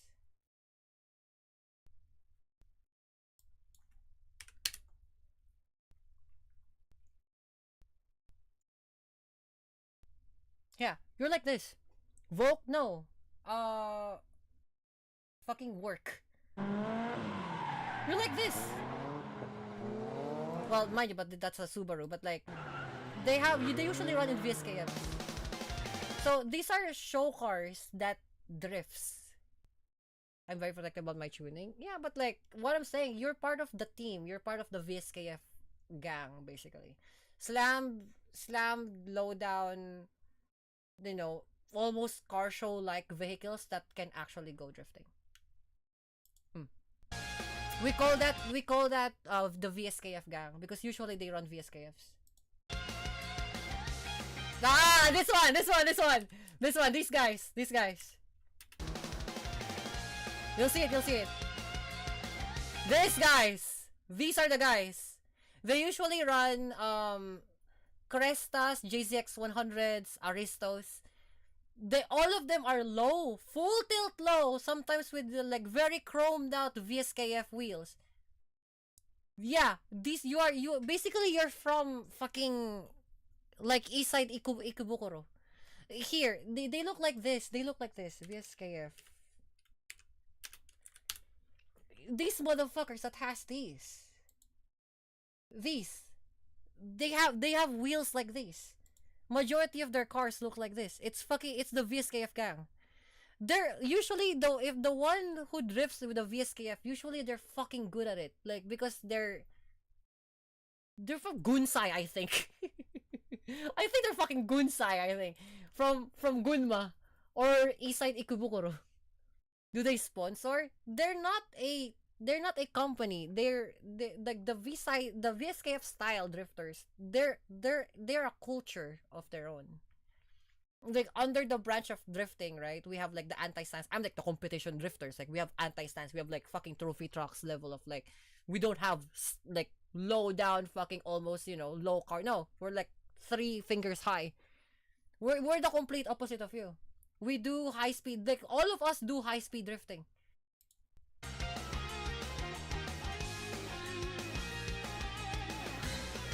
Alexi. Let's see if we can find a VSK. We're out here today at Nico Circuit at an event Yes. Low Stars. Yeah, low stars. That's the guy. Fucking low stars. The rims giving them aerodynamic function to drift that. The thing is like that's their function. It's like they're low. They slide low and fantastic. They're not slow at all. No, these are sport level actual drifter dudes. But they're like style motherfuckers. They got style like 100% style points. Stars is a car club made up mostly of guys driving. Look how low that is. Look how fucking low this fucking Low Stars. Low Stars is a car club. Look at this Subaru. And look how fucking mostly of guys. look at that shit. In America, if you do that shit, you don't drift. In America, if you do this shit, you're just a poser, motherfucker. No, in Japan, no. Low stars. That's what it's called. Fucking low stars. I have like a bizarre respect to these guys because like they can drive their car fantastically without like scraping. They have 0 scrape rules. Actual 0 scrape rules. They never scrape. Despite them being low like this, 0 scrape rules. Fitment is amazing. Yeah, you're part of this. Yeah, you're low stars. Yeah, you're definitely low stars. We have a sub fucking genre of that shit, you know? I know where you come from. I definitely know where you come from because my team, like myself, we're like this. We are this. We are what the fuck is his name? Up Garage.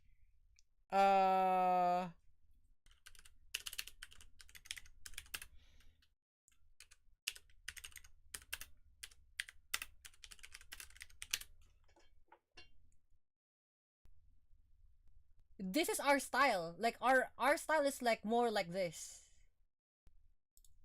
Yeah. We're like competition drifters. I sent images to my R30 for R30. I saw it, yeah.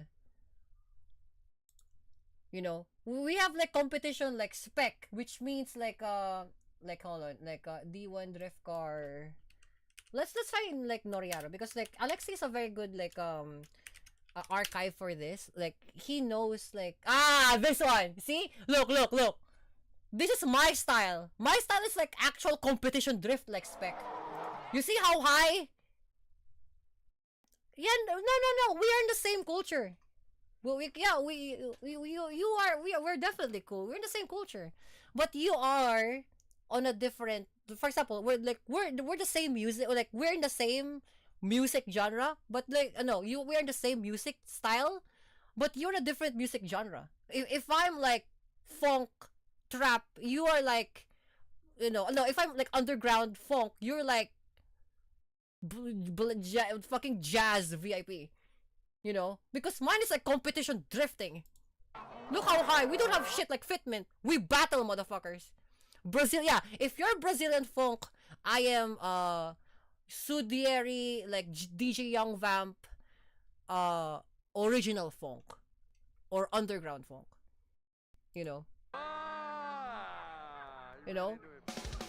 Look how high. I'll show you. Here. For us all. The tires are the 08C. See, look how high. And Look how high. We don't have such thing as fitment. We couldn't care less about fitment because we have high grade extreme tires, extreme high grip tires. We got full tilt extreme high grip soft tires. We couldn't care less about about fitment. Because the lower your fitment is, the inside of your wheel well will eat this shit. Trust me, we tried that thing. Didn't work. That's why all of us are competition drift cars. You are VIP low stars drift cars. I am competition drift cars. We're there to slay motherfuckers. If I send you my setup, will you try it? I'll probably cruise it because it's probably feel weird. I fuck with banjo metal. Banjo metal, you would be oh, you want to see what banjo metal is like in the world of racing? It's this fucking thing. These are crazy motherfuckers. Same thing with FK. You are in part with FK. C1 Kanjo. You are this.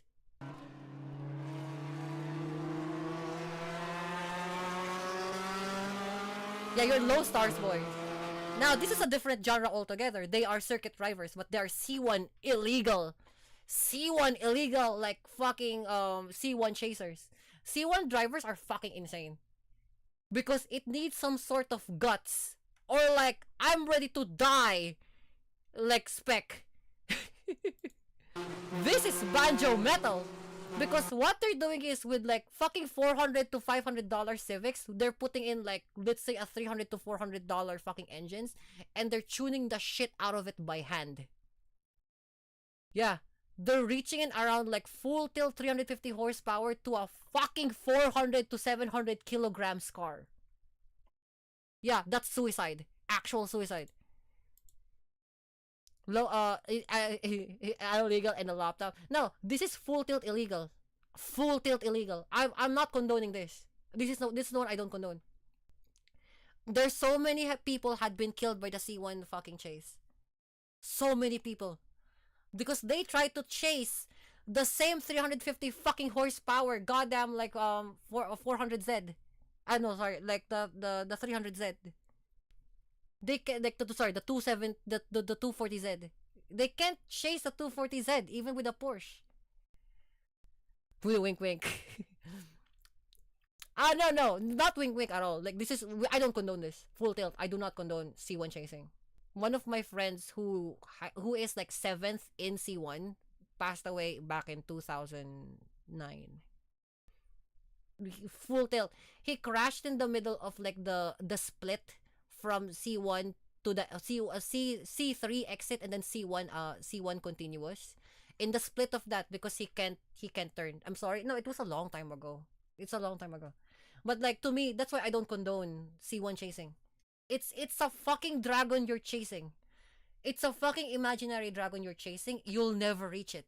I can guarantee you. I can fucking guarantee you. Modern day masonry fucking cars and even like Ferrari cars cannot chase the Ghost 240Z. You can't do it. I'm telling you this, you can't do it. The reason why you can't do it, they purposefully slow down one of the roads. The basically what we call the death curve. In one of the roads in C1, if I'm going to like teach you what C1 is, C1 route. The C1 route, there is a thing called the death curve. The death curve is the one that like basically catches everybody. C1 route, Japan. Yeah. So here, this is the problem with the fucking C1 route. There's a thing called a death curve. A death curve is basically this particular fucking curve in C1 Japan, in the C1 highway, that you physically don't have the skills for. And it's this. It's this. You physically don't have the skills for this. You can go to like 300 kilometers per hour in this, and then there's a sudden turn. There is no warnings of it being a sudden turn. You will feel the road curving and it will make you turn, But because you're running to 300, 200 to 300, you can't physically stop. Many people had died here already. One of that is my friend.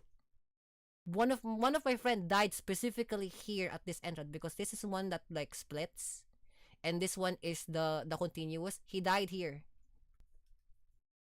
There's a banking. Even they added higher banking now, but it still didn't work. Mm. They added like higher banking now near the Edobashi. It didn't work because this is only supposed to be like running in around like, let's say 50, 60, 80 kilometers per hour, not 210. People will come from here having to run in from, let's say, 80 to 210, from here 210 to 300, and then they physically can't break here. All of them die here on this particular thing. All of them. And I mean all of them. You can never reach the 240Z. It's a literal imaginary dragon that you physically cannot chase. You can't chase it.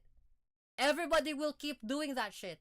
Everybody. I know it. Everybody will, even foreigners will try to chase it. They will never get it. Because the moment you get here, you from Hamazaki Bashi, from here, you will go full tilt straight from, let's say, 40 to like 110 here. From 110 to like 180, you'll break here from 160, and then you go here to 200, and then you're trying to break at fucking Edobashi. You'll die in Edobashi. That's why I don't condone this. I don't condone C1, but like that is yeah, thank you for the redeem.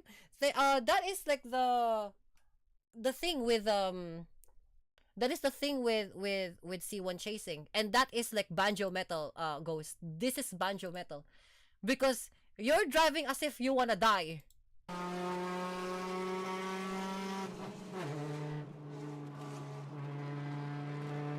You notice their tachometer never goes down. This goes into 160. It haven't went down yet. Send the setup.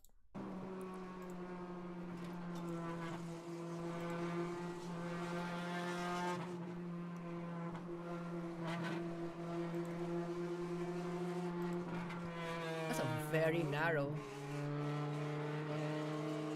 Your wheels are very narrow.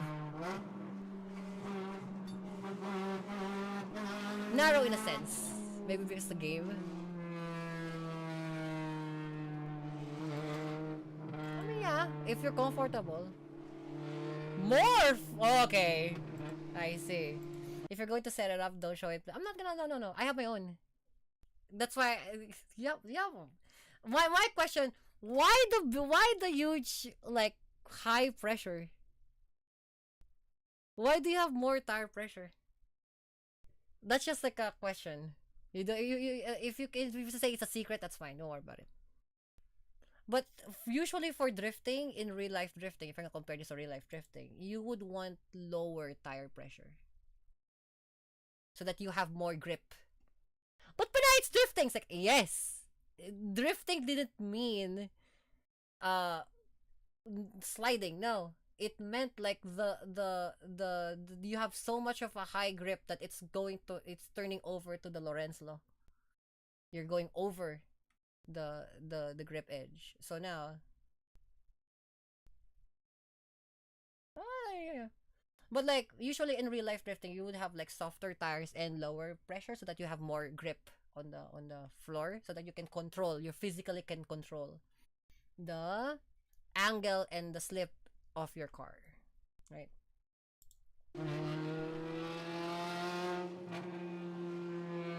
In a sense, and that's usually how we do in drifting. Like in real life, that's how we do in drifting. But yeah, like this is banjo metal. It's like I do not condone this. It's palom sideways.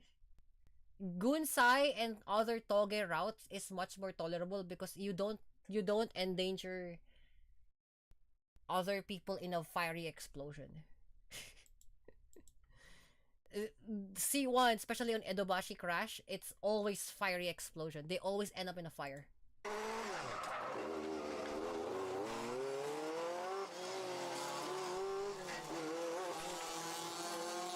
Also, by the way, you see this? Look at the clutch how Kaicho does. click and then, see? You click like a shift on your keyboard. You click and then you go up. You said you still... yeah, I still have to install. Yeah, I still have to install it. The game, I still have to install it. Right now, I'm kind of packed with a lot of, like, you know, other game schedules. So, like, you know, I'm not gonna say promises of if I'm going to do it when. But, like, you know, someday, I'll probably do it. Because I have to install it again. Plus, I'm interested because I never played Need for Speed 2015. I'll probably play it for the story mode of it because I'm curious where we fucking left off after, like, the events of Carbon. You know? So, like, I'm kind of interested in what it's like. Now, given the fact that, like, Need for Speed story is palom fucking sideways. But, you know, like, I don't know where it's, like, you know, things. I'll help you out, too. I'll figure it out, you know. I'll figure it out. Don't worry. Yeah. One more vision and then we're gonna play the game. Or a game.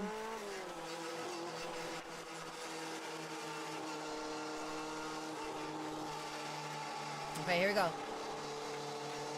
What he's doing is artificially warming up the tires. That's what he's doing. He's like swerving like that. He's artificially like warming up the tires because when he goes full tilt on the first corner, there's a rule in Toge where the fight comes in on the first corner. So when you're prepping, you know, prepare type shit, but we fight on the first corner.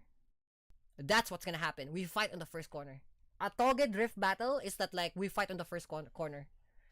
Crew as well. Oh, nice. That's very good. Sick. I do that too. It's a general rule, actually. If you already know it, fantastic. If you guys don't know it, that's usually what the rule is. We fight on the first corner. Alright, here we go. Let's see, look.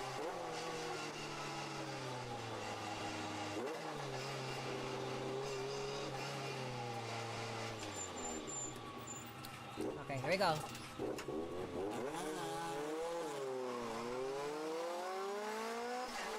Here we go. Let's go. Yeah! You see? That's the thing that you can't do in Need for Speed. This thing.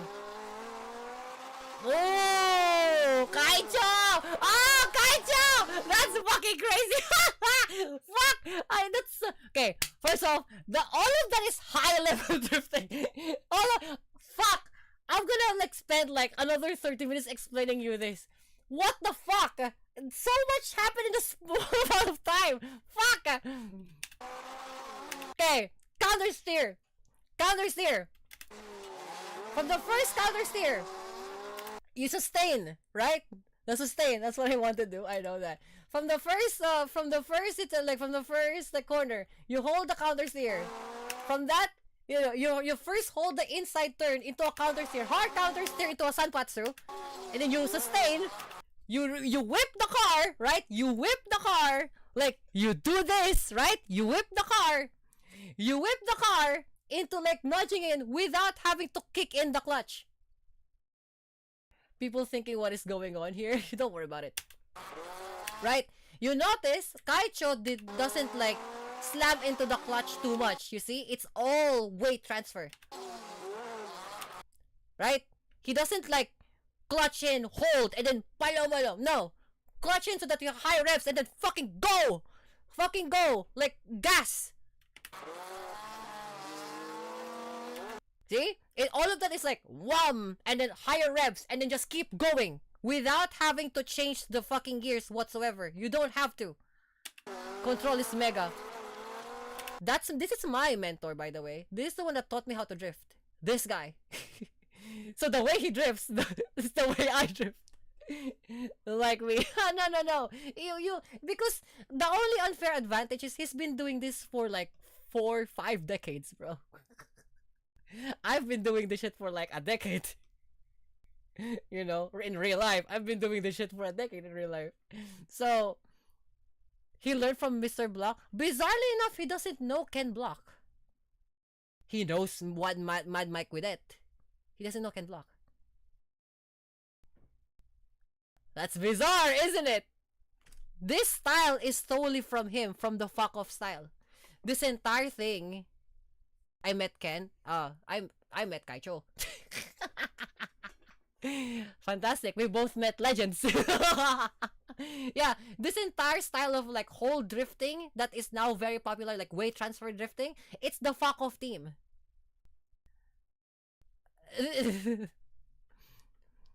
uh na the blue fucking S15 Sylvia driver, I forgot his name. No, that's Winagasan. Nope. Never mind. uh RWB. Oh, the dude. Ah, I see. I've met Smokey Nagata. How about that? When he was like a lot younger. It was fucking 97. That was 97 in Shizuoka. Max Verstappen, hilarious. Yeah, but that was back then when Smokey Nagata was just called Mr. Nagata-san. He doesn't have the Smokey thing yet. It wasn't popularized. This was when he got a partel in Shizuoka, and he didn't have. He was about to buy the engine for the fucking Supra that remade like after like the 1000 horsepower. He have a blue Supra that is like a common driver thing, and then he was running a, what the fuck was that fucking engine? It was a competition engine, the one that they use in Suzuka Twin.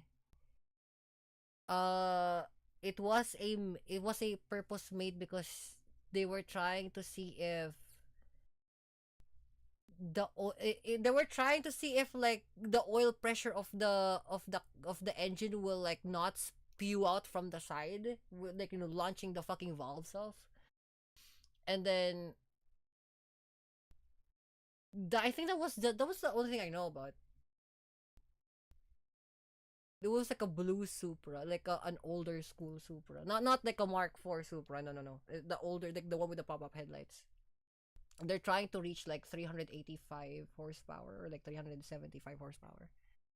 The tendency that is like the chassis of the older Supra is a lot softer than the new one, like the Mark IV Supra. Not the top secret V12. No.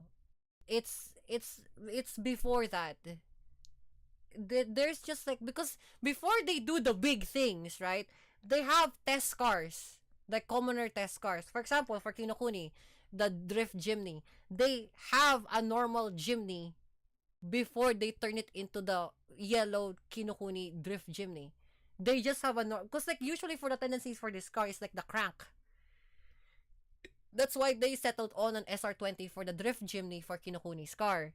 And then for Smokey Nagata back in like the white, like no, the white fucking like pop-up headlights Supra, white or silver.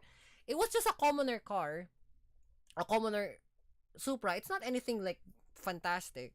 It's to chase in like if the 375 horsepower iron cast engine can handle the chassis of that car.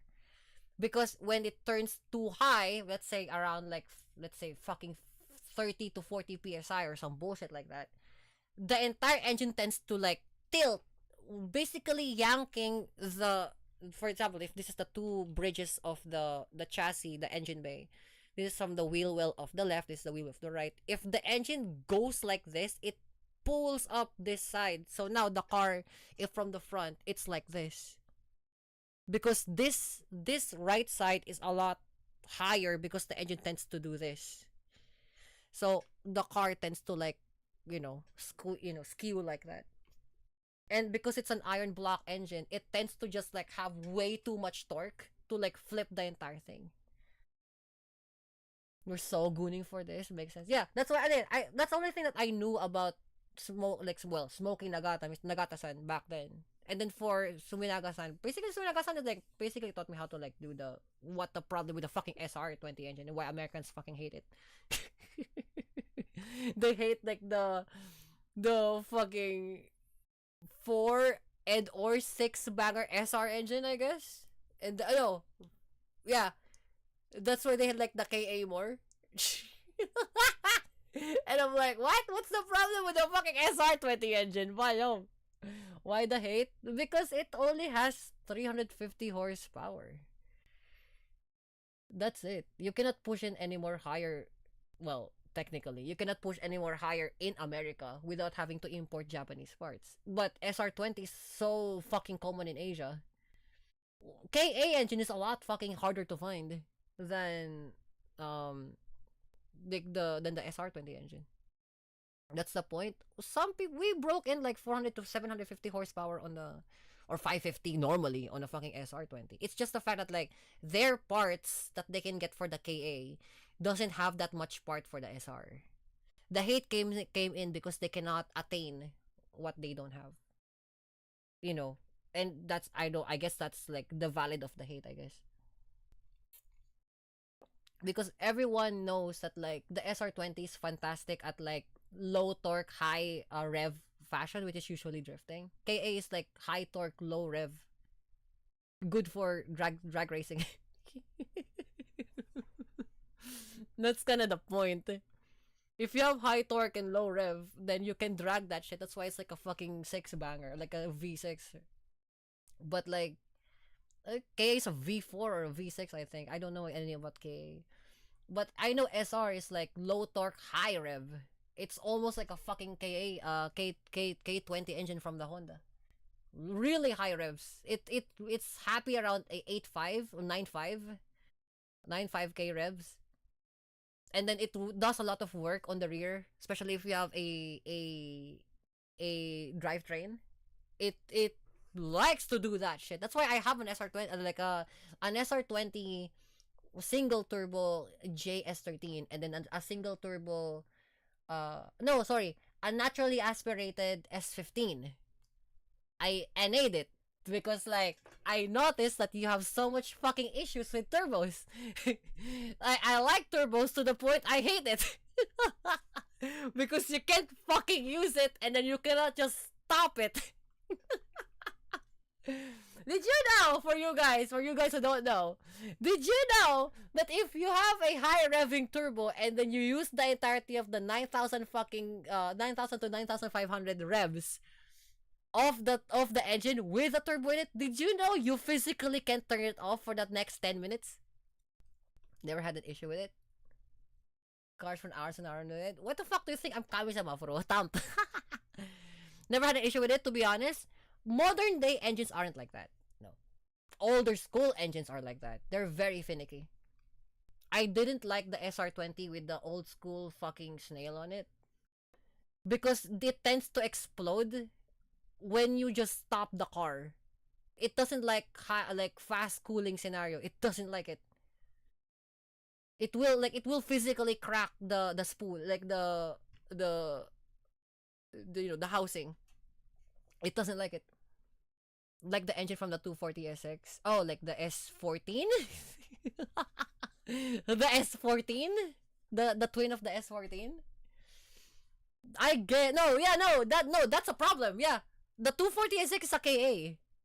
No, if you have the SR, that's the problem. You know, that's the problem. Go ahead, Furo. That's the problem. Because like you're revving to 9.5 all the fucking time and then it's like what no 200 to 300 like degrees C, and then immediately you turn off the engine, so it will go from 300 to fucking room temperature real fast. It will warp the casing. It will crack. I've worked on it so much. There's so much oil spewed around the thing. There's so much leaking. It's leaking all the time. Because like now, like the fittings for the inlet for the oil and the oil cooler that goes from the oil cooler, like the oil line, and then into the fucking spool itself of the turbo, it will like warp. So now you have like leaking issues.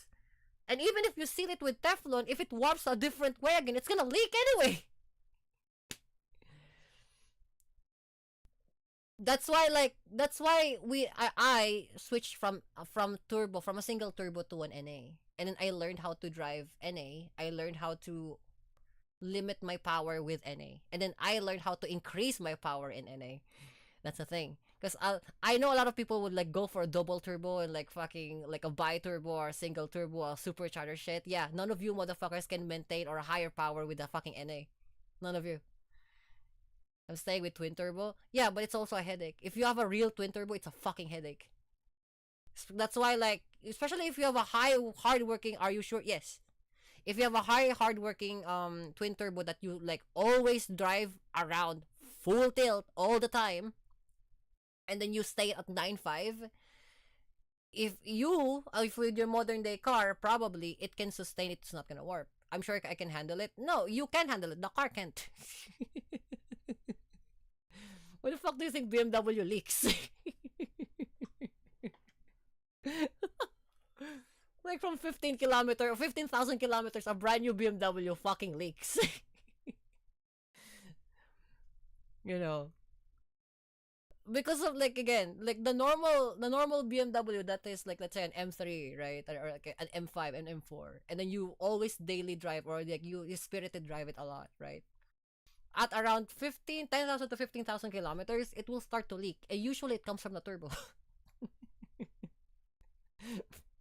There's just a phantom like leaking, like oil leakage somewhere. And it's not from the fucking drain pan. It's not from the oil pan. No.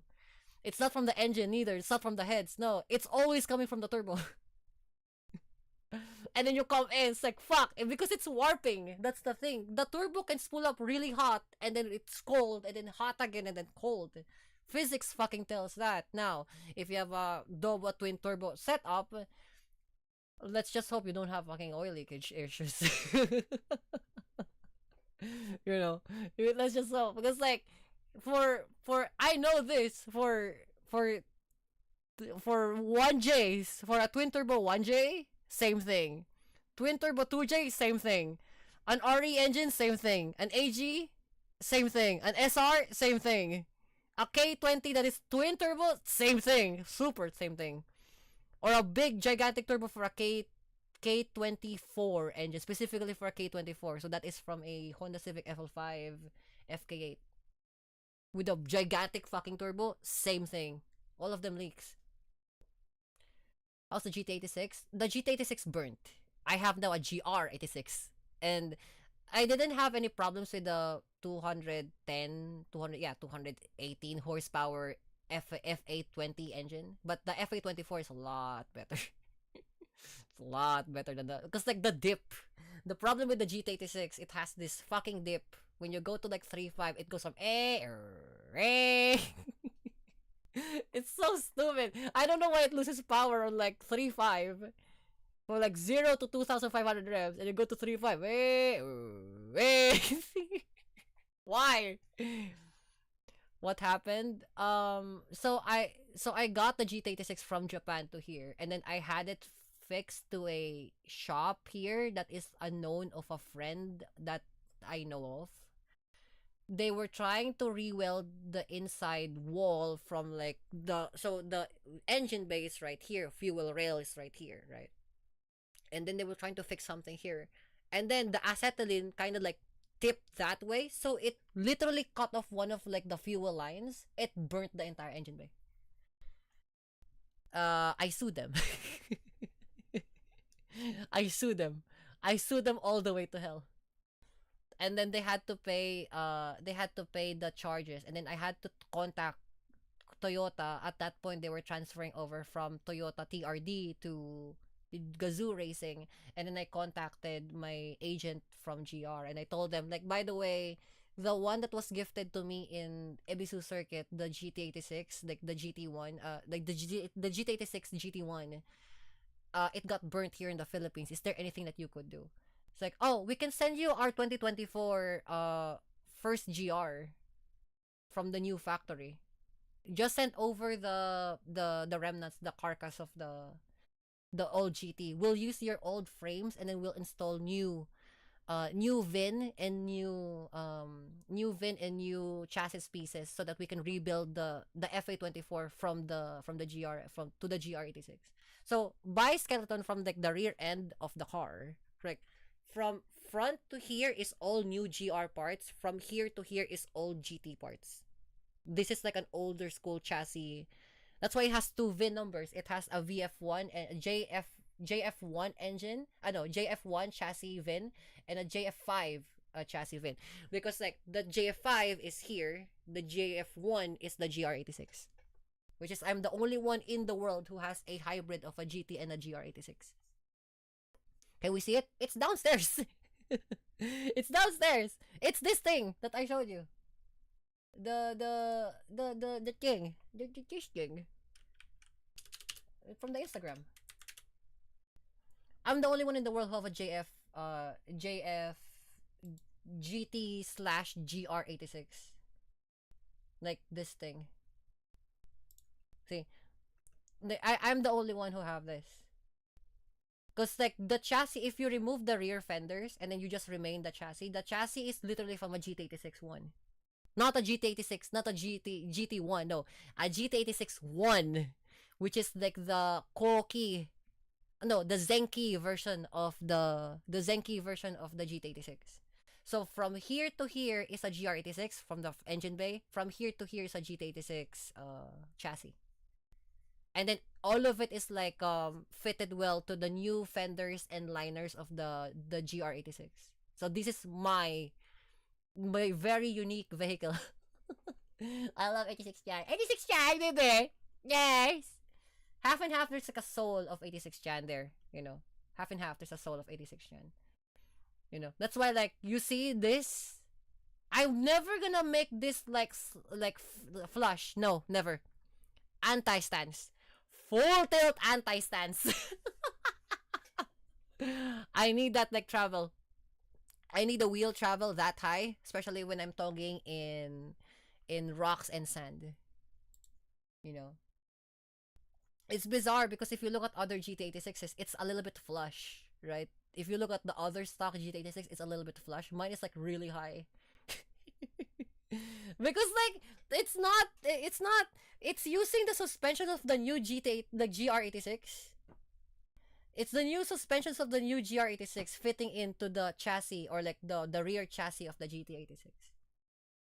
So it's very bizarre, but my fitment for this is fantastic because the tuck is outside. The tuck is outside. Like if you look at this, the tuck is dead on outside. Right, this is my new wheels, by the way. This is not Vogue, this is not Race, this is Rota. We got the original Rotas from Parañaque, the actual manufacturer and the actual fabricator, the melting, the melting factory. Not Rota form, no. Rota, actual Rota. This brand, the Filipino brand. Because it's a drift spec wheels. The reason why it's easily, you can easily destroy it and you can easily replace it. This thing, Rota. People would say that like this is a, this brand. Like people would say, oh, but that's a thing. That's what do you call it? A rep. That's a rep of like your things. Like, yeah, but like, look, yeah, it should look like a TE37, yeah. But like, the reason being it looks like a TE37 because it's easier to clean. Simple like that. It's literally, there's no such thing as like it's lighter. It doesn't matter. This is 60 kilograms. This entire thing, 60 kilograms. It's not a 37 kilogram wheel. It doesn't matter. A 37 kilogram forged wheels will still get destroyed on a fucking toge. It will. Rocks will still kill it. But this one is like, what, quarter the price? But this one is not from China. No, this is made in the Philippines. It's made in literal Parañaque, like that direction. They have the factory there. They have the gravity factory there and the spin forge factory there. So I got this straight from the factory. This thing, I got this straight from the factory. And mine's color white. This thing. So I got the forged version of this because they want me to try the IKF3. So the new Rota grid, this is code name Rota IKF2. So this is the IKF2, which is the flow form one. The forged one is the IKF3, but there's no fucking difference from the look. It's the same. The only difference is it's a lot lighter. Like it's supposed to be 60 kilograms the one wheel. Mine is like around like 40 kilograms, something like that. It's not 37, it's like 45 kilograms. It's a little bit lighter, but it's still a fucking wheel. It's still heavy. But the good thing about this is that it can get pelted by rocks. I don't care. Yeah. This has so much like rubbing, like rocks pelted on it, like small dotted, like chipping. Because I never gash this on a fucking curve. Never. You'll never catch me getting this motherfucker gash on a curve because I'm not a scrub, I'm not a noob. Yeah. So all of these is just rocks, full tilt rocks. The bottom part of my front lip really gashed out. Why? Rocks. Fucking rocks all the time. Rocks, pebbles, things, palom. That's how you know that like you fucking race your car, because like, there's like dimples of like, paint chips here, paint chips underneath the thing, like underneath here. Here, I'll locate it to you. The paint chips. Oh look, 86 giant baby. Yeah. So there's paint chips on the lip here. There's paint chips here. Paint chips like on the other side too. Like here, there's paint chips here. It's just like rocks belting it at like 110, 120 kilometers per hour. And I don't care. Why do I not care? Because we're made for racing. It's made to race. It's made to go full tilt sideways, full tilt slideways. Right? All the times, This is that. See? This is that. Don't mind this because we were moving. Right? There you go. It's literally like, just see, look, see? Brake dust. You see? Brake dust. There's. It's not about like the but you can see the fitment, right? It's outside. The top is outside. It's not from the inside of the wheel well, it's outside. That's how you see. Then clean that shit. Nah. I'm gonna fight a fucking 718. Or probably a fucking like EcoBoost Mustang, maybe, I don't know. There's no point cleaning the fucking wheels if you're gonna race anyway and it's gonna be raining. You're gonna clean it next week. When you put it to storage, when you go back to like fucking like groceries and whatnot, yeah, you clean it. But like if you go to race, stamp. It's a Mustang.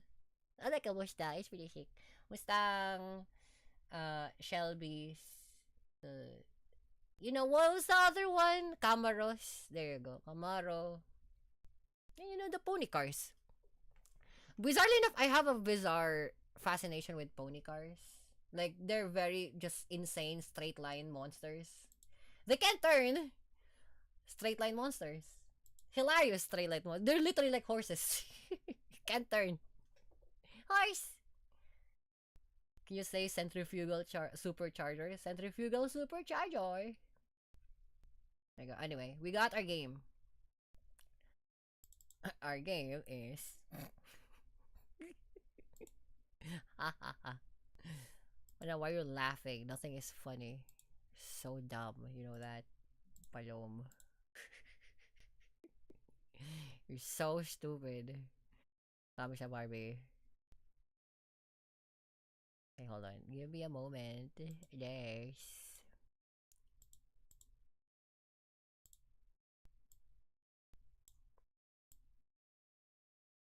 Dio, that's Palom. Okay.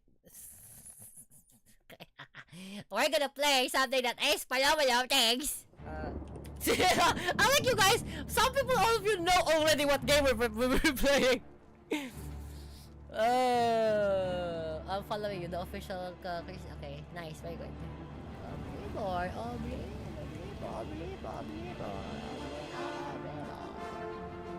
Oblibo! Yes! We're playing Oblibo. Why the fuck do you guys know this stupid game? You know, this is so stupid. What a stupid game. You know that? Oblibo, yes! So stupid. Da, da, da, da. I love this game. I'm getting off for the night. Go ahead, go ahead. At least enjoy the stream. Finally, we're gonna go to do something with our lives, and it's to become evil people. Thanks for the company. Yeah, go ahead, go ahead. Make sure you do the thing that I requested you to, because I can't force you to do things. But you know, maybe request you to do. Like if you wanna try, feel free. But remember your limits. You're not as good as me. Remember your limits. You're not as good as me. Alright? Okay. Oblibo! Yes! But now, why the fuck do you play this game? It's a stupid game for stupid people. You know? It's a dumb game for dumb people. Yes! I hate this game and I hate you, Kami-sama. I hate your guts. You thump. Why do you play this stupid game? The door to prevail. Why do you have your weapon out, Burmina? Fuck, your large tits and large ass. Put your weapon out. Damn, you're such large things. Babe. Right, Ghost? Look at this motherfucker. Babe him. Dumb game for dumb people who really enjoys dumb mythic lost the Argonian. Yes!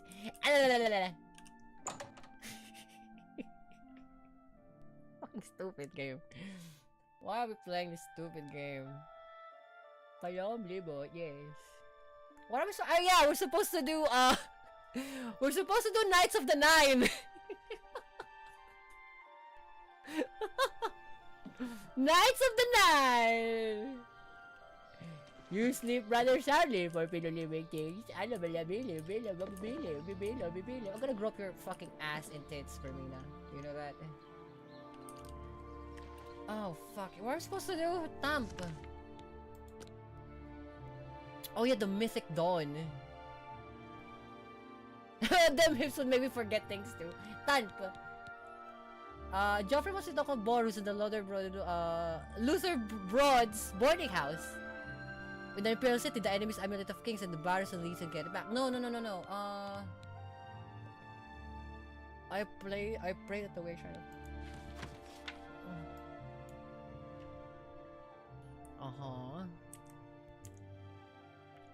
Possibly defeat him. I could speak further with the relics. Okay, I've spoken to the mysterious prophet who told me that in order to receive the relics, I should must bring the way to the way shrines. The divines make me the map of the pilgrim's way. The map of the pilgrim's way to locate the shrines. When I visited the way shrine of each 9 divines, I may receive a vision and be judged for worthiness. Okay. An attack of chapel and Dwell and Anvil. Okay, no one seems to know what happened, but all priestesses were killed and the altars are desecrated. Might be worth going to Anvil for myself. Kinareth 1. Okay, Mara, okay. So, we have to go to another thing. Why do I have jiggle physics? I'm flat. Tanp! Why do I have jiggle physics when I'm flat? Pilom. Onangao. The list of deaths. Parchment. Plan for the big heist. The scrap of Lauren Logren diary.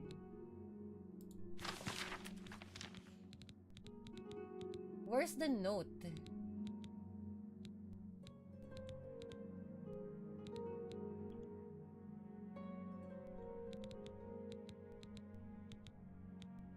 Away Shrines map, okay.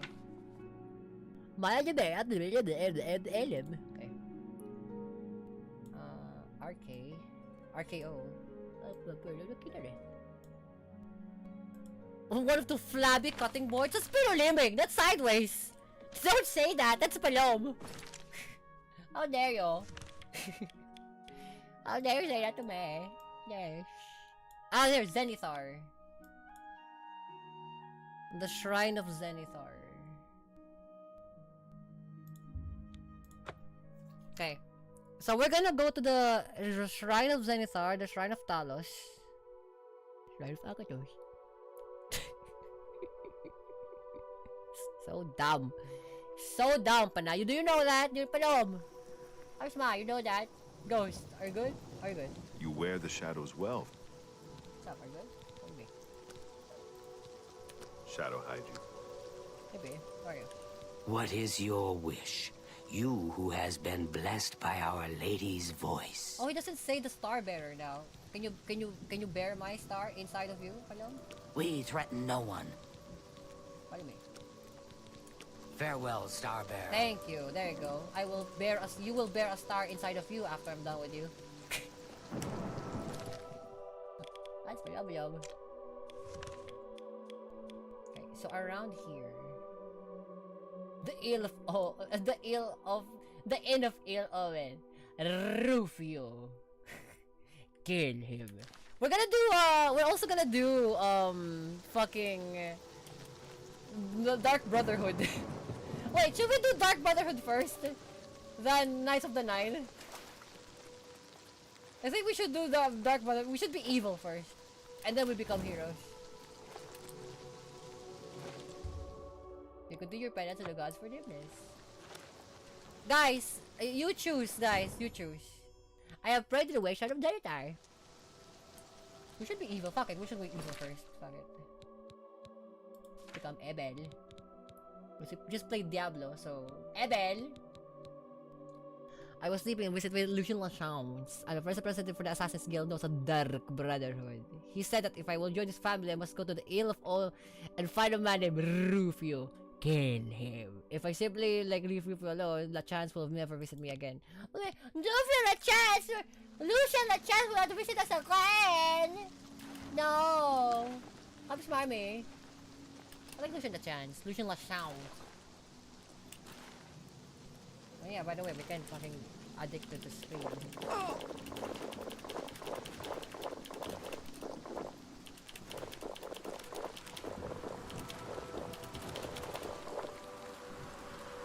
The game is having an allergic energy.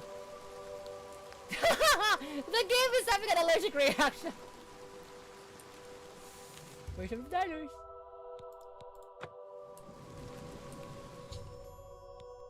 Like preservation of violence, continue.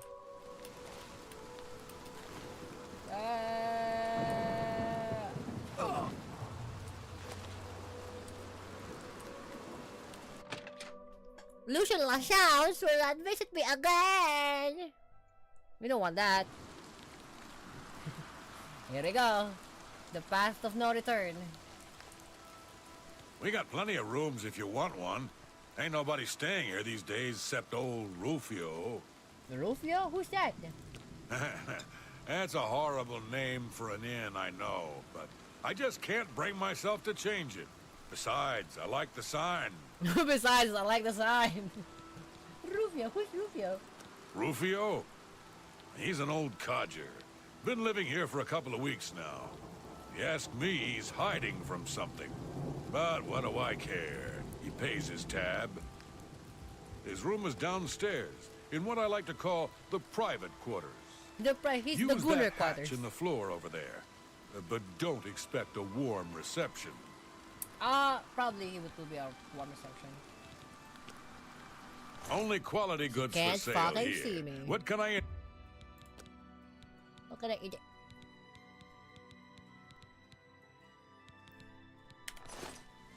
Goodbye, my friend. And remember, you're always welcome here. Okay, if that's the case here, I'm gonna Hail... invest. I would gladly let you invest in my shop. Goodbye, my friend. Goodbye, my friend. And remember, you're always welcome here. So there is a room to the private quarters. Ooh. To the private quarters. Yes.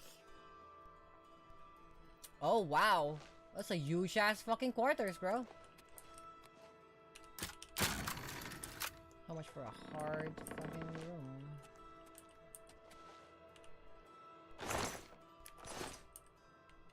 I can sleep. I wonder where SS Boy went.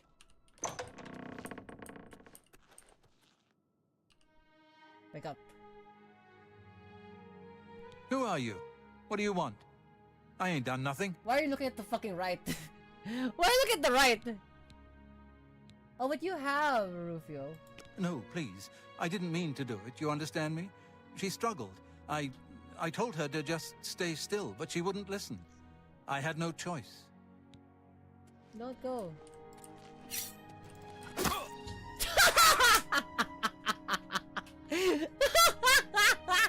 One shot! I forgot I'm fucking strong! I forgot I'm fucking strong! One shot! He's dead! The man named Rufio is dead! The next time I sleep into a location that deems secure, illusion sounds will visit me once more and complete my entrance to the Black Brotherhood. But oh, fuck me. That was crazy. I never thought I was that fucking strong.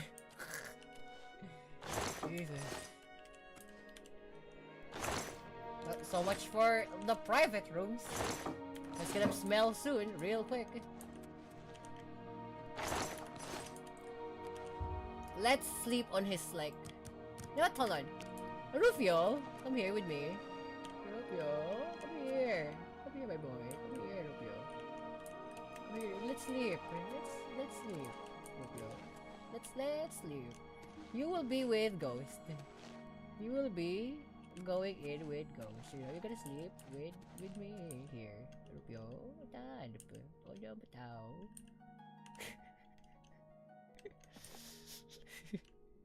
You're gonna sleep. No, you're gonna sleep here. You're gonna be the cock chair.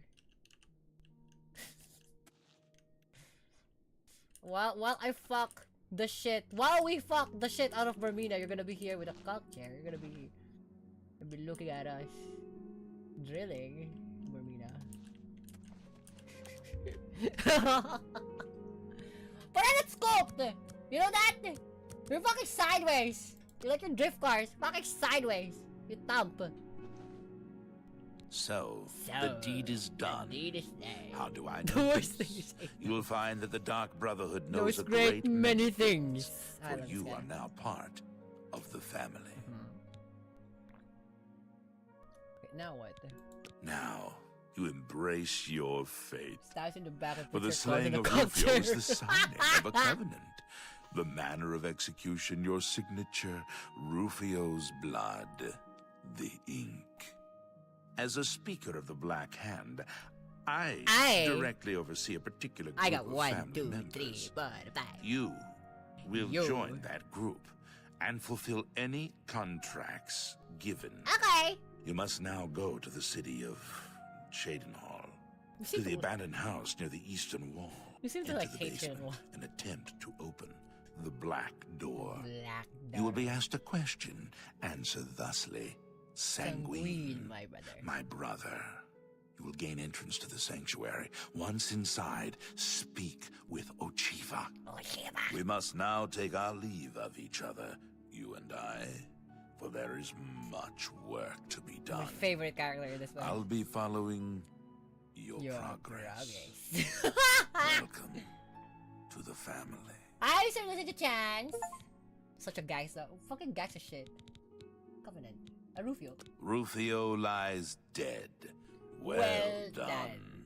The family will now welcome you with open arms. By the way, I will resurrect him if he ever dies. Spoiler alert. If he ever dies, I'm gonna resurrect him. I cannot let him die because he's my favorite character in Oblivion. So know this. Every dark brother and sister is a child of Sithis. He whom we call Sithis has many other names. Chaos, Doom, Discord. Yahoo Sithis Messenger, Skype. is the void. Oh. We of the Dark Brotherhood serve Pull all the our Night Mother, who is the bride of Sithis. The Night Mother rules her children with a terrible black hand. The Black Hand is the ruling body of the Dark Brotherhood. It is made up of one listener and 4 speakers. 4 fingers and a thumb, if you will. As a member of the Dark Brotherhood, you must abide by the 5 tenets. They are the laws that guide and protect us. 5 tenets. Which will pull us. The thing is, like, he pulls all of the people around the one thing he wants. He's like, I don't care about this. It's not about this. You know you can like drill all the women in the world, Mr. Lachance. It was like, I don't care, it's not about cities. Okay. He's too much of a sigma for that. The 5 tenets are as follows. Tenet 1. Never dishonor the Night Mother. To do so is to invoke the wrath of Sithis. Tenet 2. Never betray the Dark Brotherhood or its secrets. To do so is to invoke the wrath of Sithis. Tenet 3. Never disobey or refuse to carry out an order from a Dark Brotherhood superior. To do so is to invoke the wrath of Sithis. Tenet 4. Never steal the possessions of a Dark Brother or Dark Sister. To do so is to invoke the wrath of Sithis. Tenet 5. The voice actor's enjoying this. Never kill a Dark Brother or Dark Sister. To do so is to invoke the wrath of Sithis. Yeah. Unfortunately, we'll break all of them. Unfortunately, we'll break all of them. How does one best describe our dread father? Imagine a perfect, cloudless midnight, cold as winter ice and shrouded in shadow.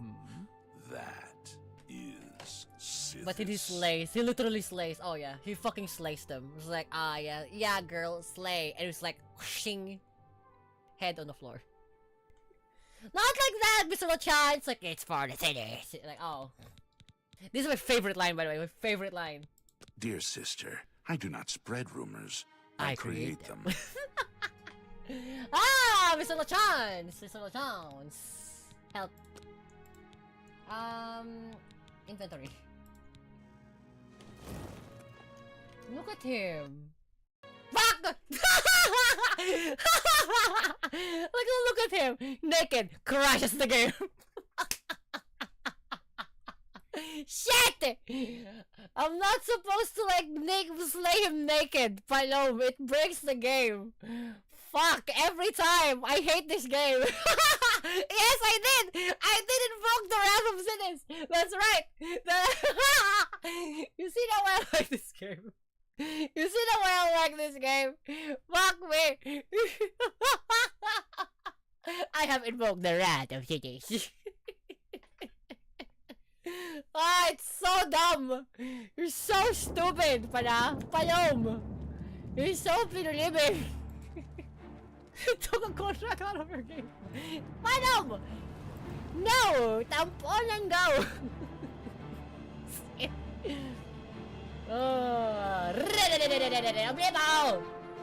Fuck me. You're fucking crazy. There's something with Oblivion that makes me crazy. I don't know what it is, but there's like a thing in Oblivion that when I fucking start the game, it fucking crazes my tism to like the 99th Google degree. Fuck. What the hell? You're not the only one.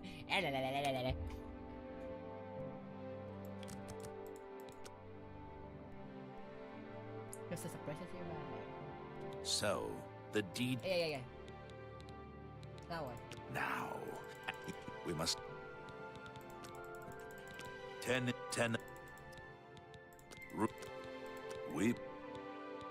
Dear Weeper... How... Okay. Yeah, sure. You are now one with the Dark Brotherhood. Visit Ochiva at the Chedenhall Sanctuary, and your new life will begin. Okay, it's not. Hold on. Fuck.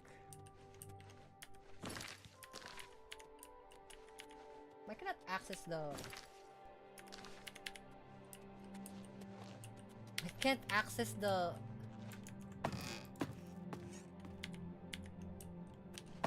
Oh, I can't access the command. I cannot access the command. What's the command? Icon? Tilde. Oh, the fuck, who is this woman? Minerva. Hello, stranger. We don't get many visitors. Visitor here. The only people that stay here are stragglers on the Green Road.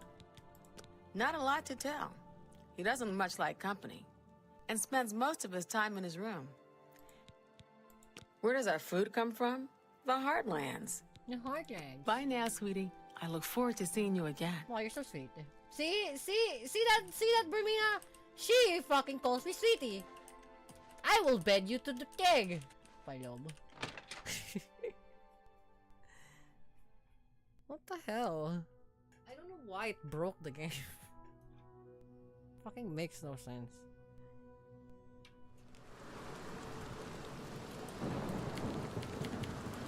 Even the wholesome ones are stacked. Right. Why can I not use the tilde? Shift tab. I can't use the tilde.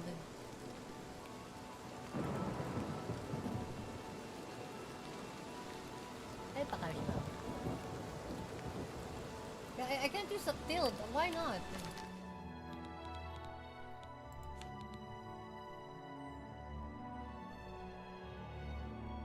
F1.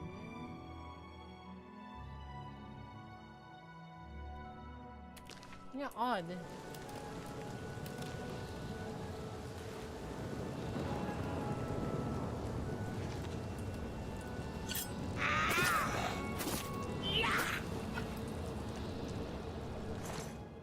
Danger heart. Do your worst. Whoa! Look at this one.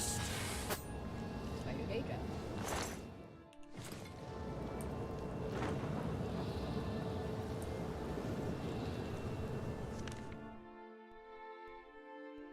Mingo Cave. So we're gonna go to Chedenhall. To Chedenhalm. Okay, that way. Do I have enough? It's a potion, strong potion of speed. I do. Still? Alright, very good. Let's go!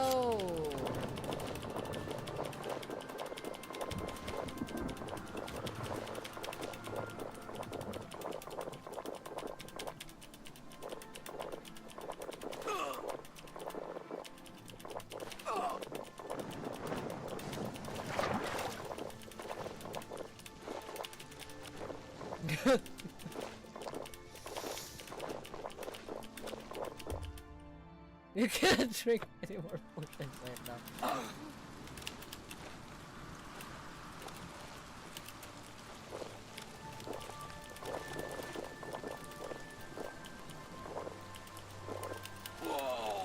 Whoa!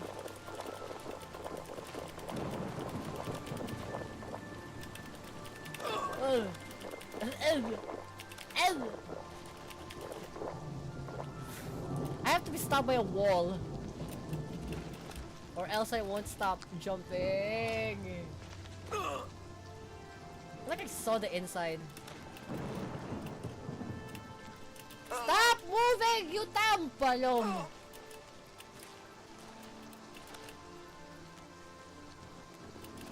God damn! I'm too fast. God damn it! I'm too fast.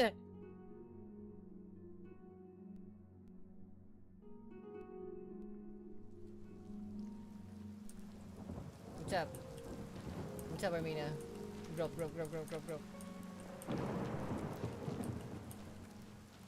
Oh, this is the Fighters Guild, dude. I'm done talking to you. You ain't listening. I got better things to do. Why? I'm done talking. I kick your ass, motherfucker.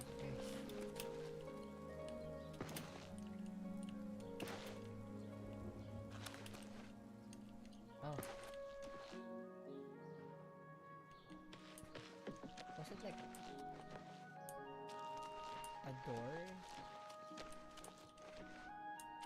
Oh yeah, this is the one.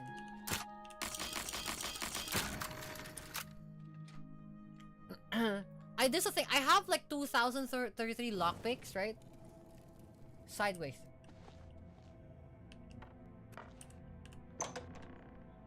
Abandoned basement.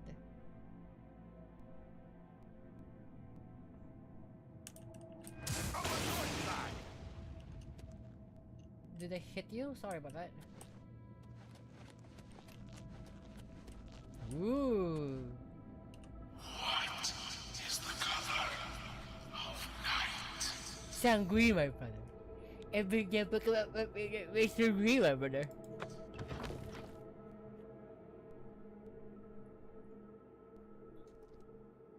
I have gained entrance to the Dark Brotherhood Sanctuary. I must now speak to Achieva. Achieva! Kayo rin say. Greetings, greetings. Achieva! I am Achieva, mistress of this sanctuary. Achieva, mommy. Lucian has told me all about you. Let me welcome you to the Dark Brotherhood. Favorite Argonian. It is always a pleasure to welcome another Dark Sister into our ranks. Hi. The Night Mother smiles upon her trusted daughters. Yeah, you too. I love you. You stand now in our sanctuary. May it serve as your new home, a place of comfort and security whenever the need arises. When you're ready for work, go and speak with Vicente Valtieri. He handles all assignments for new family members. But before you go, please accept this gift from your new family. A unique set of armor, lighter than normal leather and black as the void. Ooh. But I've kept you long enough. Vicente is waiting. You'll find him in his quarters. Go now, my child, and may Sithis go with you. Mommy Chibarm. Lucian isn't here very often. His duties with the Black Hand keep him very busy, so he trusts me to keep the sanctuary in order. Night, Mommy. To employ the services of the Dark Brotherhood, one must perform a ritual to the Night Mother. Only then will she heed their prayers for murder. It is an ancient rite, this Black Sacrament. All across the Empire, every day, people beseech the Night Mother to take the lives of others. After a person performs the ritual, they are contacted by a speaker. Gold is exchanged, and the details worked out. So it has always been. Oh, so it's based the Dark Brotherhood, like despite it being an assassination fucking like thing, it's still a service. It's like a kill on command, like it's a kill on order switch, like a kill on order app. Like I would like to like order one murder, one piece murder. I've heard some talk. This past year, some family members have been found murdered. Could there be an assassin among assassins? Wait, really? Ours is not the only Dark Brotherhood sanctuary. There are others hidden throughout Cyrodiil, each one overseen by a Speaker of the Black Hand. Or a Speaker of a Black Hand, because I assume in Skyrim they also have to save their own Black Hands. Those fools in the church and their so-called 9 divines. There is no divinity beyond the eternal and terrible rule of our dread father Sithis. Go now, dear family member, and may the Night Mother wrap you in her cold, loving embrace. Mami Uchiba, like, you don't have tits, right? Fantastic. But, like, holy fuck, why is your ass so big? Shit. Why is your ass so big, Mami Uchiba? Nine.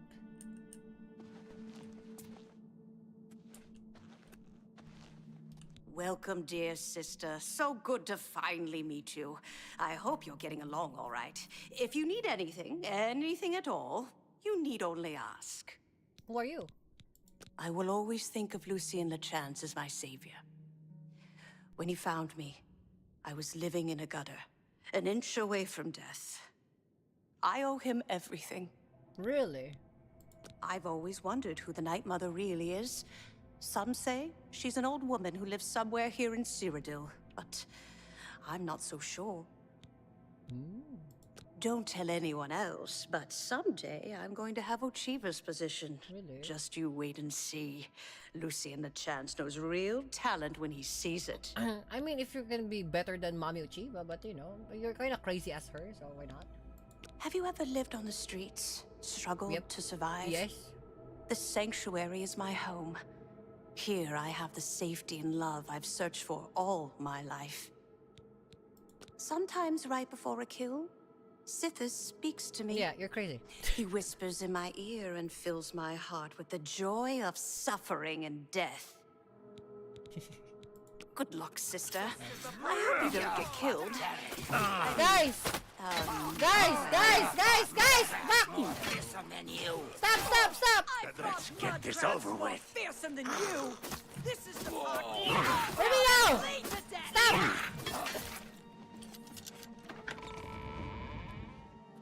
Why did you try to kill? Rumina! You have to calm down.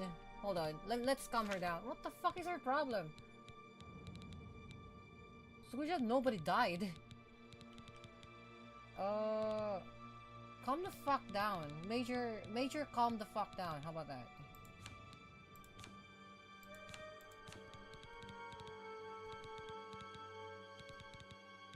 Major.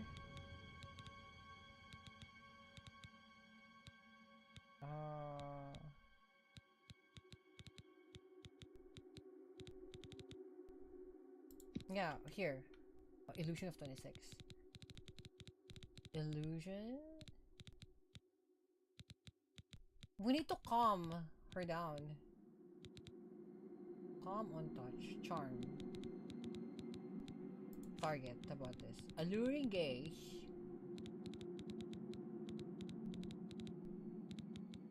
Charm.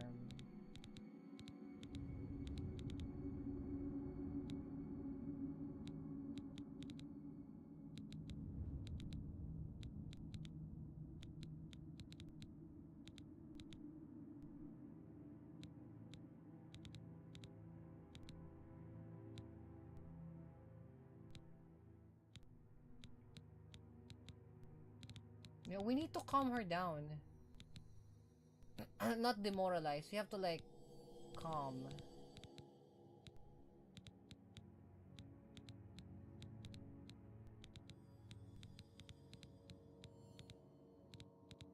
All I have is like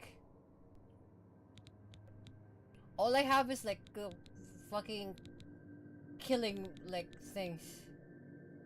Yeah, alluring gaze. Oh, calm down.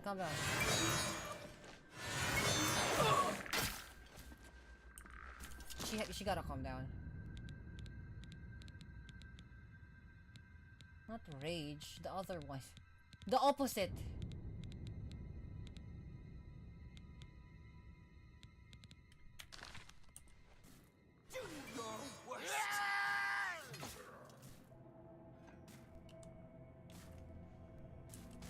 What is your wish? You who has been Okay, stop. Just wait here. Ghost. You wear the shadows well, fellow thief. Okay, follow me. Shadow hide you. Die! Okay, you guys are gonna be permanently like killed over and over and over. You're gonna get farmed here. Look out, Tisk.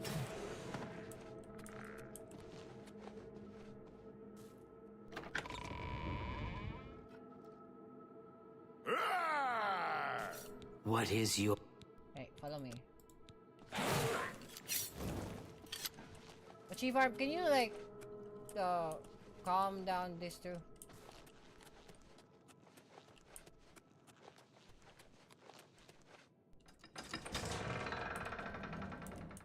Hello? Who's in there? Warmest greetings to you.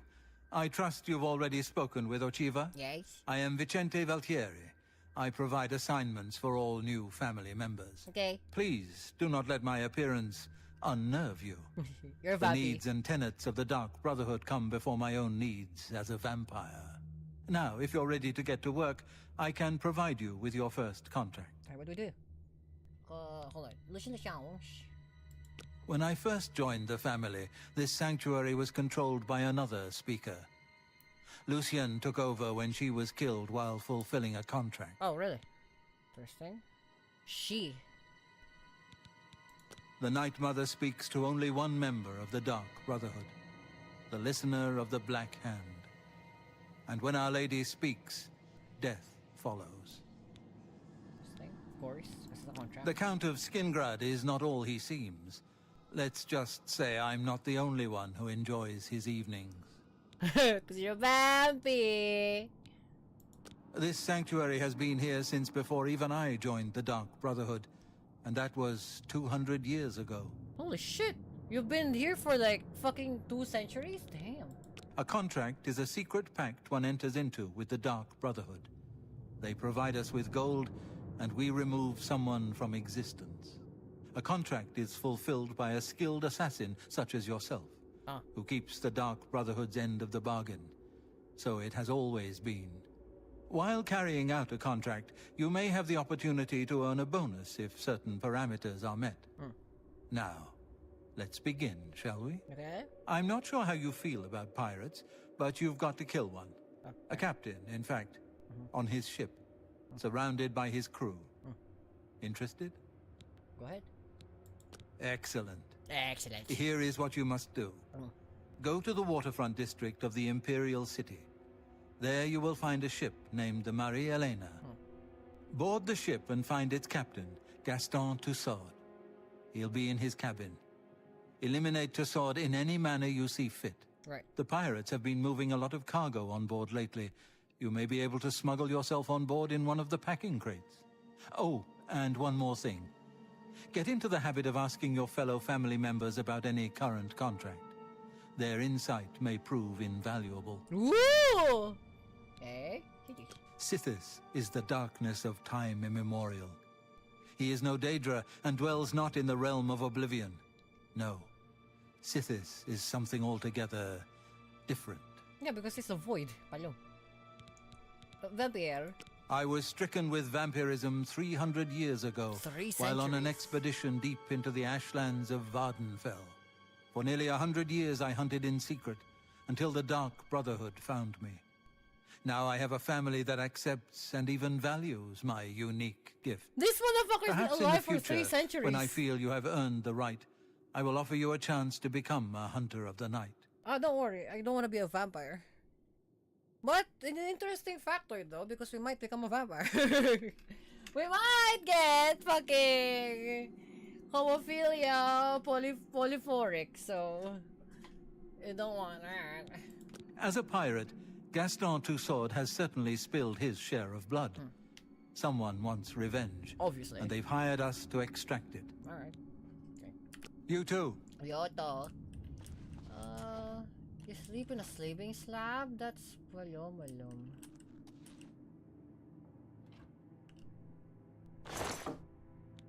Vicente's notes to Uchiba. Vicente's note to Uchiba. What is the Vicente's note to Uchiba?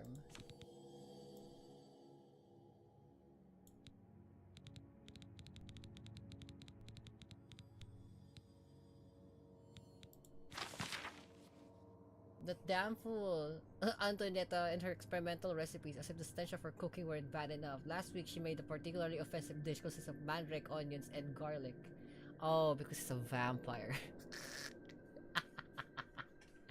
I told her earlier the danger of this plant poses to me, but she have obviously not heeded my warnings. It is strange, this reaction I have garlic. All of my wanderings in all of my research, I've never encountered such another vampire thusly affected. It is true that some popular lore holds all vampires an inherent weakness to garlic, but this is simply not the case. My situation, as far as I can tell, is unique. If I were to somehow come in contact with garlic, if in some other way through my own person, the result would be catastrophic. I would most certainly suffer from the loss of strength and stamina, and fear my resistance to magic would be nearly completely nullified. So please, Uchiba, as mistress of this sector, I beg of you to keep tighter leash. I love her as a sister, of course, but I cannot be accountable for my actions. I should be continued to disregard my own personal safety. The tenets clearly state that none of my family member will not kill another, but I don't need to remind you, there's no restriction against draining yet a few pints of precious lifeblood. that is true. I'm gonna fucking drain you, motherfucker, and it won't kill you, but you're gonna be like, you're gonna be sucked out, pal. You tad. What are you doing, Bermina? Don't kill the tenet stamp. Good? Let's not waste time on pleasantries. Okay. Goodbye. Goodbye. Majar. If it isn't the newest member of the family. Let's get one thing straight. The tenets prevent me from killing you. But I don't have to like you. I'll sell you equipment, but only because Ochiva is making me. This family doesn't need any outsiders. Rashtar, don't fuck with me. I'll fucking chop your head off. Don't even try. I have it on good authority that the newest addition to the Brotherhood is an annoying whelp unworthy of licking my boots. How's that for gossip? How about if I fucking sever your head? And then like, I use your fucking head as a goddamn football. How about that, motherfucker? Try it. I see this. I don't have all day. Hurry it up. No! I don't want to. Nash! I'm one of the most annoying fucking little sister. No, I don't want to. Nash. Hago. Doesn't like me. Why don't you like me, huh? Why don't you like me? Like me. I see this. I don't have all day. Hurry it up. All day. Yeah, all day. Yeah. You bought.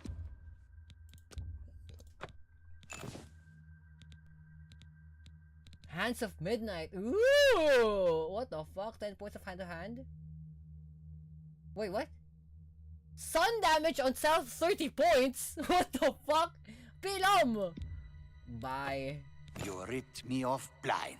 I hope you're happy with yourself. You know, I'm gonna fucking do this more. Cause I'm gonna pilom you, you tant. If CK is detect life itself. A fine bargain for you.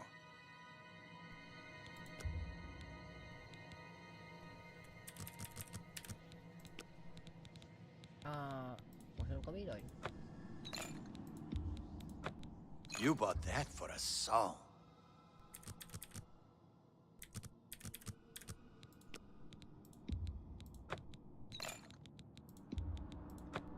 You ripped me off. You ripped me off blind.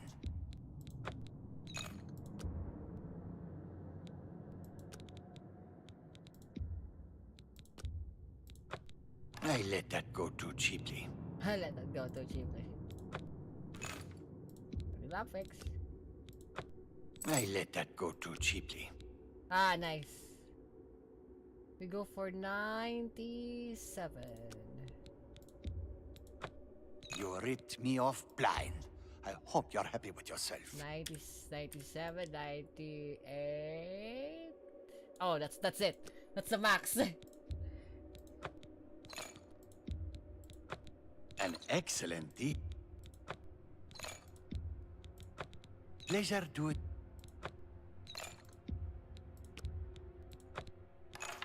Bad tenants.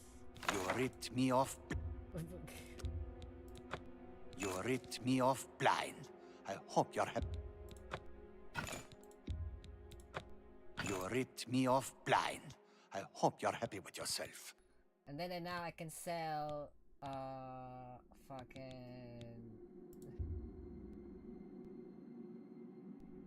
like 2 Azura Star, I think. Ha! You've got to be. You've got yourself a deal, idiot. Now I can sell it for 5 times its worth. You've got some idiot.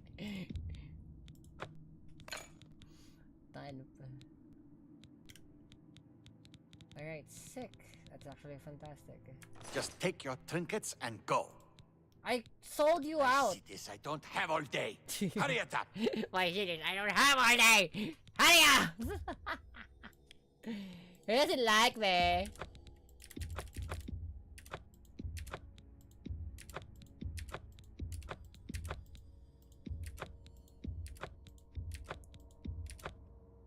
Just take your away from me, house cat.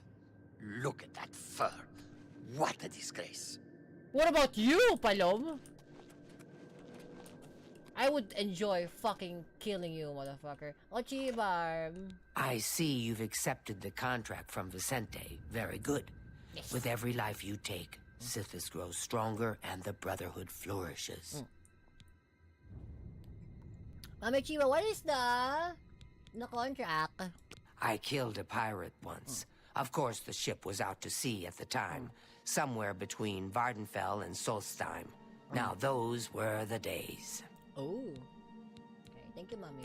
Go now, dear family member, and may the Night Mother wrap you in her cold, loving embrace. I love you. I love you too. Ghost, are you good now? You wear the shadow. Okay, can you Shadow can you hide. not kill the members of the fucking Brotherhood? Thanks. What's up, Dark Guardian? How are you doing?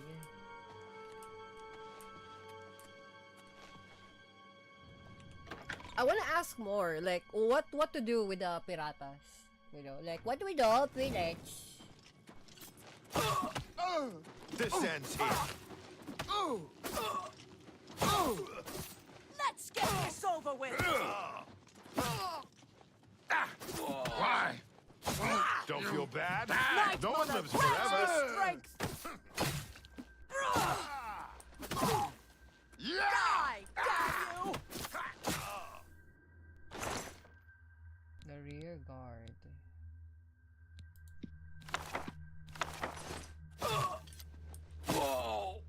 Okay, Hello, dearest sister. Is there something I can help you with? Something with the pirates.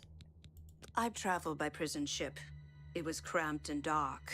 There was little room to move around, but plenty of shadowy nooks to hide in. Remember that. Okay. Good luck, sister. How about you? Welcome. Hello. Welcome to the family. I'd hug you, but Ochiva told me not to. Why not? Truthfully, I've never really understood who or what Sith this really is. As long as I obey the tenants and fulfill my contracts, I guess he's happy.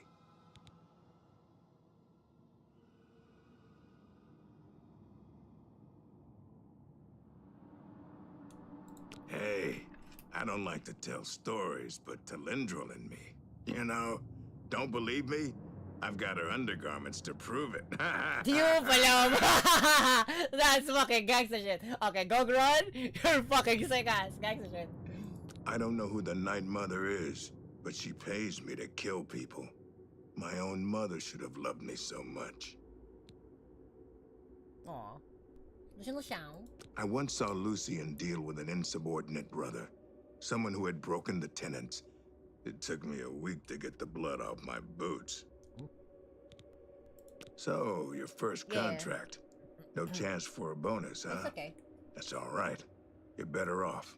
Who needs magic items when you've got raw skill? Yeah, when And you the got great raw thing skill. about killing a target up close and personal is you can talk to him before you do it. You know, say something scary. Yeah. For example, this one time I had a contract to kill a little Nord girl at her birthday party. She asked me if I was the jester. So I said to her, no, I'm a messenger of death. You should have seen the look on her face. Anyway, she won't be seeing age 6. That's cooked. This motherfucker crazy. This motherfucker crazy. What the fuck? That's Peter living. This motherfucker crazy. You know what they say. Home is where you hang your enemy's head. That's Peter living. Happy hunting, my sister. Bye bye. Yeah, deal with the two. What's the matter? Getting tired? Jesus, absolutely destroyed. Absolutely destroyed. They haven't had the chance to even fucking use their weapons.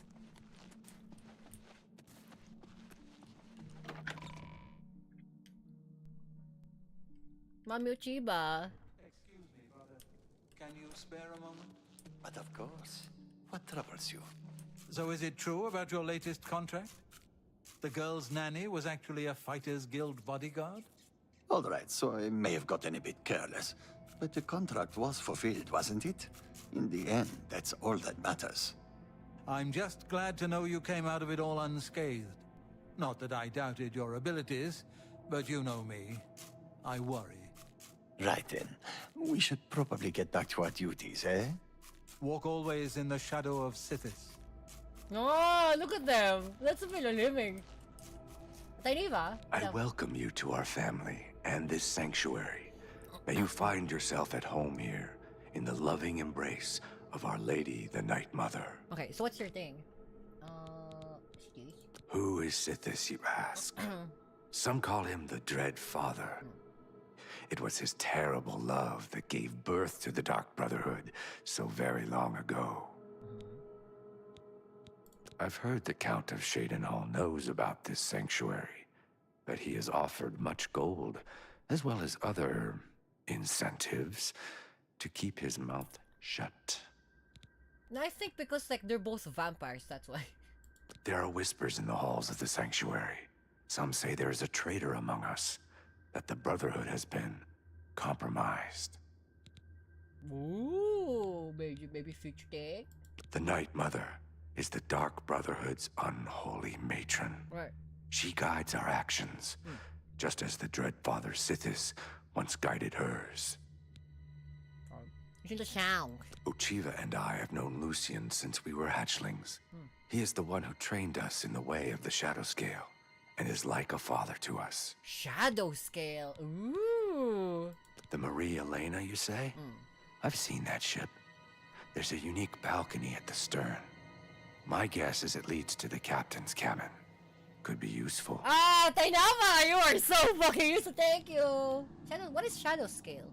In the Argonian homeland of Black Marsh, those born under the sign of the Shadow are taken at birth and presented to the Dark Brotherhood. Really? A Shadow Scale hatchling is trained in the arts of stealth and assassination, and lives a life in service to the mighty kingdom of Argonia. Ooh. Any Shadow Scale who lives to come of age is accepted into the Dark Brotherhood as a full member of the family. So it was with myself and Uchiva. What the fuck? Well, like, you're a Dark Brotherhood fucking member from birth? That's gangsta shit. What the fuck? Ooh! What the fuck? That is so... It's like being a Dark Templar. Or like a fucking Dark Archon in Protoss, right? By birth, like, you can just do fucking invisibility shit. May you walk Gangsta always shit. in the shadow of Sithis, dear sister.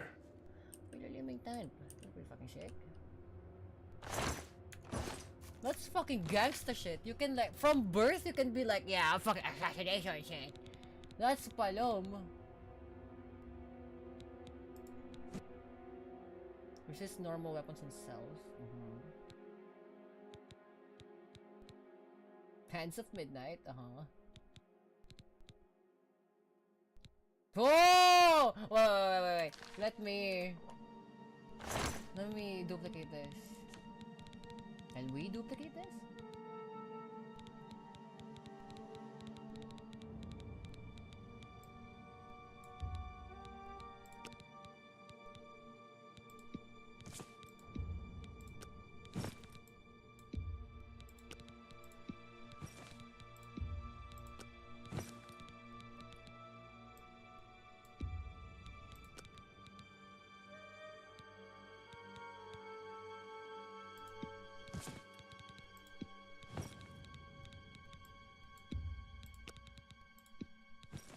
Oh shit, I can duplicate that.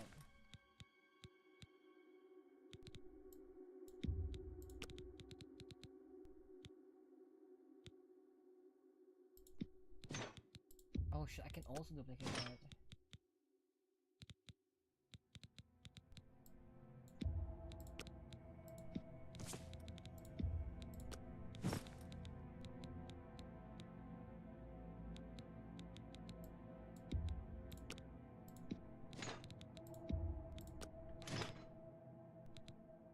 Okay, let me...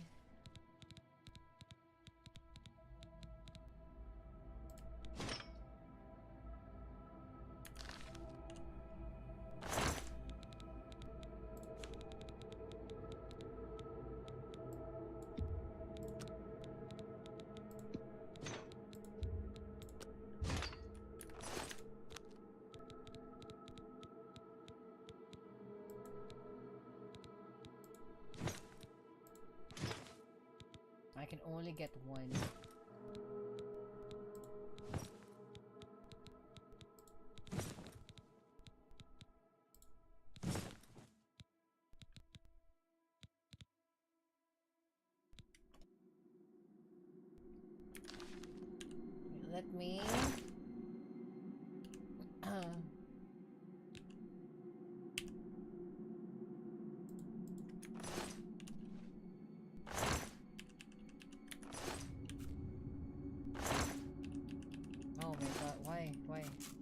gonna save because it's probably broken.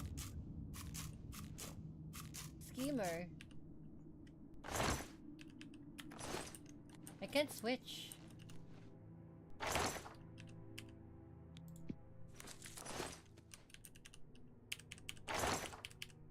I can't transfer. What the fuck?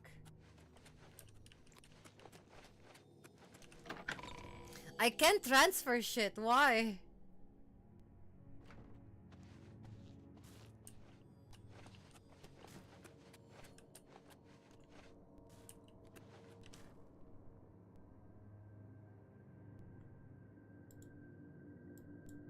Oh fuck, where's the map?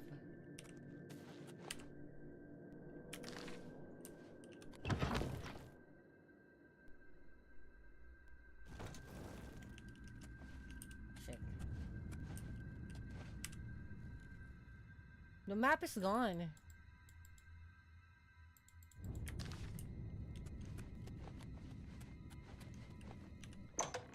Okay.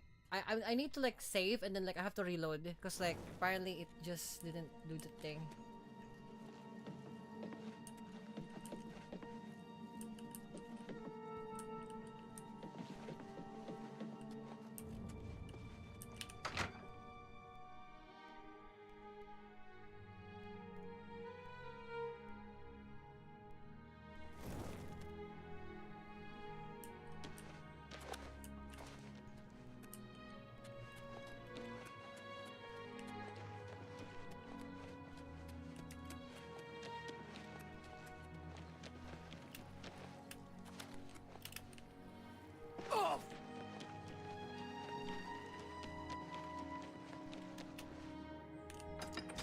Imagine you're jumping that high, and then you're landing straight on the palomalom.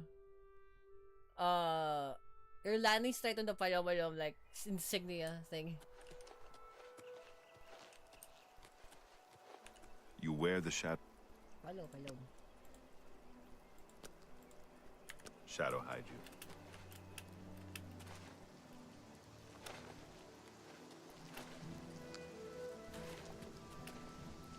Okay.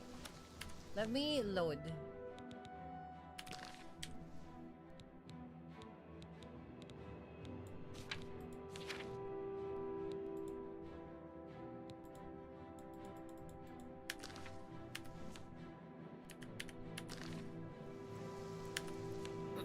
Yeah, hold on.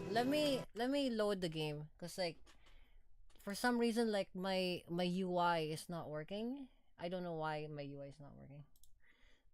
It should just work. Pilo lima shared. Pilo lima my head. Game is still running. What do you mean game is still running? Game is not running. Done! There you go. Why is it so fucking buggy? Why is the palom so buggy, man? Tan. Pilo limik share tan. Pilo limik pilim gar.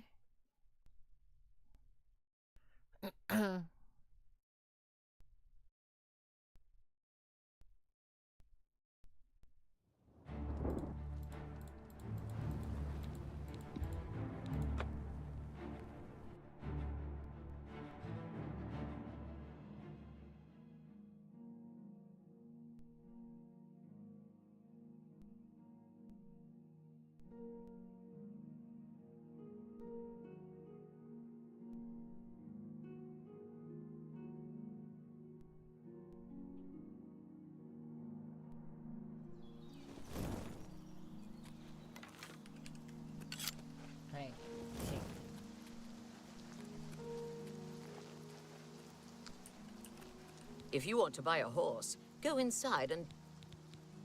Griond Garona can talk her way out of anything. Tovis knows his horses. Take care. Oh my.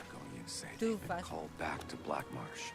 They disappear into the swamps and are never seen again. The land of the Argonians is a strange place indeed. Farewell. You're like talking to yourself, you thump. You're like talking to yourself. Pilolime.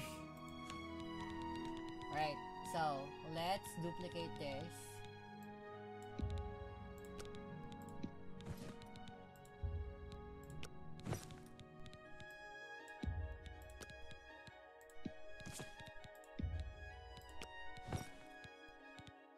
And the boots, I think.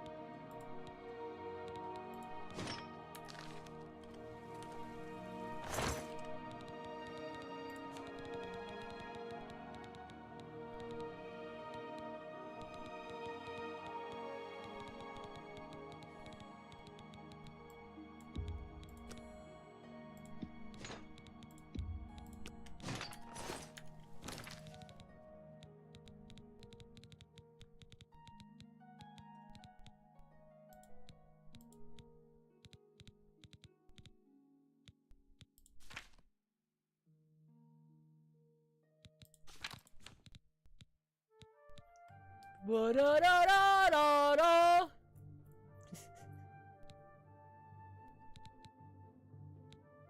It's a reflex spell.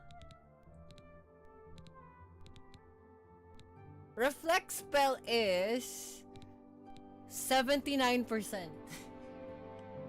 79% reflex spell. So funny. There you go. Now it works. Sick. Now it works. Le le le le le le. Le le le le le sound. Pilolim piloliming.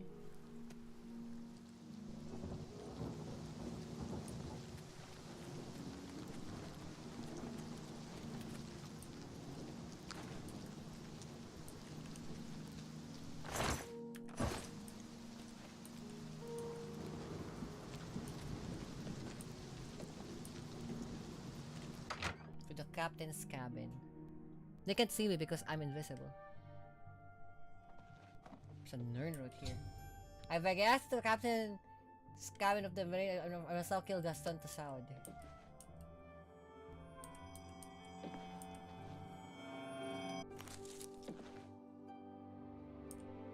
What in blazes? You ain't one of me crew. You best start explaining yourself, mate, if you want to get off this ship alive.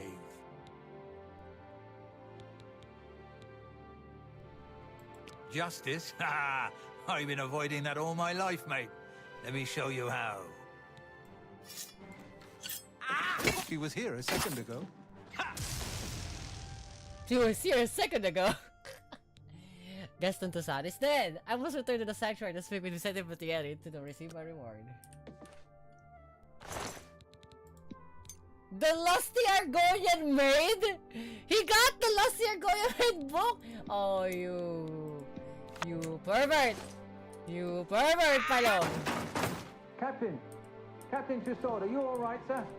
We heard a clamor, Captain. We're coming in. We're coming in. Yeah, good luck with that.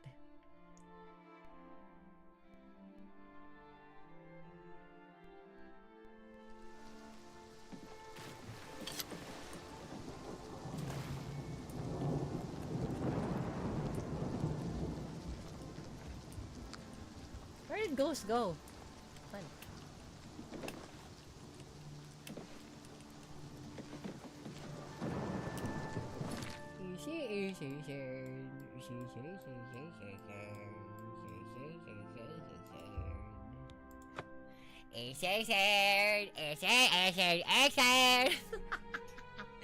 I'll be right back. I'm gonna put this on the sink. I'll be right back.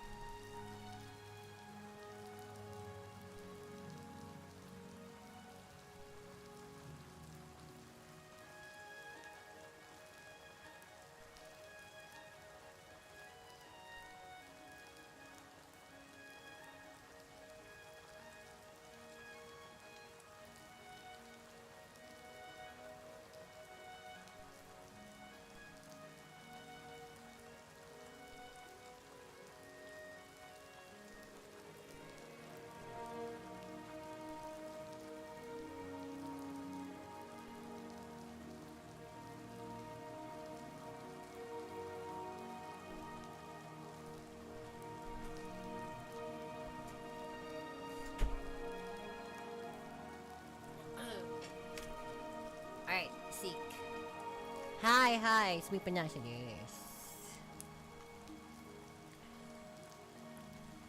Lucian Lachowns. Alright, let's go.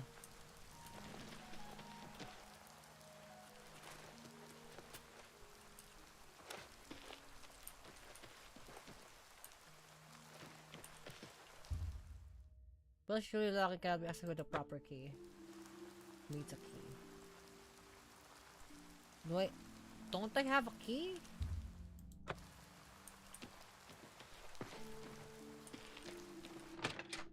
Did I not buy a key? Maybe the key is from Antoinette? That's Palomalo. That's Pinolibig!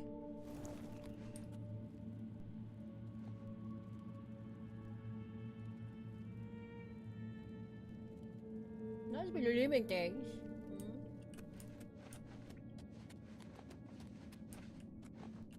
Not here! Not in public!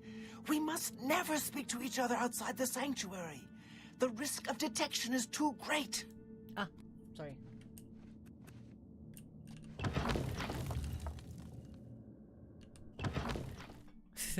The risk of detection is too great. Meanwhile, just like outside the fucking biome. Okay, don't kill your mates. I've been meaning to... Hello, sweet sister. It warms my heart to see you Dark again. Brotherhood, yeah, we are. The Night Mother has been smiling upon you, I hope. Why are you zoomed in? Long ago, in an age now forgotten, Sithis came to the Night Mother and begat her 5 sons. So you see, his love gave birth to the Dark Brotherhood.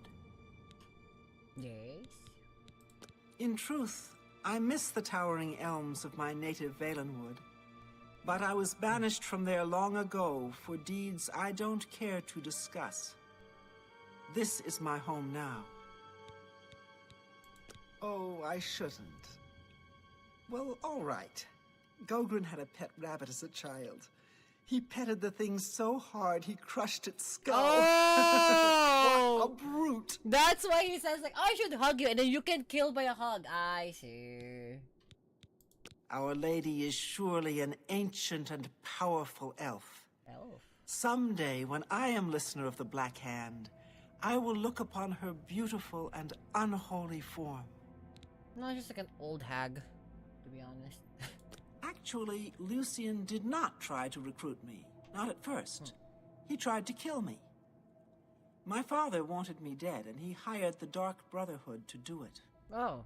I escaped from Lucian. Whoa! And paid my father back for his treachery.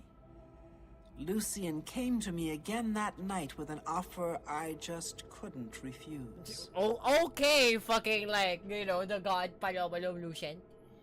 the Lucian father. Thump. Pirates, eh? They tend to be quick and good with a blade, but Not this don't way. favor armor. They're not fond of bows or spells either. Oh, don't worry about that, Talendril. I fucking don't zoom into me like that, Paloma. Nah, I stabbed him in the fucking face and instantly like just got sent to the void. But May of course, your arrows what always trouble? strike. You'll never take me down. Make a fine pair of boots, lizard. I beg your mercy. Just warming up. Is that the best you can do?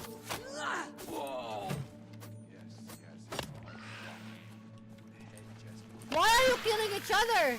Let's get this over with. I beg your mercy. What? Take that. For the glory of Sithis! Take that. I'm just warming up, you pathetic... Oh my god, you might kill. I'm just fucking warming West up, River. you pathetic worm. Mother, I beg your mercy. Die, cur. Excuse me, brother. Excuse me. The pirate has been eliminated.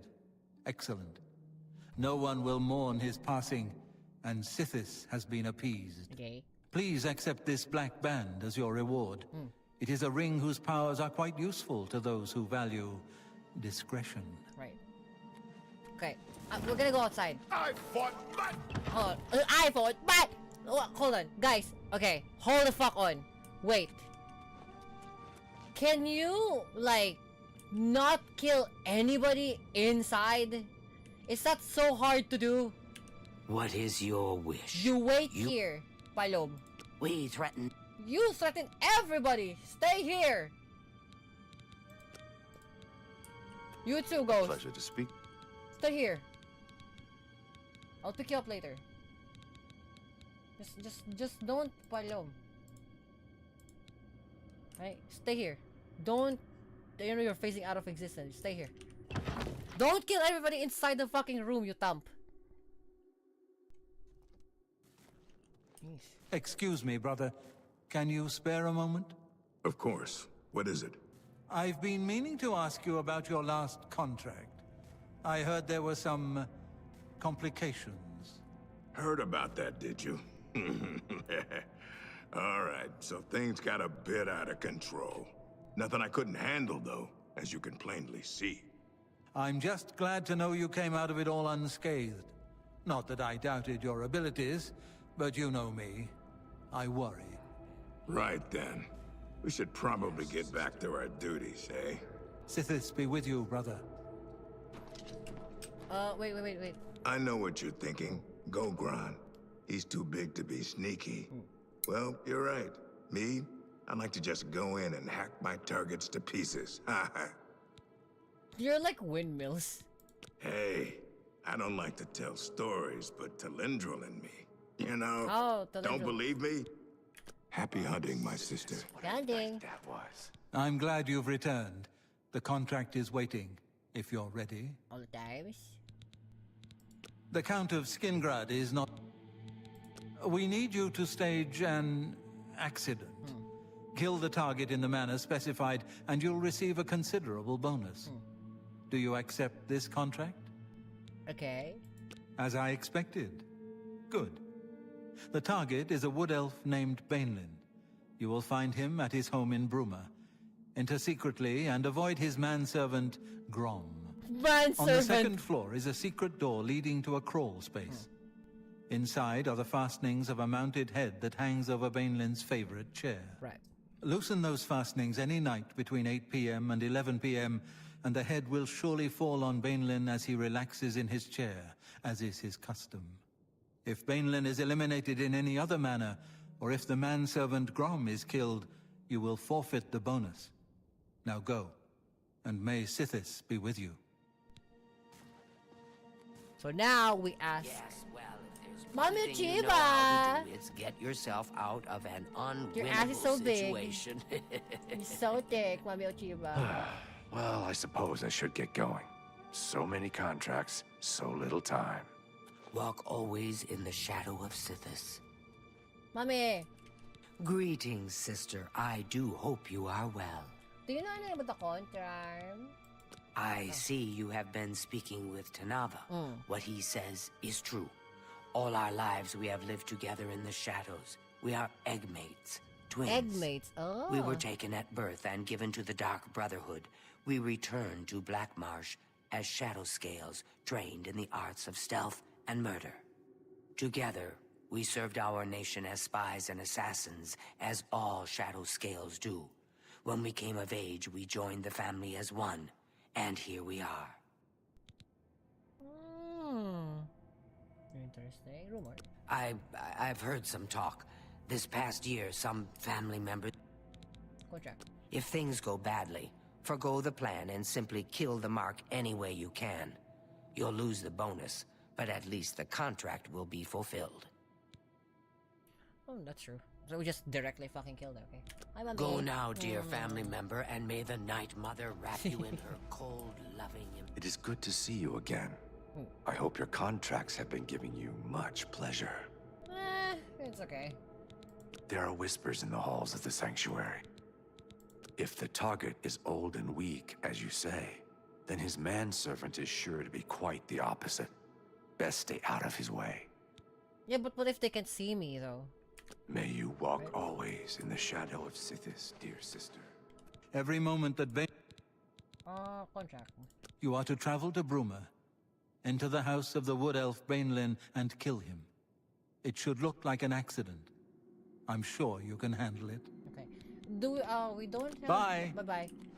Do we have like a place that we can get to buy a key of sorts, Mami Uchiba? Hmm? Where's the seller woman? Grown. I know what you're thinking. No. Happy hunting, my Not you. sister.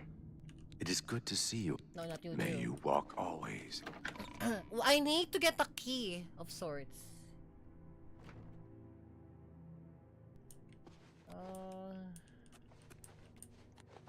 That's a dummy. Maybe she's out on a mission, I guess.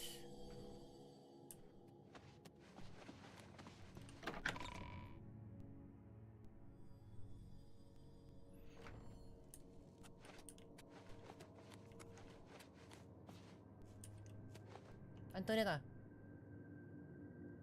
Antoinette. Hello, dearest. Do you know a key? Don't tell anyone else, but some... How do you plan on entering this man's house? Through the front door? Be smart and look for a more inconspicuous way in, like a cellar entrance. Good luck, sister. I hope you don't get killed. I mean, You know. well, you know. I know. Yes. You're kind of crazy. I like you, but you're kind of crazy. Good luck, schemer. You scheme arm. Yes. Well, you know.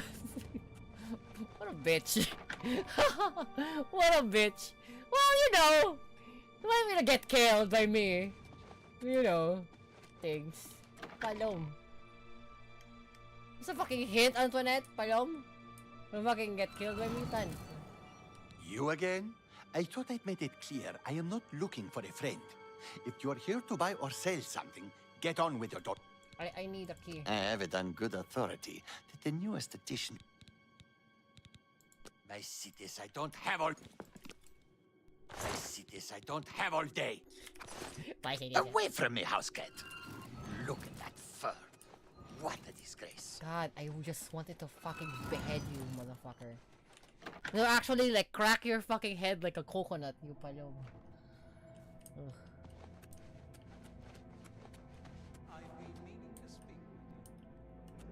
I don't know how to get a key. How do we get a key?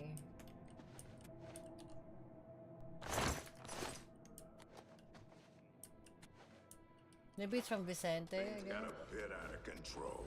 Nothing I couldn't handle, though, as you could plainly see. Yeah, remember, dear brother, I can't always be there to get you out of trouble. Well, I suppose I should get going. So many contracts. Spare a moment. So little. Yes, sister. Everyone's talking about your latest exploits. Not only did you Most cute from above if I with a proper key. How do I get a key? Gets around fast, doesn't it? Don't tell me. Antoinetta has been running her mouth off again. Anyway, nothing I couldn't handle. remember, dear brother, I can't always be there to get you out of trouble. Hello, sweet sister. Do you know a key? Yes, you'll find that some jobs require you to terminate a mark in a specific way. It's well worth the trouble considering how good the bonuses are.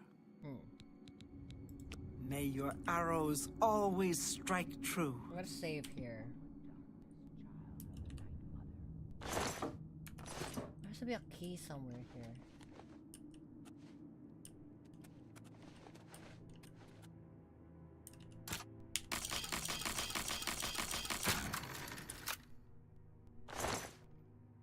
Human blood, chameleon. Where could a key be?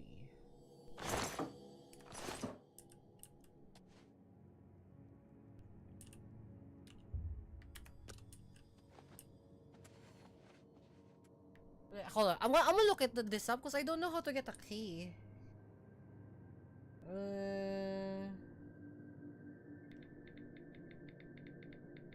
Key.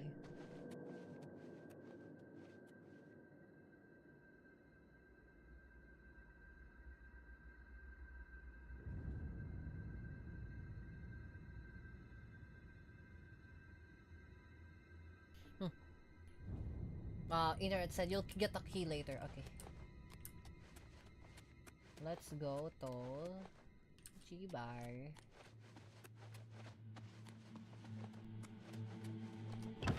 Yeah. I'm going to like, I'm gonna do this solo flight for now. I don't, well, I just like summon them, I guess, like that. I assume you guys left. Ghost and, Vermina probably left. That's okay.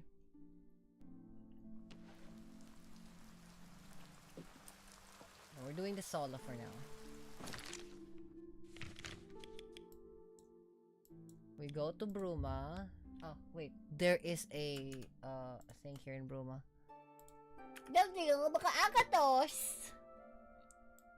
So we are in Chaden Hall.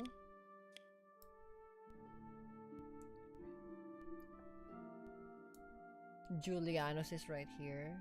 We'll go to the Shrine of Akatos. How about that? The Shrine of Akatos.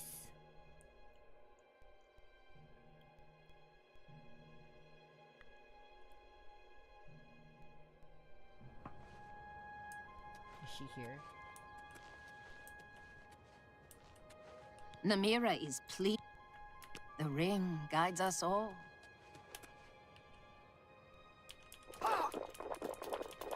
The ring guides us all.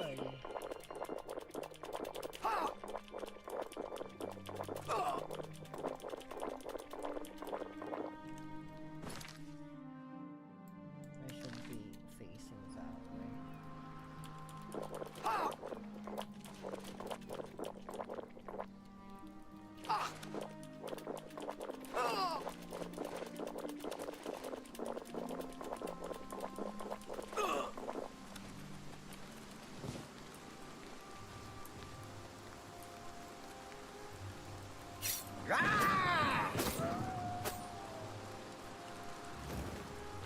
Whoa!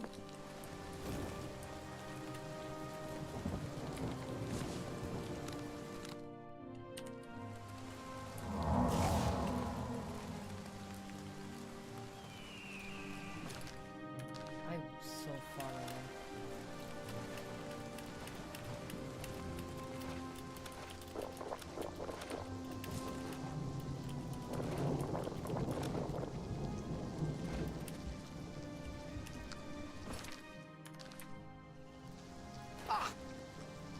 Oh, here you go.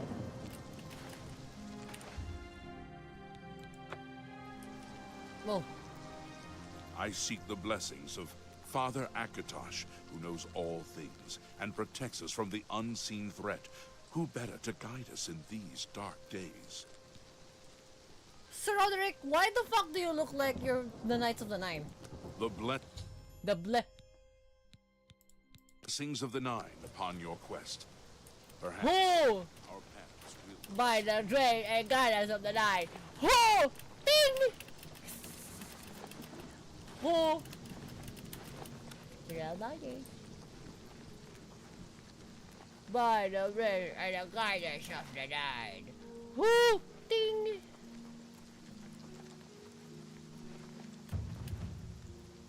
Oh, no, that's not even a thing. That's not what the NPCs say. Well, that's what Wilburger say. That's what Wilburger say. Yes.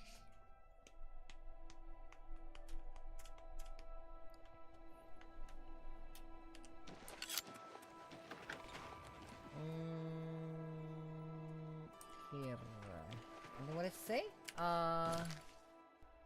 Must go inside. The million sound make an action great, okay? Station accident.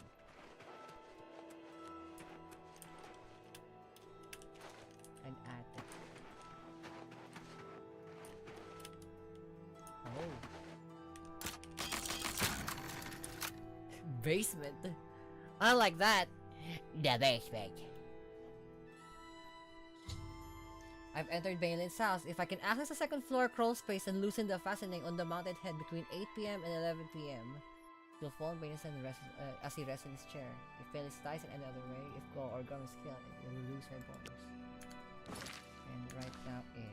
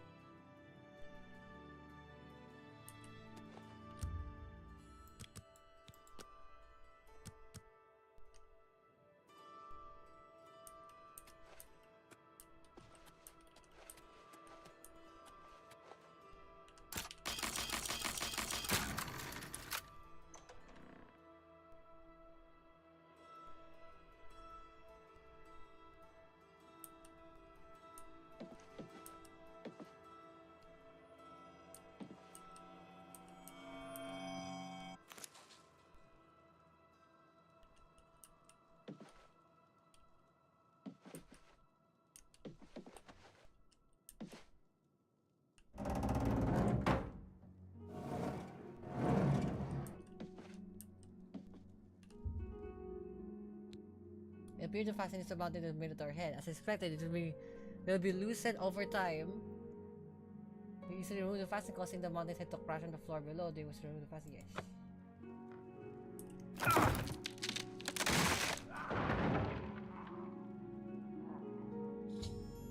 The head mounted has fallen to Bane and killing him as expected. I must return to the sanctuary and speak with him.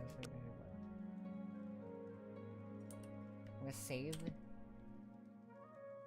And then I'm gonna ask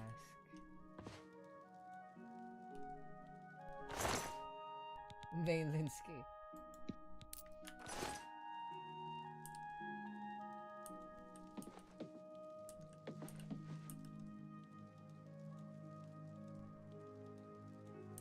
Okay, I'm gonna save and then I'm gonna ask him. The master doesn't like visitors. Leave this house, now! If you're still here in 20 seconds, I will be forced to crush you. If you can see me.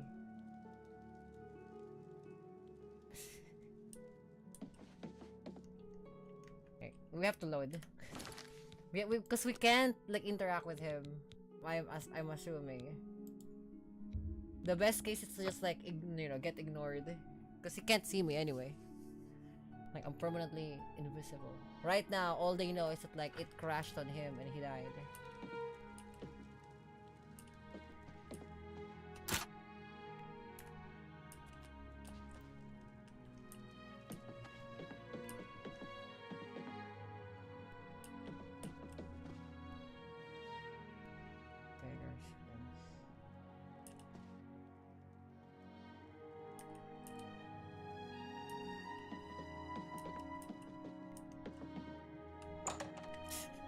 The basement. In the basement. Then.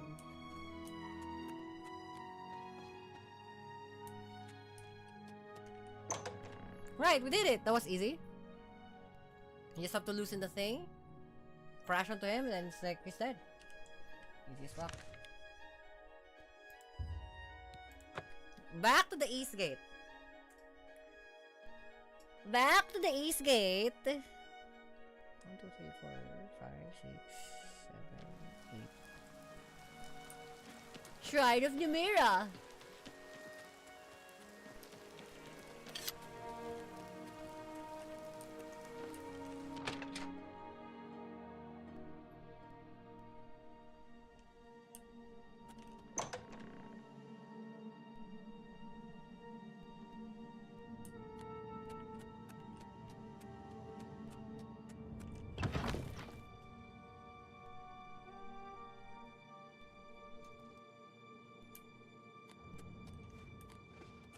So, the accident has been staged and Bainlin lies dead. Yes. Well done. You have more than earned your reward and bonus. I present to you this dagger. It's an enchanted blade known as Sufferthorn. Its prick is deadly, I assure you. Yes, you are quite an asset to this sanctuary. In fact, I believe you are ready for advancement. I hereby appoint you Slayer. I'm now Slayer. Well done. Now go, child of Sithis. Go and rest. You'll need it. Okay. Bye-bye. Oh, wait. Back for more? Yes. It just so happens I have another contract available, one that requires an expert in infiltration. Okay. What's up? As always, you fail to disappoint me. Your target is a dark elf named Valen Dreth. Valen Dreth! Prison. He is tragically mistaken. Oh! A prisoner recently escaped This from the rat prison using a motherfucker. set of secret tunnels connected to the Imperial City's sewer system. It's a perfect way inside. Just outside the Imperial prison is a grating that leads to the sewers. It has recently been tightly locked, but I will provide a key. It should be easy enough to locate Dreth in his small cell. Besides, I think you know the way, hmm? Yes, I know. Valen Dreth has been imprisoned for many years. His tongue is sharp, but his body is limp and frail. He will prove an easy, pleasurable kill. I like he knows. You will receive a bonus if you fulfill the contract without killing any of the prison guards. Now go, and may the Night Mother go with you. Okay, who is... Hold on, wait, hold on. Who is... Why does Valen Dreth still live? Breaking into the Imperial prison is difficult, I know, but the contract must be fulfilled. No issue. I can do that. What is... The Count of Skingra. You must infiltrate the Imperial prison and kill Valen. Okay, no. Take care. I need to know more about Valen Dreth and Excuse me, brother. Can you spare a moment? Yes, brother. I've been meaning to ask you about your last contract. I heard there was some complications. So you heard. Yes, it was quite the debacle. The head just wouldn't sever. Cut, saw, hack. By Sithis, I swear her tendons were made of steel. You are truly an asset to this section. It is good to see. The contract. I know those sewers well. They will allow you access to the prison, but are home to some fearsome creatures. Tread carefully. Easy. I've been there. May you walk all... I know what you're thinking. Infiltrating the Imperial prison is no small matter. Those guards are heavily armed and professionally trained. If discovered, don't be a fool. Flee. They can see me. Happy hunting, my sister. Bye-bye. They can see me. I'm fucking invulnerable. Plus, I'm fucking Kami-sama. Like, if they try to follow me, I'll blow up the entire Imperial fucking kingdom. No issue. You know, Shiogorath will fucking get mad at me, but Palom.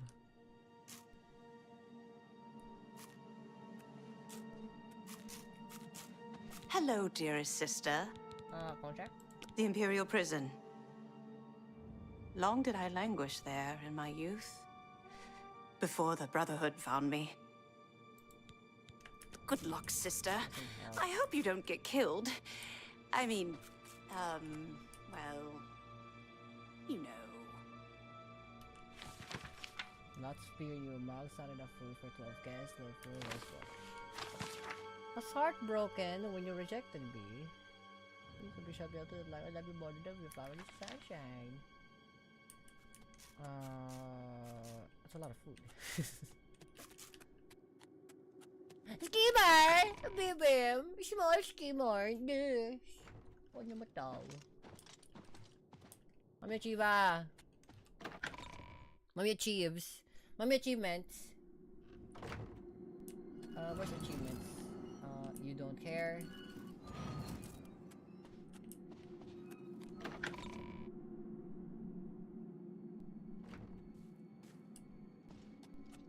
Where's achievements? Achieves. Is she out?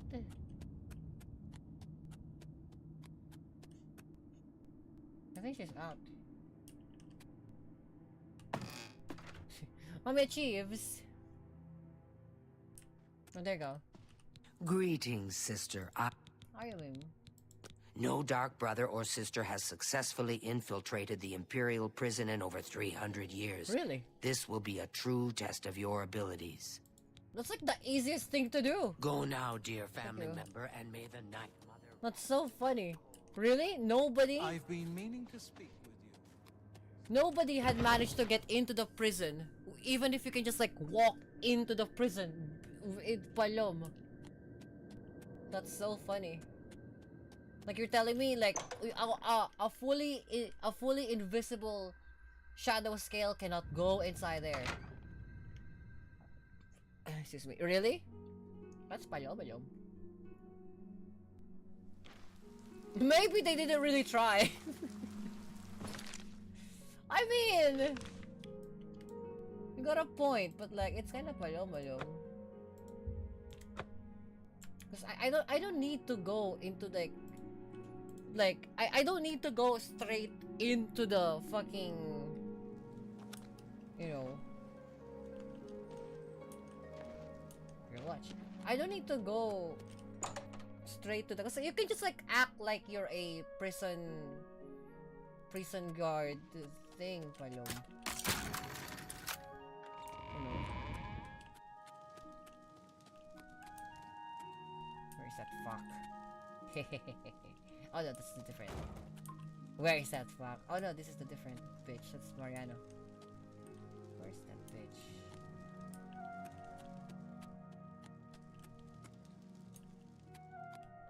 Here? This is the barracks. Cannot be picked. You need a key. F5.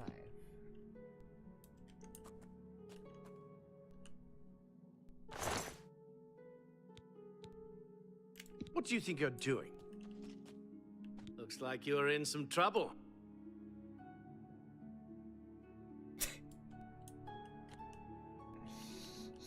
You're like you're in some trouble. We're not even friends, so I don't need to palom you. Okay, fine. We can't go straight in the front. I don't know why we can go straight in the front, even though if I can. Wait, I can ask him. Hold on. Morning, ma'am. Yeah. I am here for What are you looking for? Where are the guilds? Some of the landmarks. There are no guild halls in the city, but the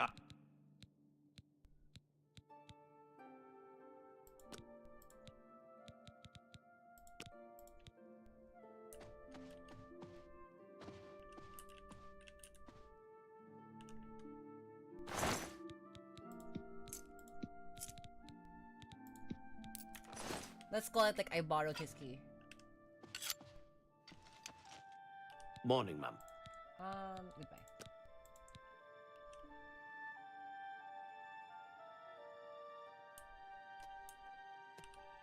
What the fuck? I took his key! I took his key and then like it's still not enough. Thump. Whatever.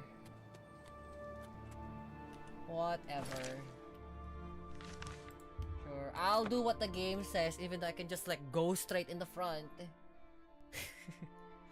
I don't understand why I can just go straight in the front. I thought they fixed that. Like, they probably changed that thing, like you can just like walk in. Ugh, fine. You have a lower the Pirky Sushi. Like, are they not friends with the Imperial? I've entered the sewers beneath the Imperial prison. I must now proceed to the sewers and proceed with killed by the dress. Right? Like, you're telling me that you're not friends with the... You're not friends with the Imperial Watch? Really? That's kind of palom. So I don't really, you know. This is not ACAB, but still. Right? Like, wouldn't you be like, hey, you're the Imperial. It's like, can I visit a prisoner? Because, like, one of my relatives down? Is that not a thing to do? Also, like, there are some monsters happening in the pilum. Like, that's the monster. The monster is the rats. Oh no, rats. We are the rats. Excuse me, celebrating yet another birthday bash. Hurry up, it's your birthday today. And you're about all this way. And Michael, it's your birthday today.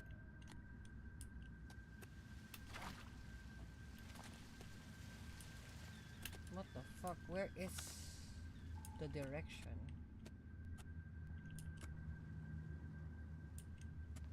Where is the direction of rats? We are the rats, stamp.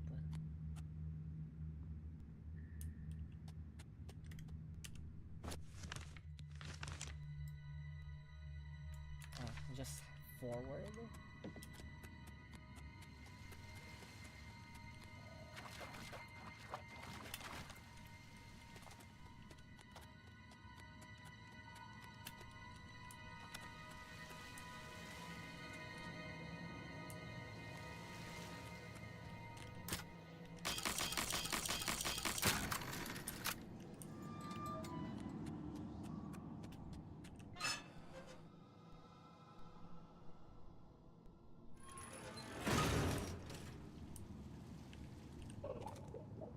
Slaughterfish?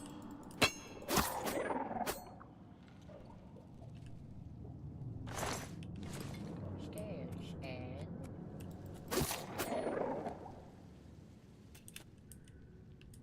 Slaughterfish.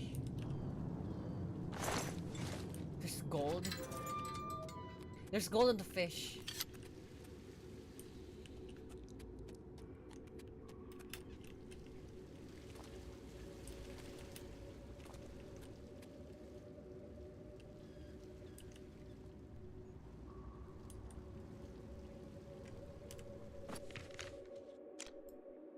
Oh. Oops.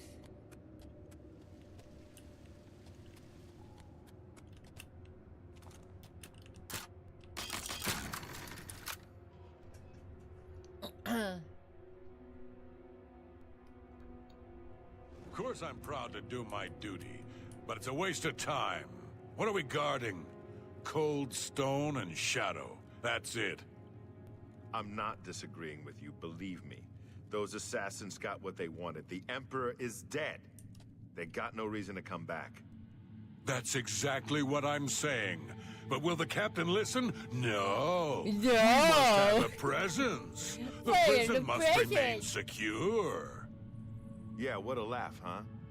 Just who are we keeping secure? Dreth? Since that other one got away, he's the only one rotting down here. Yeah, well, I guess you can't blame Captain Mont. Dagger of the Inferno. Ooh.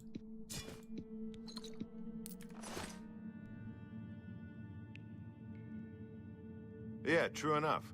Oh well, I best be getting back to my watch. Hey, don't forget, we're meeting for drinks later at the Bloated Float. Oh, I'll be there.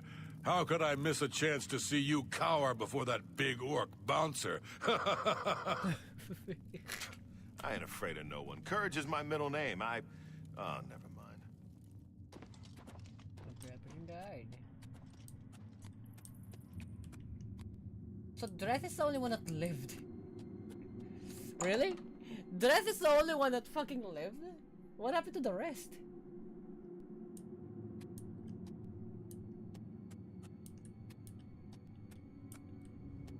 I mean, I guess I'm the only one who's like, you know, I'm the only one who's like locked down, I guess. The door to the shaft tube.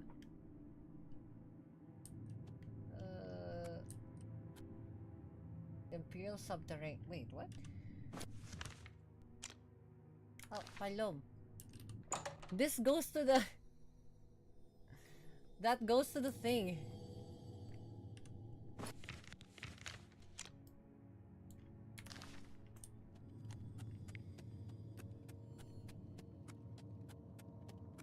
Don't mind me. I assume if I talk to the guards, I'm gonna get caught. Huh?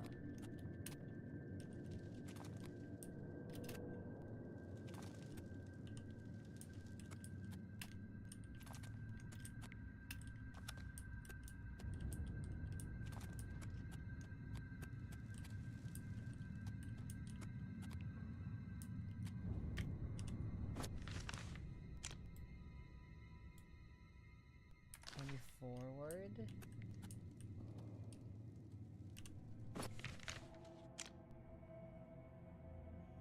Maybe underneath here. Ah, here. Here? No. Should be here.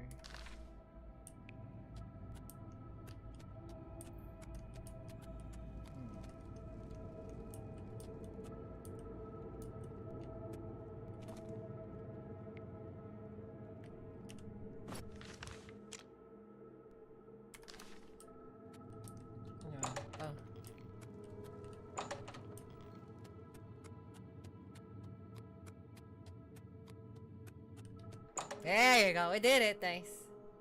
We did this.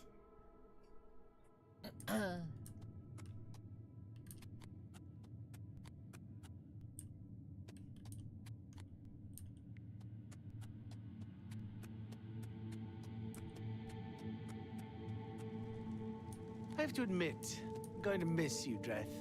The late-night beatings, your pitiful little cries for help. Filthy cur. I told you I was going to get out of here. My time's almost up, and there's nothing you can do about it. Yeah, well, what's it been? 7, 8 years? We've had a good long run, you and me. I always knew it would end someday. 11 years in this rat-infested hole. But I'm getting out, and you'll still be stuck in here. Yeah! What an asshole. Oh, yeah? Oh, yeah? And where will you go, huh? What will you do? You can't survive out there, Dreth. You're an animal. You belong in that cage. Ooh! I'll remember that when I'm lying on the beaches of Somerset Isle with your wife, you imperial pig. Damn! Right. And you'll be rich, too. Oh, and you'll become a king. You know what I think, Dreth? I think you'll be back. You lot always come back. You'll see, you imperial dog. When I get out of here, all of Tamriel will know my name. Vaelin Dreth. Vaelin Dreth. All right, all right. I'm tempted to let you out right now if you'll just shut up. Ah, that's so funny. That's so funny, you rat eater. Wait, I know you. You're the one. That day the Emperor was killed. They went through your cell. You lucky strumpet. How dare but you? You came Fuck back. you. Come on. You've got to help me. Let old Vaelin out of this cell. You've got your freedom, now give me mine. Okay. What do you say, huh? Come on, friend. Yeah, sure. You're going to die in here. What? You filthy little maggot. When I get out of here, you're dead. You hear me? Dead.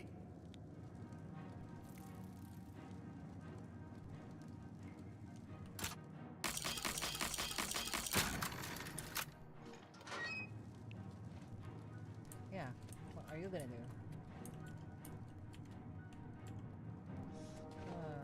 I wonder. Where could she be? Where could she be? Where could she be? That's so funny. Vaelin Dreth is dead. No guard has been killed. I must return to the sanctuary. Speak to must be sent him out there to receive my reward as a bonus. Yeah. About that. Yeah, you're definitely gonna be known now. You're definitely gonna be known now.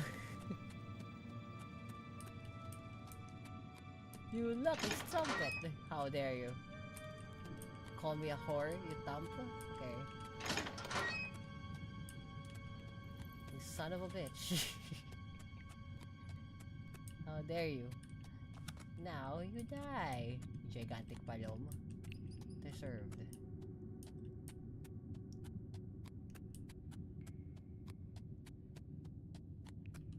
The problem is I can't really enter the front.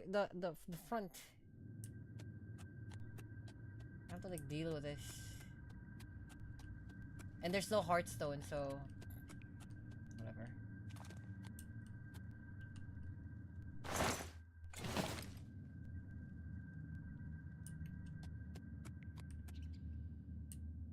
I'm gonna save and I'm gonna ask him.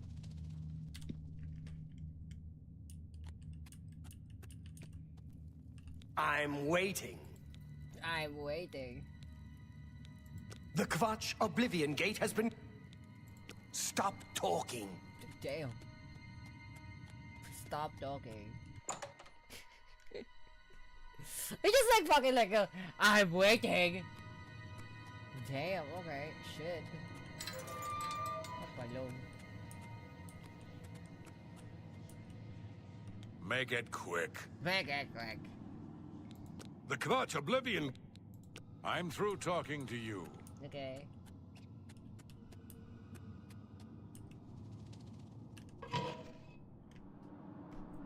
Let's get to the sewers.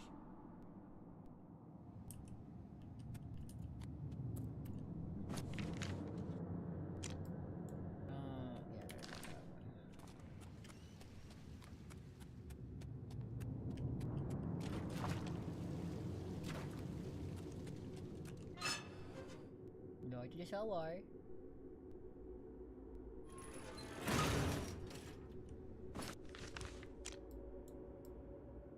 And then we just pass around and then go to the main area and then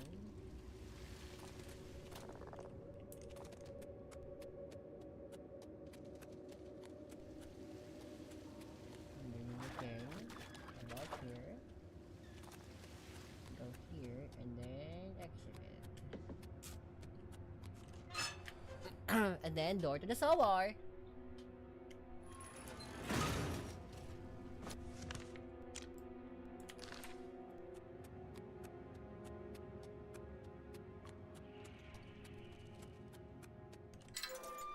The second time we came out that sewers.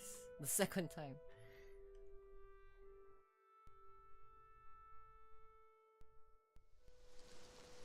Oh look, you know, Oblivo! This! Yun mo siya.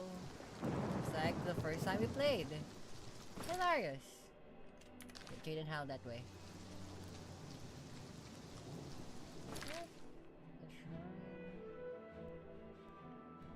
Rolled in Zerek's cabin. Oh, the vampire. A vampire? Me? I'm not a vampire. It's him who's the vampire. Can't believe him. I can't believe him. I knew he was gonna do this to me. The fact that I know fucking Roland Jensen's fucking, like, lines. Stupid. Why the fuck? Play too much of this game, bro. Play too much of this game. Why Roland Jensen's fucking lines? Vampire? Me? I'm not a vampire. He's the vampire. Can't believe him. Can't believe him. I knew he would do this to me.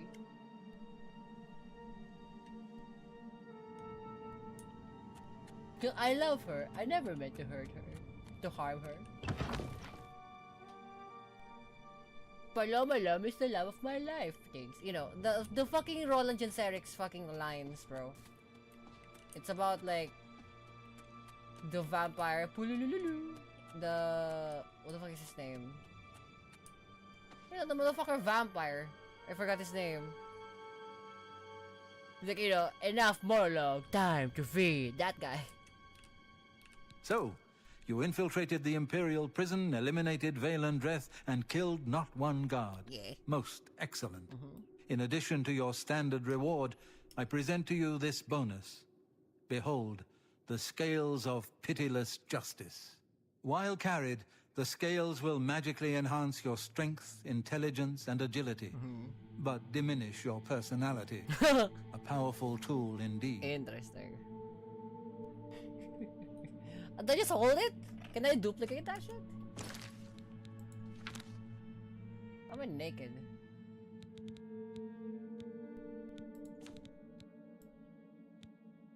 The scale.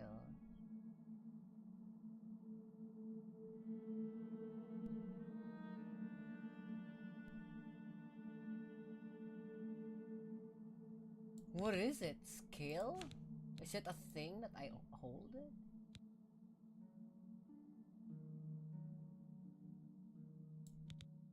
Is it a sigil stone?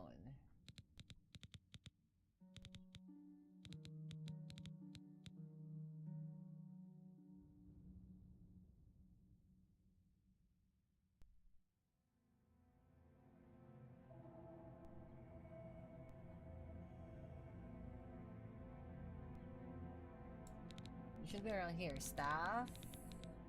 No. Maybe it's armor?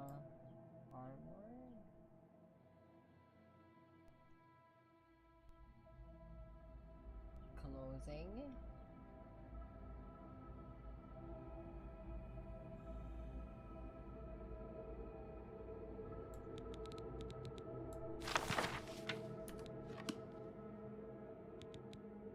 Blackfield Soul Gem.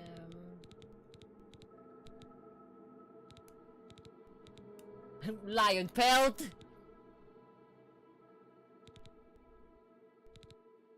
Scales of Pitiless Justice. Oh. Can I duplicate that?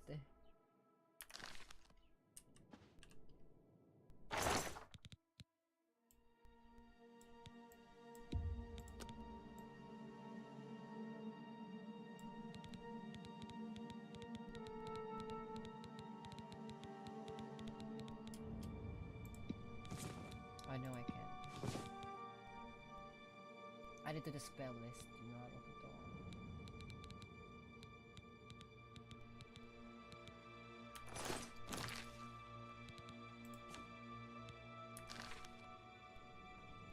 Like I'm fucking full tilt invisible. I have a special contract that needs fulfillment. In truth, I don't wish to offer it to any other family member. I've come to rely on your abilities. Go ahead. What's the contract? We're usually called upon to take a life, but not this time. This contract requires us to stage the assassination of a marked man. Are you ready? Okay. You must go to the city of Coral and break into the house of Francois Mortiere. Inside you will find Mortiere waiting for you. Do not kill him. You see, Francois Mortiere is a marked man. He owes a considerable sum to the wrong kind of people, so they have sent an enforcer to kill him. Here. You will use this specially poisoned knife to stage Mortiere's death in the enforcer's presence. Mortiere himself will provide more details. This is an unusual contract. Mortiere had to make a special arrangement with us before it was approved. I trust in your professionalism. I could stab him, so wait, poison knife. The Dark Brotherhood is not in the business of staging deaths, no matter how much gold is offered. Sithis demands blood, and blood must be paid. In order to accept the contract, we demanded a life. Mortiere offered his mother, and we accepted. Lucien has already taken care of that detail.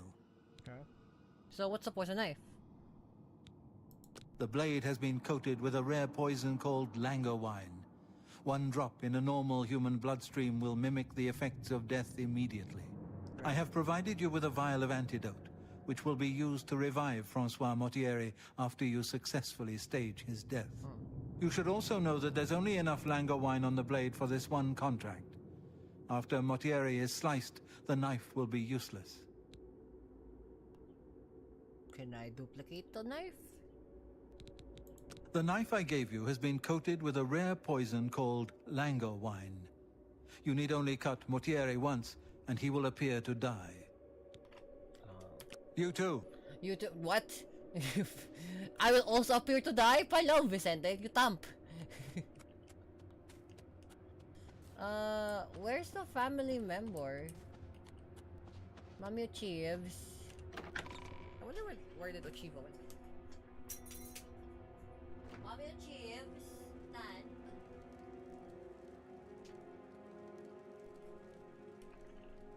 Does she know? Does Mommy Achieve knows?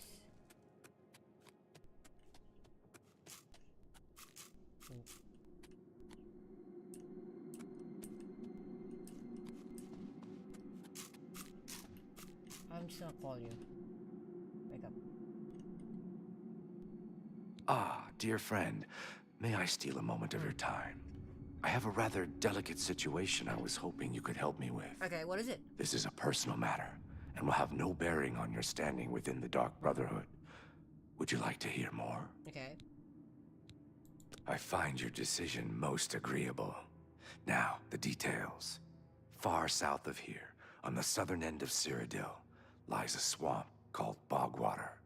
Hiding in that swamp, you will find an Argonian shadow scale named Scartail. Kill this renegade, and bring me his heart as proof of the deed. Wait, why? When Ochiva and I trained with the Dark Brotherhood as children, we befriended another initiate, a shadow scale by the name of Scartail. The three of us were inseparable. When our training was completed, we reluctantly parted ways. But now, the unthinkable has happened. Scartail has fled Black Marsh and refuses to fulfill his duties as royal assassin. Oh! This is an act of treason. Interesting. This treachery must be punished. Just as a member of the Dark Brotherhood cannot kill a fellow family member, a shadow scale is forbidden from slaying another shadow scale. Right. That is why you must go to Bogwater and eliminate that treacherous snake. Please, kill Scartail, so Ochiva and I can put this matter behind us. Ah, no problem, I can do that. There are whispers in the halls of the sanctuary. The Enforcer will not appreciate your little show. He'll likely attack you on sight, but you must resist the urge to fight back. Ah, don't worry, they can see me. May you walk always in the shadow of Sithis, dear Means sister. this one has a mission too. Wake up, Palom. You again? I thought I'd make... Away from me, house cat! Look at that fur. What a disgrace. Look at that boy.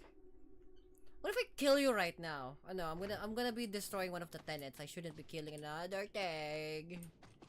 Because Mami Uchiba is not gonna like it.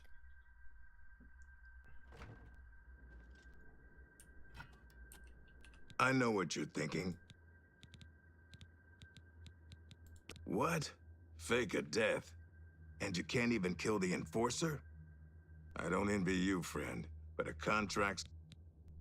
Happy hunting, my sister. Where's Chiefs? Chiefs! Achibarm! Tanp! Ano mga Achiba? Ano mga achievements?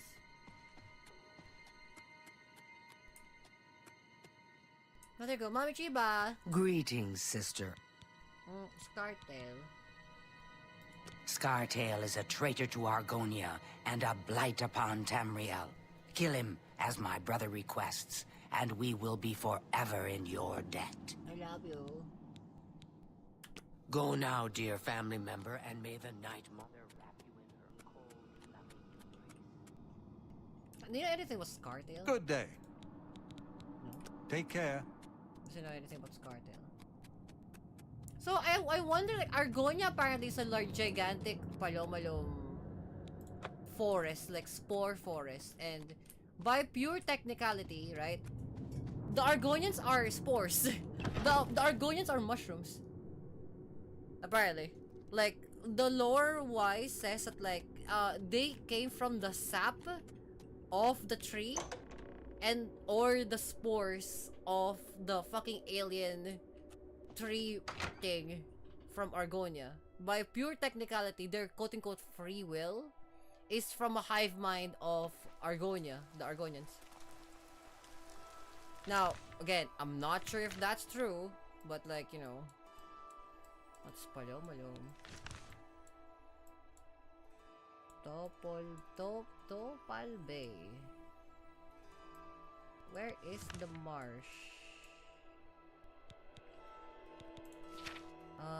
Assassinate the man. Renegade Shadow Scaler. This one is correct.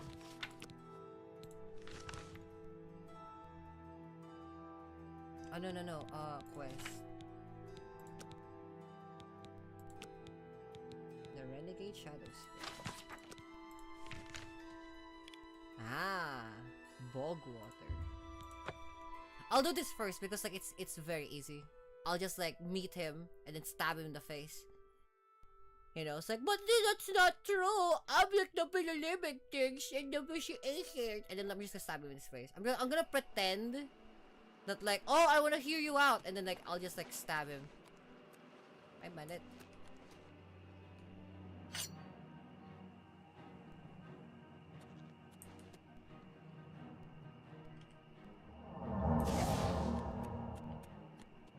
Kailangan ko G, that's pala malo.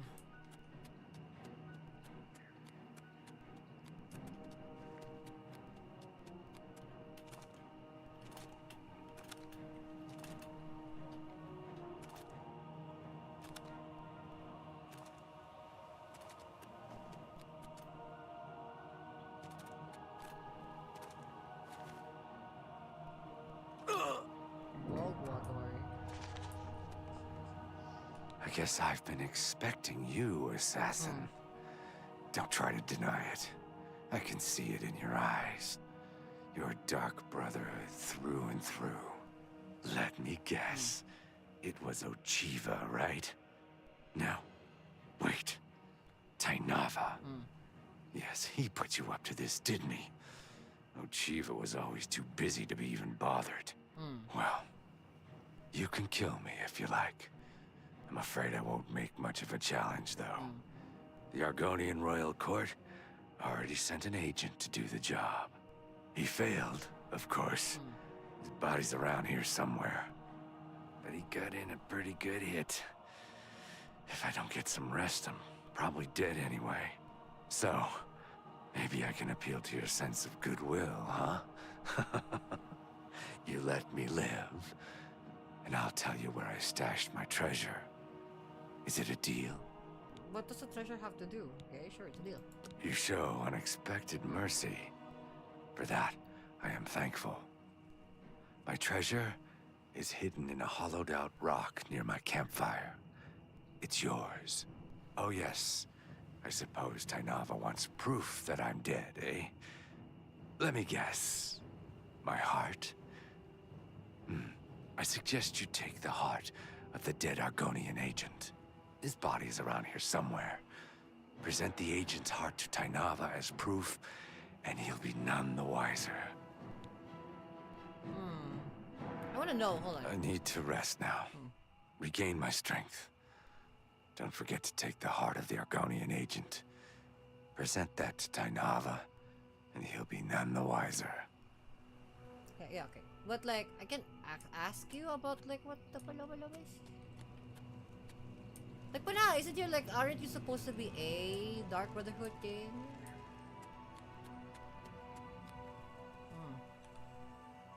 Dead Argonian agent.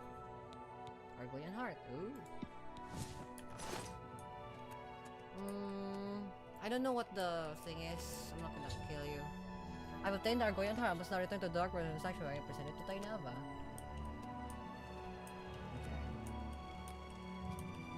It's near the campfire, he says. Something about the treasure. It's my pleasure. You can find Cairn Bolette growing. Goodbye. What treasure? Supposed to be a treasure here somewhere. Near the campfire, he said. Something about the campfire.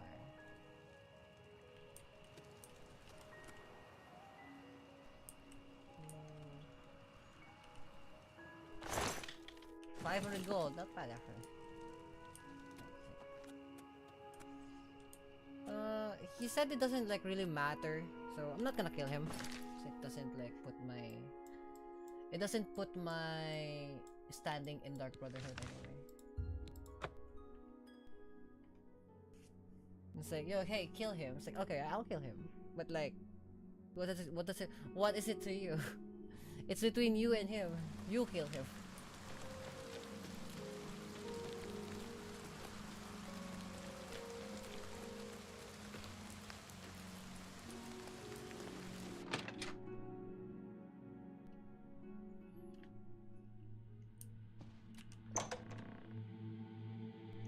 Oh no, he's also gonna die too because he also already got hit by what's that, like the Argonian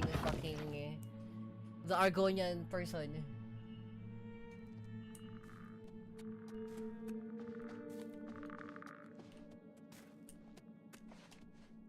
Ha!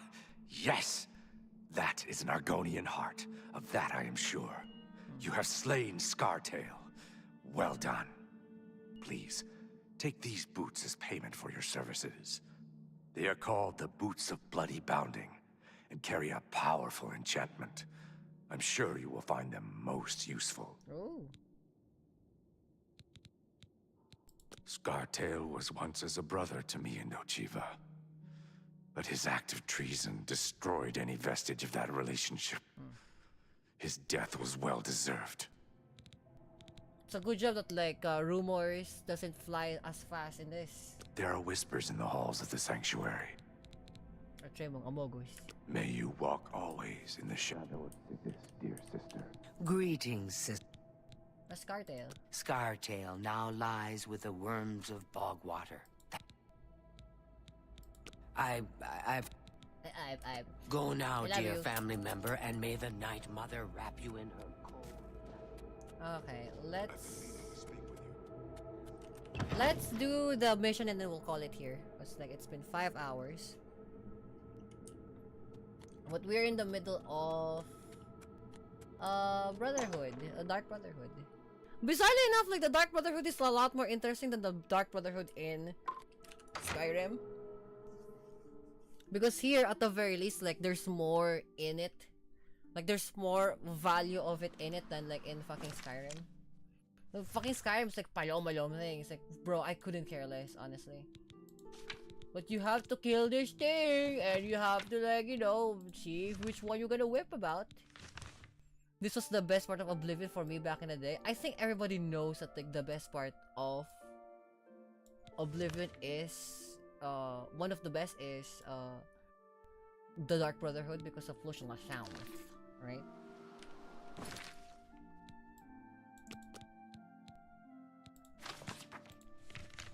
And then the next one to me, aside from Lucian Lachance, is fucking Sheogorath. The entirety of like the Shivering Isles, that's so fun because everybody's crazy. The fact that everybody's fucking crazy, I love it. It's been a leg. Oblivion to me is like crazy, like the tantamount of insanity, right? Maybe because of the Sheogorath quest. I think it's because of the Sheogorath quest. That's why. Longer blade. Okay. Dark Brotherhood, and then Oh, well, hello. You must be the one Lucien Lachance told me about. I've been expecting you. We haven't got much time, I'm afraid. I borrowed quite a bit of gold from some underworld types. I missed a payment. Now they don't even want the money. They say I insulted them. They've sent an enforcer to kill me. His name is Hides His Heart, and he's on his way here now. That's why I hired you, so you can fake my death. Well, when Hides His Heart gets here, I'll put on a little act. You'll cut me with your poison knife, and that vile enforcer will think I'm dead. You must then flee from Coral, and Hides His Heart must not be killed. That way he can go back and tell his employers I'm dead. If you wait a day, my body will be put on display in the Coral Chapel Undercroft. You can come to me then and administer the antidote. What if I don't? Got all that? Good. Hides His Heart will be here any moment. Get ready. Oh, I do hope this works. Yeah. We'll do it here. Motieri, I know you're in there. My employers are most displeased. I'm coming in, and you can beg for your life. Not that... Don't mind me. I just need to like, you know, put on a say. Can you put on a fucking thing?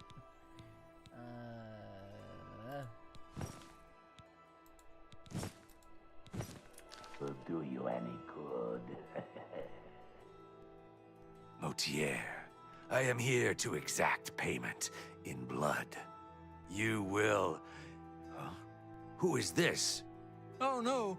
What am I to do? An underworld enforcer and a Dark Brotherhood assassin, both here to kill poor Francois. The Dark Brotherhood? Oh, you have been a naughty boy, Motier, haven't you? Stand aside, assassin. Motier is mine. My employers demand it. Ah! What's this? Oh, Dark Brotherhood assassin, please don't cut me with that wicked blade. Oh, God. It looks like this is the end of poor Francois. We'll see who gets to cut you, Motier. So you are here to kill Motier, eh? Well, he's mine, and nothing will stand in my way. Where are you? What else is slash with the longboard blade? As you appear to be from wood, as expected, I must now flee from Coral and leave this alive. You can see me, bro. You physically can see me.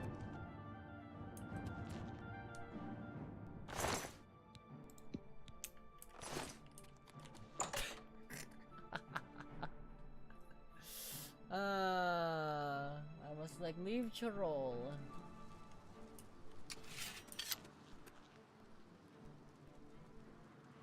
He followed me. I just have to like leave the entrance. Okay, follow me. You should know to follow me. I'm being sure that's a number a lot of these quests, lol. If you have 140 chameleon, I think anything will be. If you're like purely invisible, I think I have fled Coral and High has not been killed. I must now wait a day so Meteor can be discovered in a place called Chorol Java Undercroft. There I must find Meteor and administer antidote to revive him. I'll wait a day in this quarter.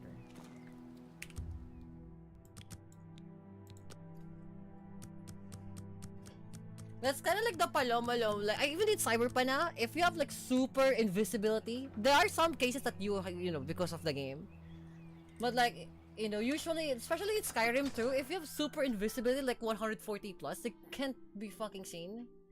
It kind of breaks the game. Okay. Langwar. This is a Langwar dagger, right? I'm curious. Oh, it's just like a normal. I can upgrade that into something that will instantly kill shit fully. Like truly kill the thing. You know, not just like, you know, pseudo kill them, like actively kill them.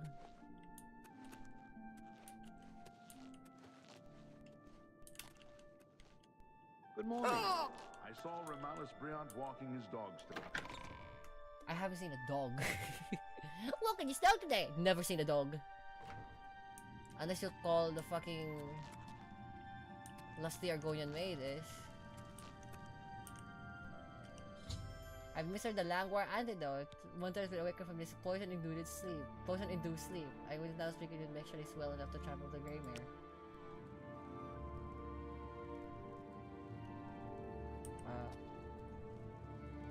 Bro. Oh, I'm a bit stiff, but quite fine otherwise. Stiff? Ah, yes, the Undercroft. My family members are buried here, you know. Which leads me to something I may have failed to mention before. My ancestors will see my revival as a desecration of their tomb. This Undercroft is, well, quite cursed. Any desecration will cause my ancestors to rise from their graves and defend their resting place. I can hear them coming as we speak. You must protect me. Escort me to the Greymare where I can buy passage out of Coral. Ah, here they come. Oh, my, Aunt Margaret. You're looking the worse for wear. Palomo. Why would you insult your aunt, you tamp? Okay, where is my fucking kill, Palomo? You?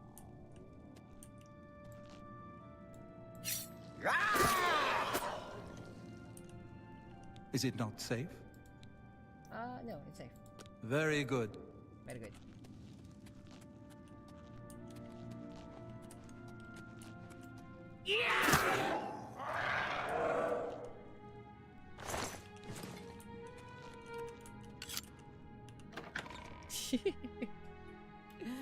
They're supposed to attack me. I heard that the Countess is quite upset lately.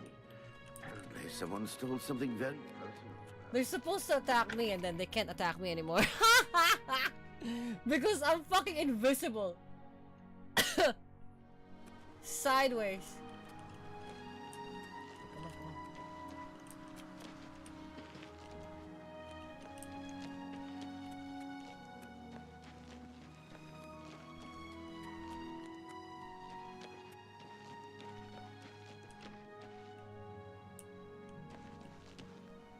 Where did he go? Oh, come on, come on.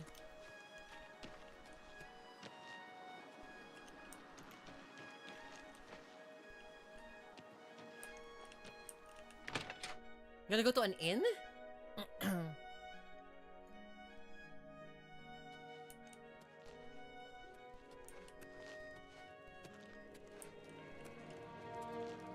I haven't time for fools. Blackwood Company is gone. They were working high on his sap.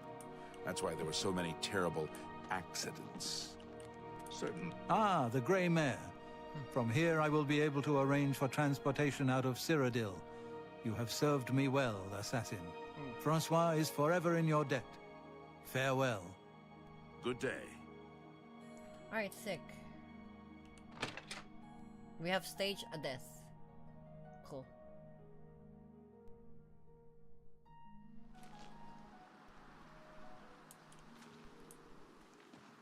Do I have to just leave Corol? I do, okay. And then go back to the Dark Brotherhood place, and then we can call it there. And then we will continue this Friday.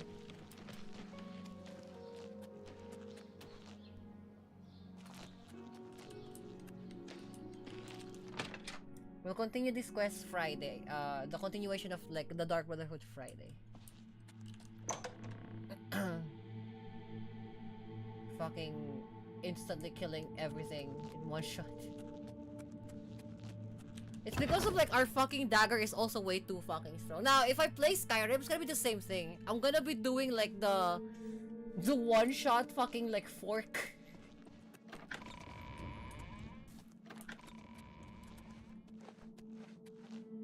Asshole. The cuteness. Hello, sweet sister. Are you? Remember, timing is everything. May your arrows always strike true. Vampy. Ah, so Mortieri has escaped. Yeah. Well done. As payment, I am pleased to award you this amulet, Cruelty's Heart, Ooh. as well as another advancement in rank. Yay! I hereby bestow upon you the title of Eliminator. Eliminator. Your blood is cold, your heart hard. You exemplify cock is everything hard. the Dark Brotherhood stands Okay. for. I present to you now this key. It unlocks the well behind the abandoned house above. Use it to gain hidden, quick access to this Yay! sanctuary. There you go. Yatta! Thank you. Well now, you are an ambitious one, aren't you? I'm afraid I have no more contracts for you. Our time working together has come to an end. Instead, you must report to Ochiva here in the sanctuary. She will be providing all your contracts from now on. And is waiting for you as we speak. Yay! Before you go, however, I intend to make good on an offer I made some time ago. As a vampire, I may pass my gift on to others as I see fit. You have served me well, and I choose now to extend that gift to you. Shall I use my dark powers and turn you into a vampire? Do you want to be... Do you want a vampire? Do you want me to become a vampy? Kami-sama will become a vampy. But we're gonna have like an issue with like doing the quest with Skingrad. The thing is like we're gonna have to like find a cure for the wife, but we're also a vampire. So like,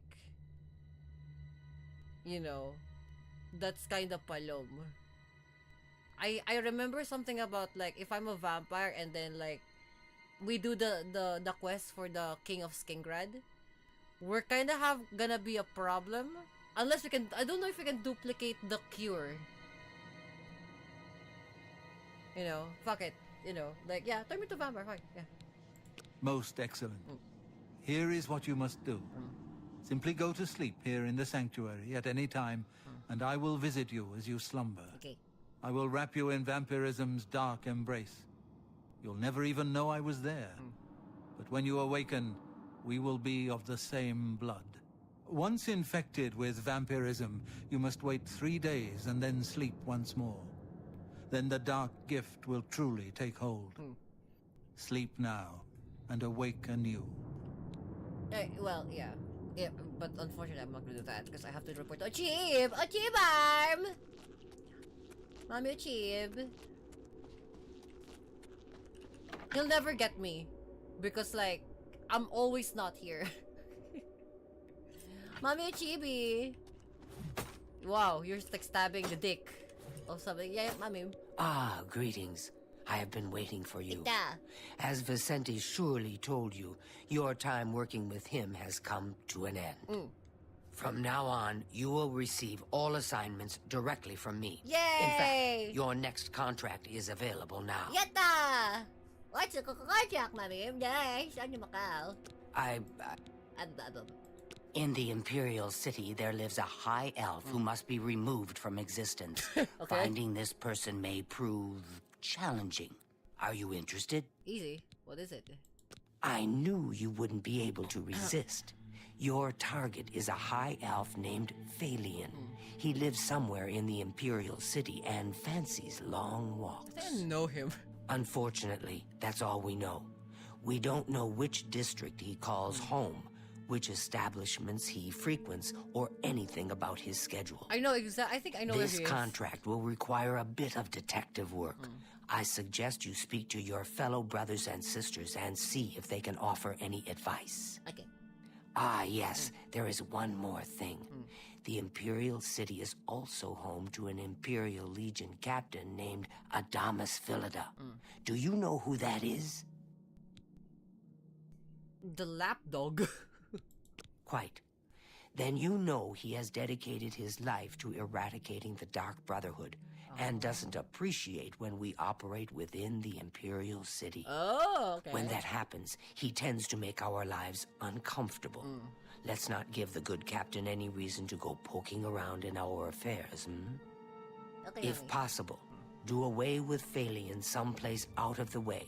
Definitely indoors with no other people around. A secure location with no witnesses. Okay. This will make it look like a simple murder. Philida will be none the wiser, and you'll receive a nice bonus. Now go, and may Sithis go with you. Okay, I love you, Chibarb. I love you, Chibs. While Phalian walks the streets of the... Do you know anything about the contract, though? The High Elf Phalian lives in the Imperial City and fancies long walks. Okay. Go now, dear family member, and may the Night Mother wrap you in her cold, loving embrace. I love you, Chibs. Alright, what up? I know what you're thinking. What's the thing with this guy, with this dude? Now, this is what I'm talking about. You kill him up close, face to face, and you still get the bonus. Yeah. Happy hunting, my sister. We need to ask. I like the merchant is fucking useless. Like, Mirage? Mirage there is fucking useless. That's stupid fucking cat. Absolute useless. Hello, that guy, yay. Hello, that guy, yay. Let's see. Here, yeah. Tainava, do you know the thing? A pleasure to speak with. Alala. Do you know the thing? I do so love pursuing a contract in the Imperial City. The alleys, the shadows, the challenge of evading Philida's... I envy you. Oh, baby. May you walk always in the shadow of Sithis, dear sister. Here. Ito na. Hello, dearest. Do you know the palom? Know what I do? Talk to Phalian. Learn who he is. Maybe then you can lead him to a secluded place. Then, when you're alone, you know. You know. Good luck, sister. I hope you don't get killed. Hello, sweet sister. What's the contract? I'd never suggest you forfeit a bonus, of course, but killing Phalian indoors is so unappealing. Too bad you couldn't snipe him from a balcony. Nope. But first, I guess you have to find him, right? The elven races of the Imperial City are a community unto themselves. Ask them about Phalian. That's a good idea. Thank you. May your Thank you. arrows always strike true. That's actually a very good idea. The fucking garden district. That's actually fucking smart. That is good. That is actively good. I like those are like that. I like that's actually the you know like the dialogue that actually helps. A pleasure to Do you know the dark gift? sleep. Okay. The elves of the Imperial City are a fairly close-knit community. One of them will have at least heard of Phalion. You should ask around. Thank you. Goodbye. Yeah, that's actually like I like dialogues like that. Dialogues that like actively helps you as opposed to like being a palom. You know? Like, oh, you know, you papillions, and like maybe there's this very vague thing. Here it's like we don't know where he might be exactly. However, his community might be able to help you out. They usually live in this particular grand area. That's fucking smart. Games should do that more. You know? Games should fucking do that more. Cause like, if they just say like, hey, maybe, I don't know, but I think it's like this. And then like, they never give you like some sort of like, you know, like a territory of where normally it should be. Not long ago, annoying creatures. Ginseng is advantageous, especially if you need to make a quick couple of septums. What is it now? I don't know that anyone from the other parts of Tamria. There is grave news from Skyrim, from Falkreath to Windhelm.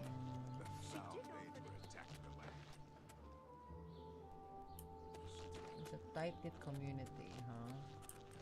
Have a copy of the Black Horse.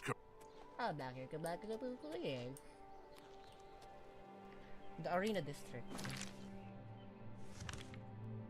So, yeah, the Elven Gardens District, yeah. Usually, that would be a thing.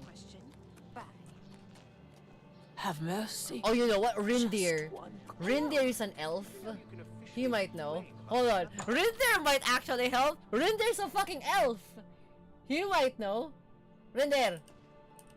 Well met. Well met. Phalion, you say? Why, yes, I know who he is. Rather distasteful fellow, actually. I believe he lives at the Tiber Septim Hotel. Rindir! That's in the Talos Plaza district, here in the Imperial City. I'd ask around there if I were you. Fucking Rindir! The fact that Rindir is helpful gags the shit. Can I interest you in some of my wares? Yeah, baby. That's fucking gangsta shit. Fucking Rindir is helpful. Who fucking knew? Who fucking knew Rindir is fucking helpful? That's crazy. Thank you, Rindir. Bye. Bye-bye. That's fucking crazy. Rindir is fucking helpful. What the fuck? Let's fucking go. That's what I like. Rindir. Hi. Is it true that Mandil can open... That's so funny. That is fucking gangsta shit. The fact that like it will just like, yeah, you know, he's an asshole. He lives nearby. Fucking hotel, bro. Try it. Gangs, it's a good job we're good friends with Rindir. They need to have an extended unit, like an extended like update for Oblivion Remaster, and just like have fucking missions with Rindir. Like a few missions to Rindir. That would be fucking great. He lives here, huh? Gangster shit. Like, yeah, this is why, like, this is like very... This is like, it's very nice. Somebody upstairs. Unless that's him. Where's our sheep here?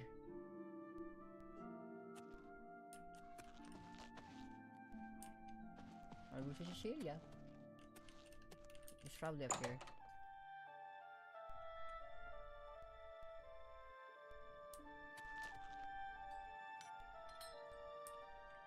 Oh, he's on the other side. So there's two. So it says no witnesses. What's above here? Good to see you. Have you ever had a meal at the feed bag? It's not my favorite place, but if I'm really... really hungry, they'll do.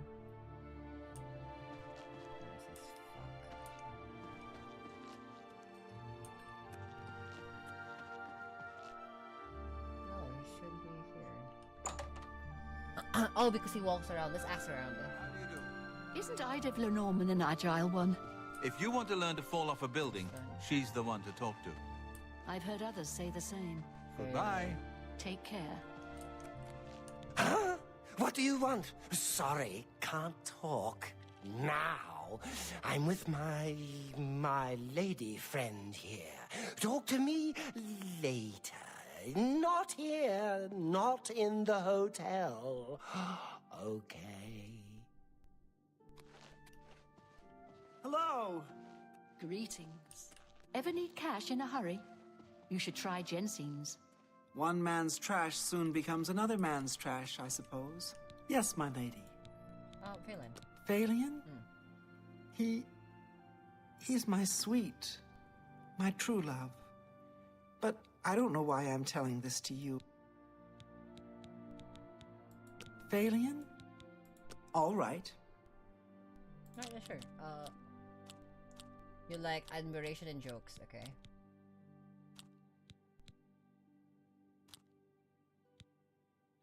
I doubt it.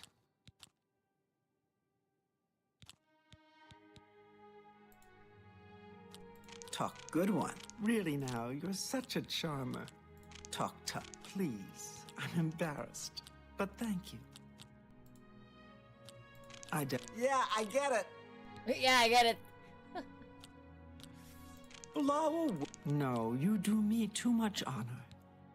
Sure, I doubt it. Really? Sure, that's cute. I doubt it. Sure, that's cute. I doubt it. Really? Blow away, windbag. I doubt it. Yeah, Goodness, talk tough to me. I love tough. I see. Please, I don't mean to get emotional, but I feel I can trust you. I just don't know what to do about Phalion.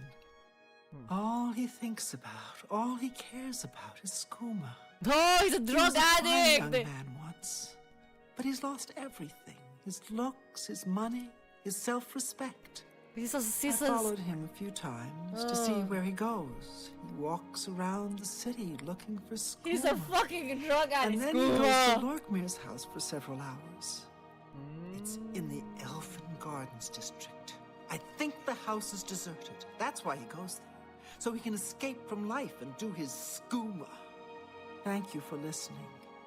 You're a good friend. Oh, don't worry. We'll definitely fix it. Take care. Fix it for good.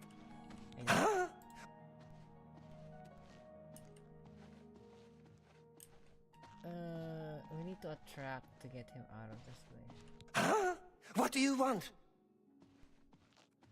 How long? Good to see you. What's going on with you?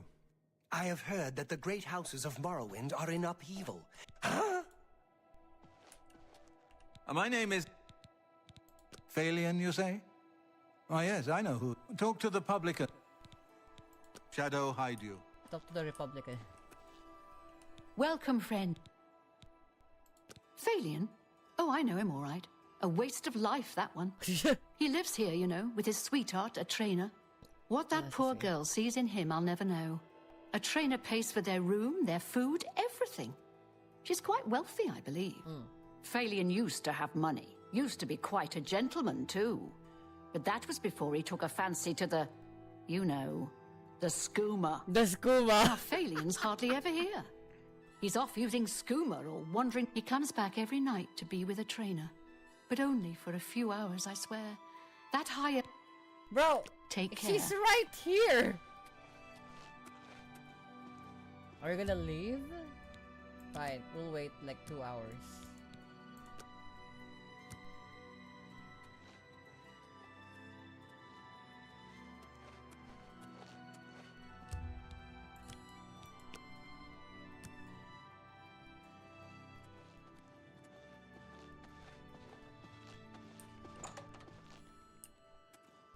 Oh, he sleeps now. Oh, this motherfucker dead. Oh, you're motherfucker dead. Oh, I was about to like lure you to a fucking skooma then, but like, you know what? You're fucking dead, bro. Where you at?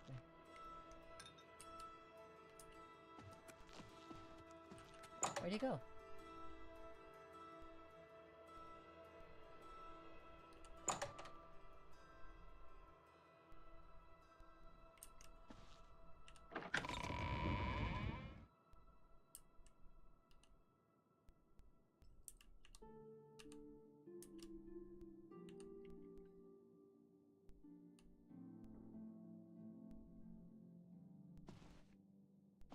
Oh, my dear friend. Oh, yes. Goodbye. Goodbye. Why is he not?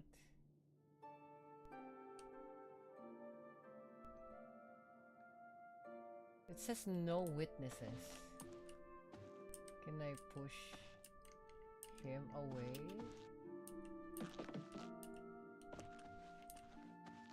Oh, finally.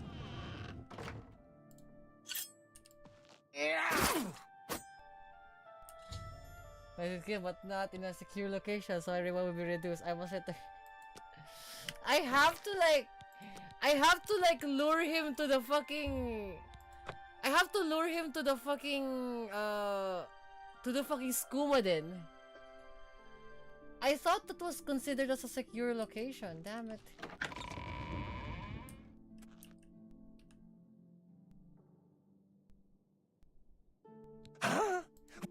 Oh, fuck off.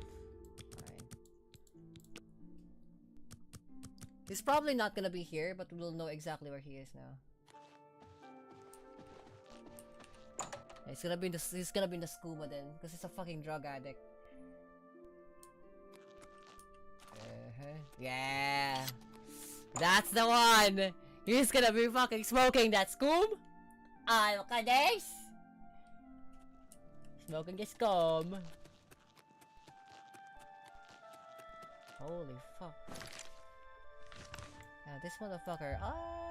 This motherfucker druggy. This motherfucker druggy. Tanp.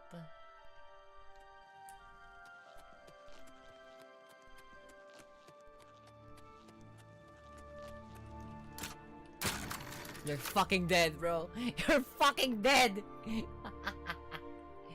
Fucking dead. Skooma addict, motherfucker. Let me just.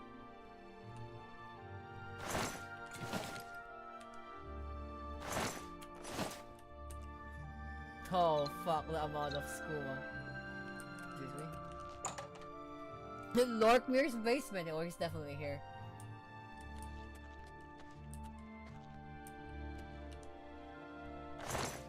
Interesting.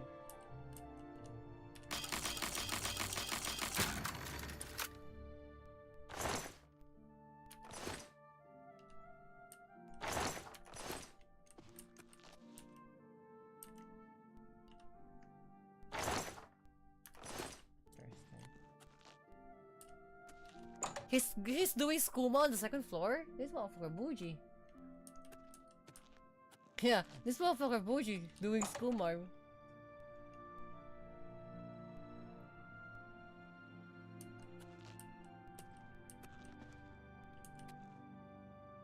Where he at? Is he skoomed out of his mind? Where did he go? Did he just finish skooming out?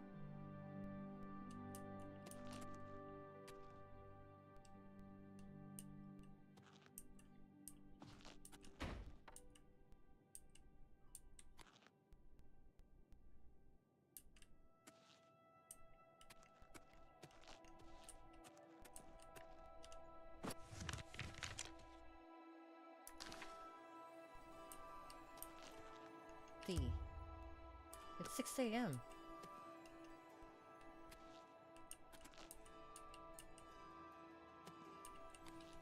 Shouldn't he be here?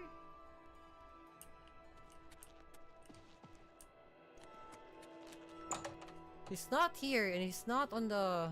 Okay, I'll wait for him here. Fuck it.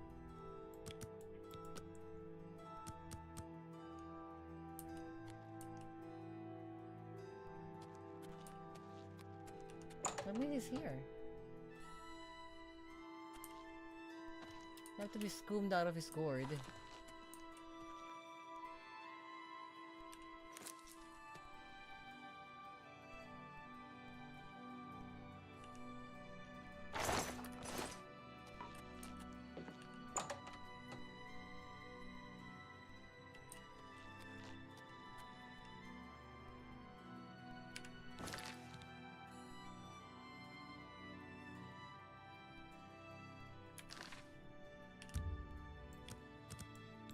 I'll wait for him for like a few more hours. There he is. Hey, what are you doing here? You're not my friend. What? You know, what do you want?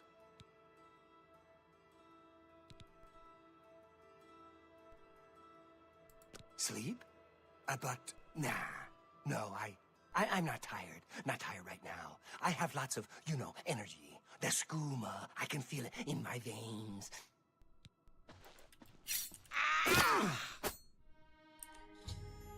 Failure is dead. I killed him in Lorgbear's house as a secure location with no witnesses. I must now return to the sanctuary and speak with Ochibs. And he doesn't know the brass. And he doesn't. Nobody knows that he got killed except for his like lovey-dovey, his fucking lovebird fail. A trainer. Greetings. What's going on Go with ahead. you? What's going on with you? Okay, so we'll submit this and then we'll call it there. Fucking the scuba. You got palomed on the scoom. Okay. Now we can just like access the well. Easy access. Easy access. Yeesh.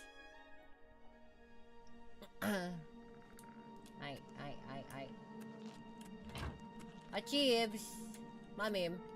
The High Elf-Phalian now swims in the maelstrom of darkness at the feet of our dread father, Sithis, and there were no witnesses to your handiwork. Because of the discretion you exercised, Captain Philida will not suspect the Dark Brotherhood was involved and will not meddle in our affairs. Ooh. Here is your reward and bonus. Both have been well earned. Go now and rest, and may the Night Mother guard your dreams. Ito! Mama Chiefs. I have another contract when you're ready, one that will rely on your ability to remain fully undetected. Mama Chiefs, I'm like 100 fucking 1040% invisible. You can only see me because I allow you to perceive me. Far to the west, there lives a fierce warlord and his company of loyal mercenaries. Your target is the warlord. Do you accept this contract? Go ahead. Excellent. Now listen closely. Nestled in the mountains to the west lies Fort Such. It is the home of the warlord Roderick and his mercenaries. It's Such, the city. Roderick has recently taken ill. He now lies in eternal slumber, kept alive only by the daily administration of a powerful medicine. You must infiltrate Fort Such, find Roderick's medicine, and replace it with a poisoned bottle I will provide, but you must remain undetected. Whomever arranged this contract wants it to look like Roderick died from his illness, so discretion is essential. Attack no one. Be seen by no one. If you are detected, the poisoning will fail, and Roderick must be killed in some other manner. That will, of course, forfeit your bonus. Ooh! I like to, I want to edit here, but like it's Fort Such, you know, the Such, apparently Such is a place in Oblivion in the before that Bethesda removed. Roderick may lie near death, but dead he is not. Until his soul has passed, our client, Ansithis, will not be satisfied. It's uncertain exactly what illness Roderick has contracted, but don't worry, it's probably not contagious. Mama Chiefs, it's, what if it's vampirism? What if it's fucking, like, you know, like homophores for, like, polypalomalom? I go now, dear family member, and may the Night Mother... What if, like, polyphores hemophilia? Thump. I know what you think. What do you mean nobody can see you? Where's the fun in that? Damn the bonus, I say. Just walk in there and stab him. Happy hunting, my sister. Paloma. Just walk in there and stab him. Vampy. Norn. Vampy isn't here. The Vampy isn't here. Alright, one last mission because it's such, and then we'll call it here. Yeah, this is Fort Such right here. Yeah, there you go. See? Fort Such. There's supposed to be a city here near Kabak. But like apparently they didn't add it in. But on the older Oblivion, I know they like the modders tried to put in Fort City Such. It's like, how can you add a whole ass fucking city in a whole ass city as an add-on? That's Palomalom. But apparently they did it, so there's that. So you see, look how empty this is, right? Now, if we look at Such, did you see that? Look at this. There's such a large place here to be filled. You know, like you see this like empty patches of land. This is so obvious that like there's like a place here that you can go. Oh, see, like there's like routes. There's obviously a place you can go.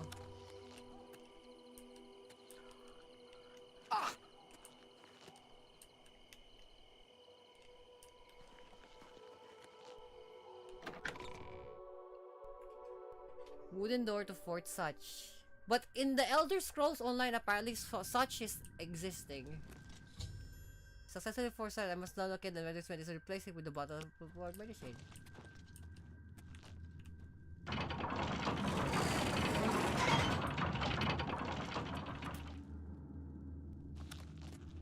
Oh, that's so funny.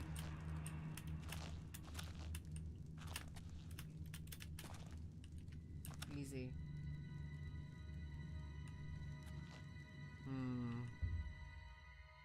Skipper covered in sheen of sweat, obviously struggling from his life against whatever it is. Dump.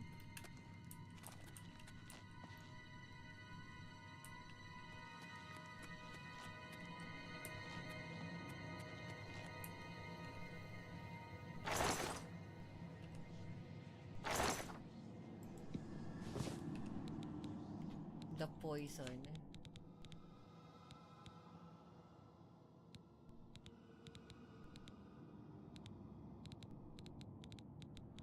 Strong poison of separation. What's that? Is the poison, right?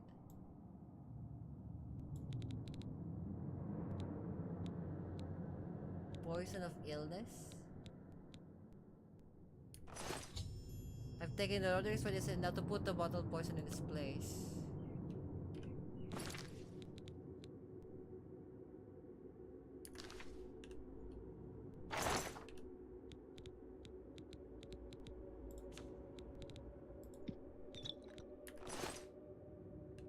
That's not the one. I mean, it's not the one. It's probably a key item.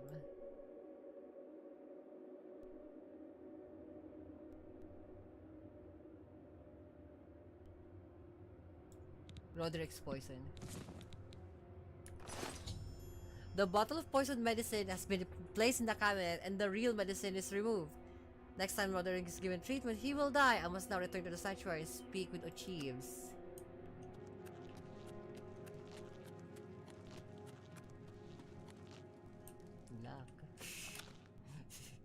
Good luck. I just don't know.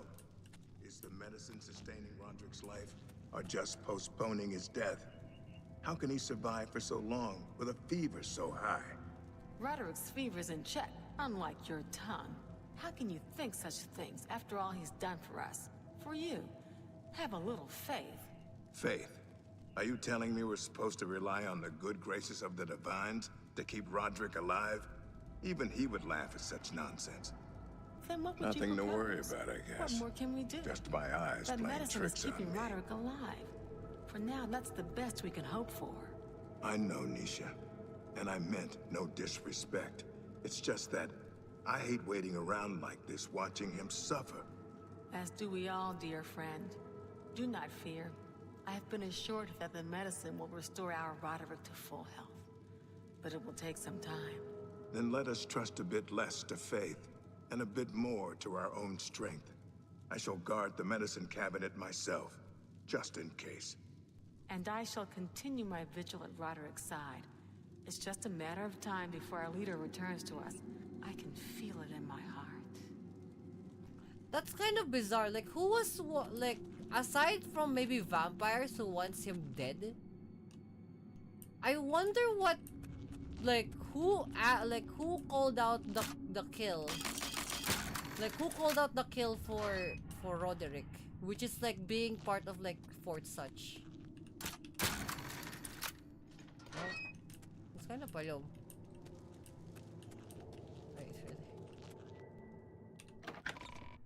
There you go. The wooden door to the Gold Coast.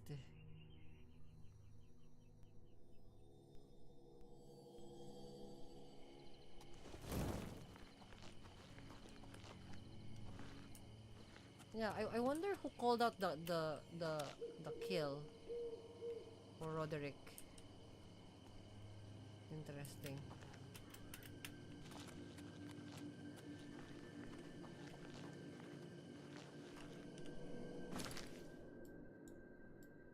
Pilulibig school, marm. Yes.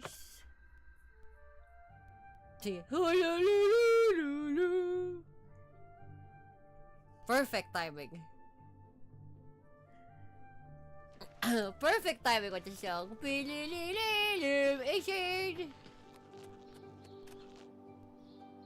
Perfect timing. Perfect timing.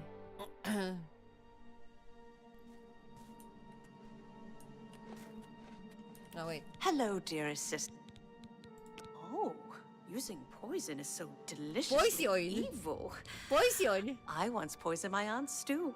And Poison? she fell over dead with her face right in the bowl. Poison? Good luck, sister. I hope you don't get killed. I mean, you know. You know. Achieves. She's probably training. Achieves. Achiebarm. Whoa. Hello, sweet sister. Now this is the type of contract I live for. You must become pure shadow. It's as if you were never there. And then Roderick simply dies. May your arrows always strike true. Mommy Chips. Ah, so you infiltrated Fort Such, remained undetected, and replaced the medicine with the poison I provided. You are truly a master of shadow. It pleases me greatly to offer you this reward and a well-earned bonus. Go now, rest. I'll have another contract ready whenever you are. Okay. Thank you, Chips. I love you, Chips. Okay, so I'm gonna call it here. Thank you guys for watching. I'll see you guys next time. Shana. Tapos yun yung kasunod is, okay, so that's gonna be, because today's Wednesday. It's gonna be on Friday. We're gonna continue on Friday. Right? Tapos yun na. Jana. Yata. Very nice stream today. Very good. Okay, see you guys around. Here's some song. Song is a very simple song called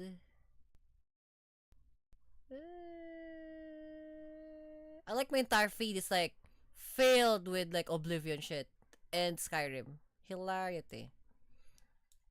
Here, I'll do this one. Not fall. No. Let's try. Outcast by 2+U. Shana. Yana.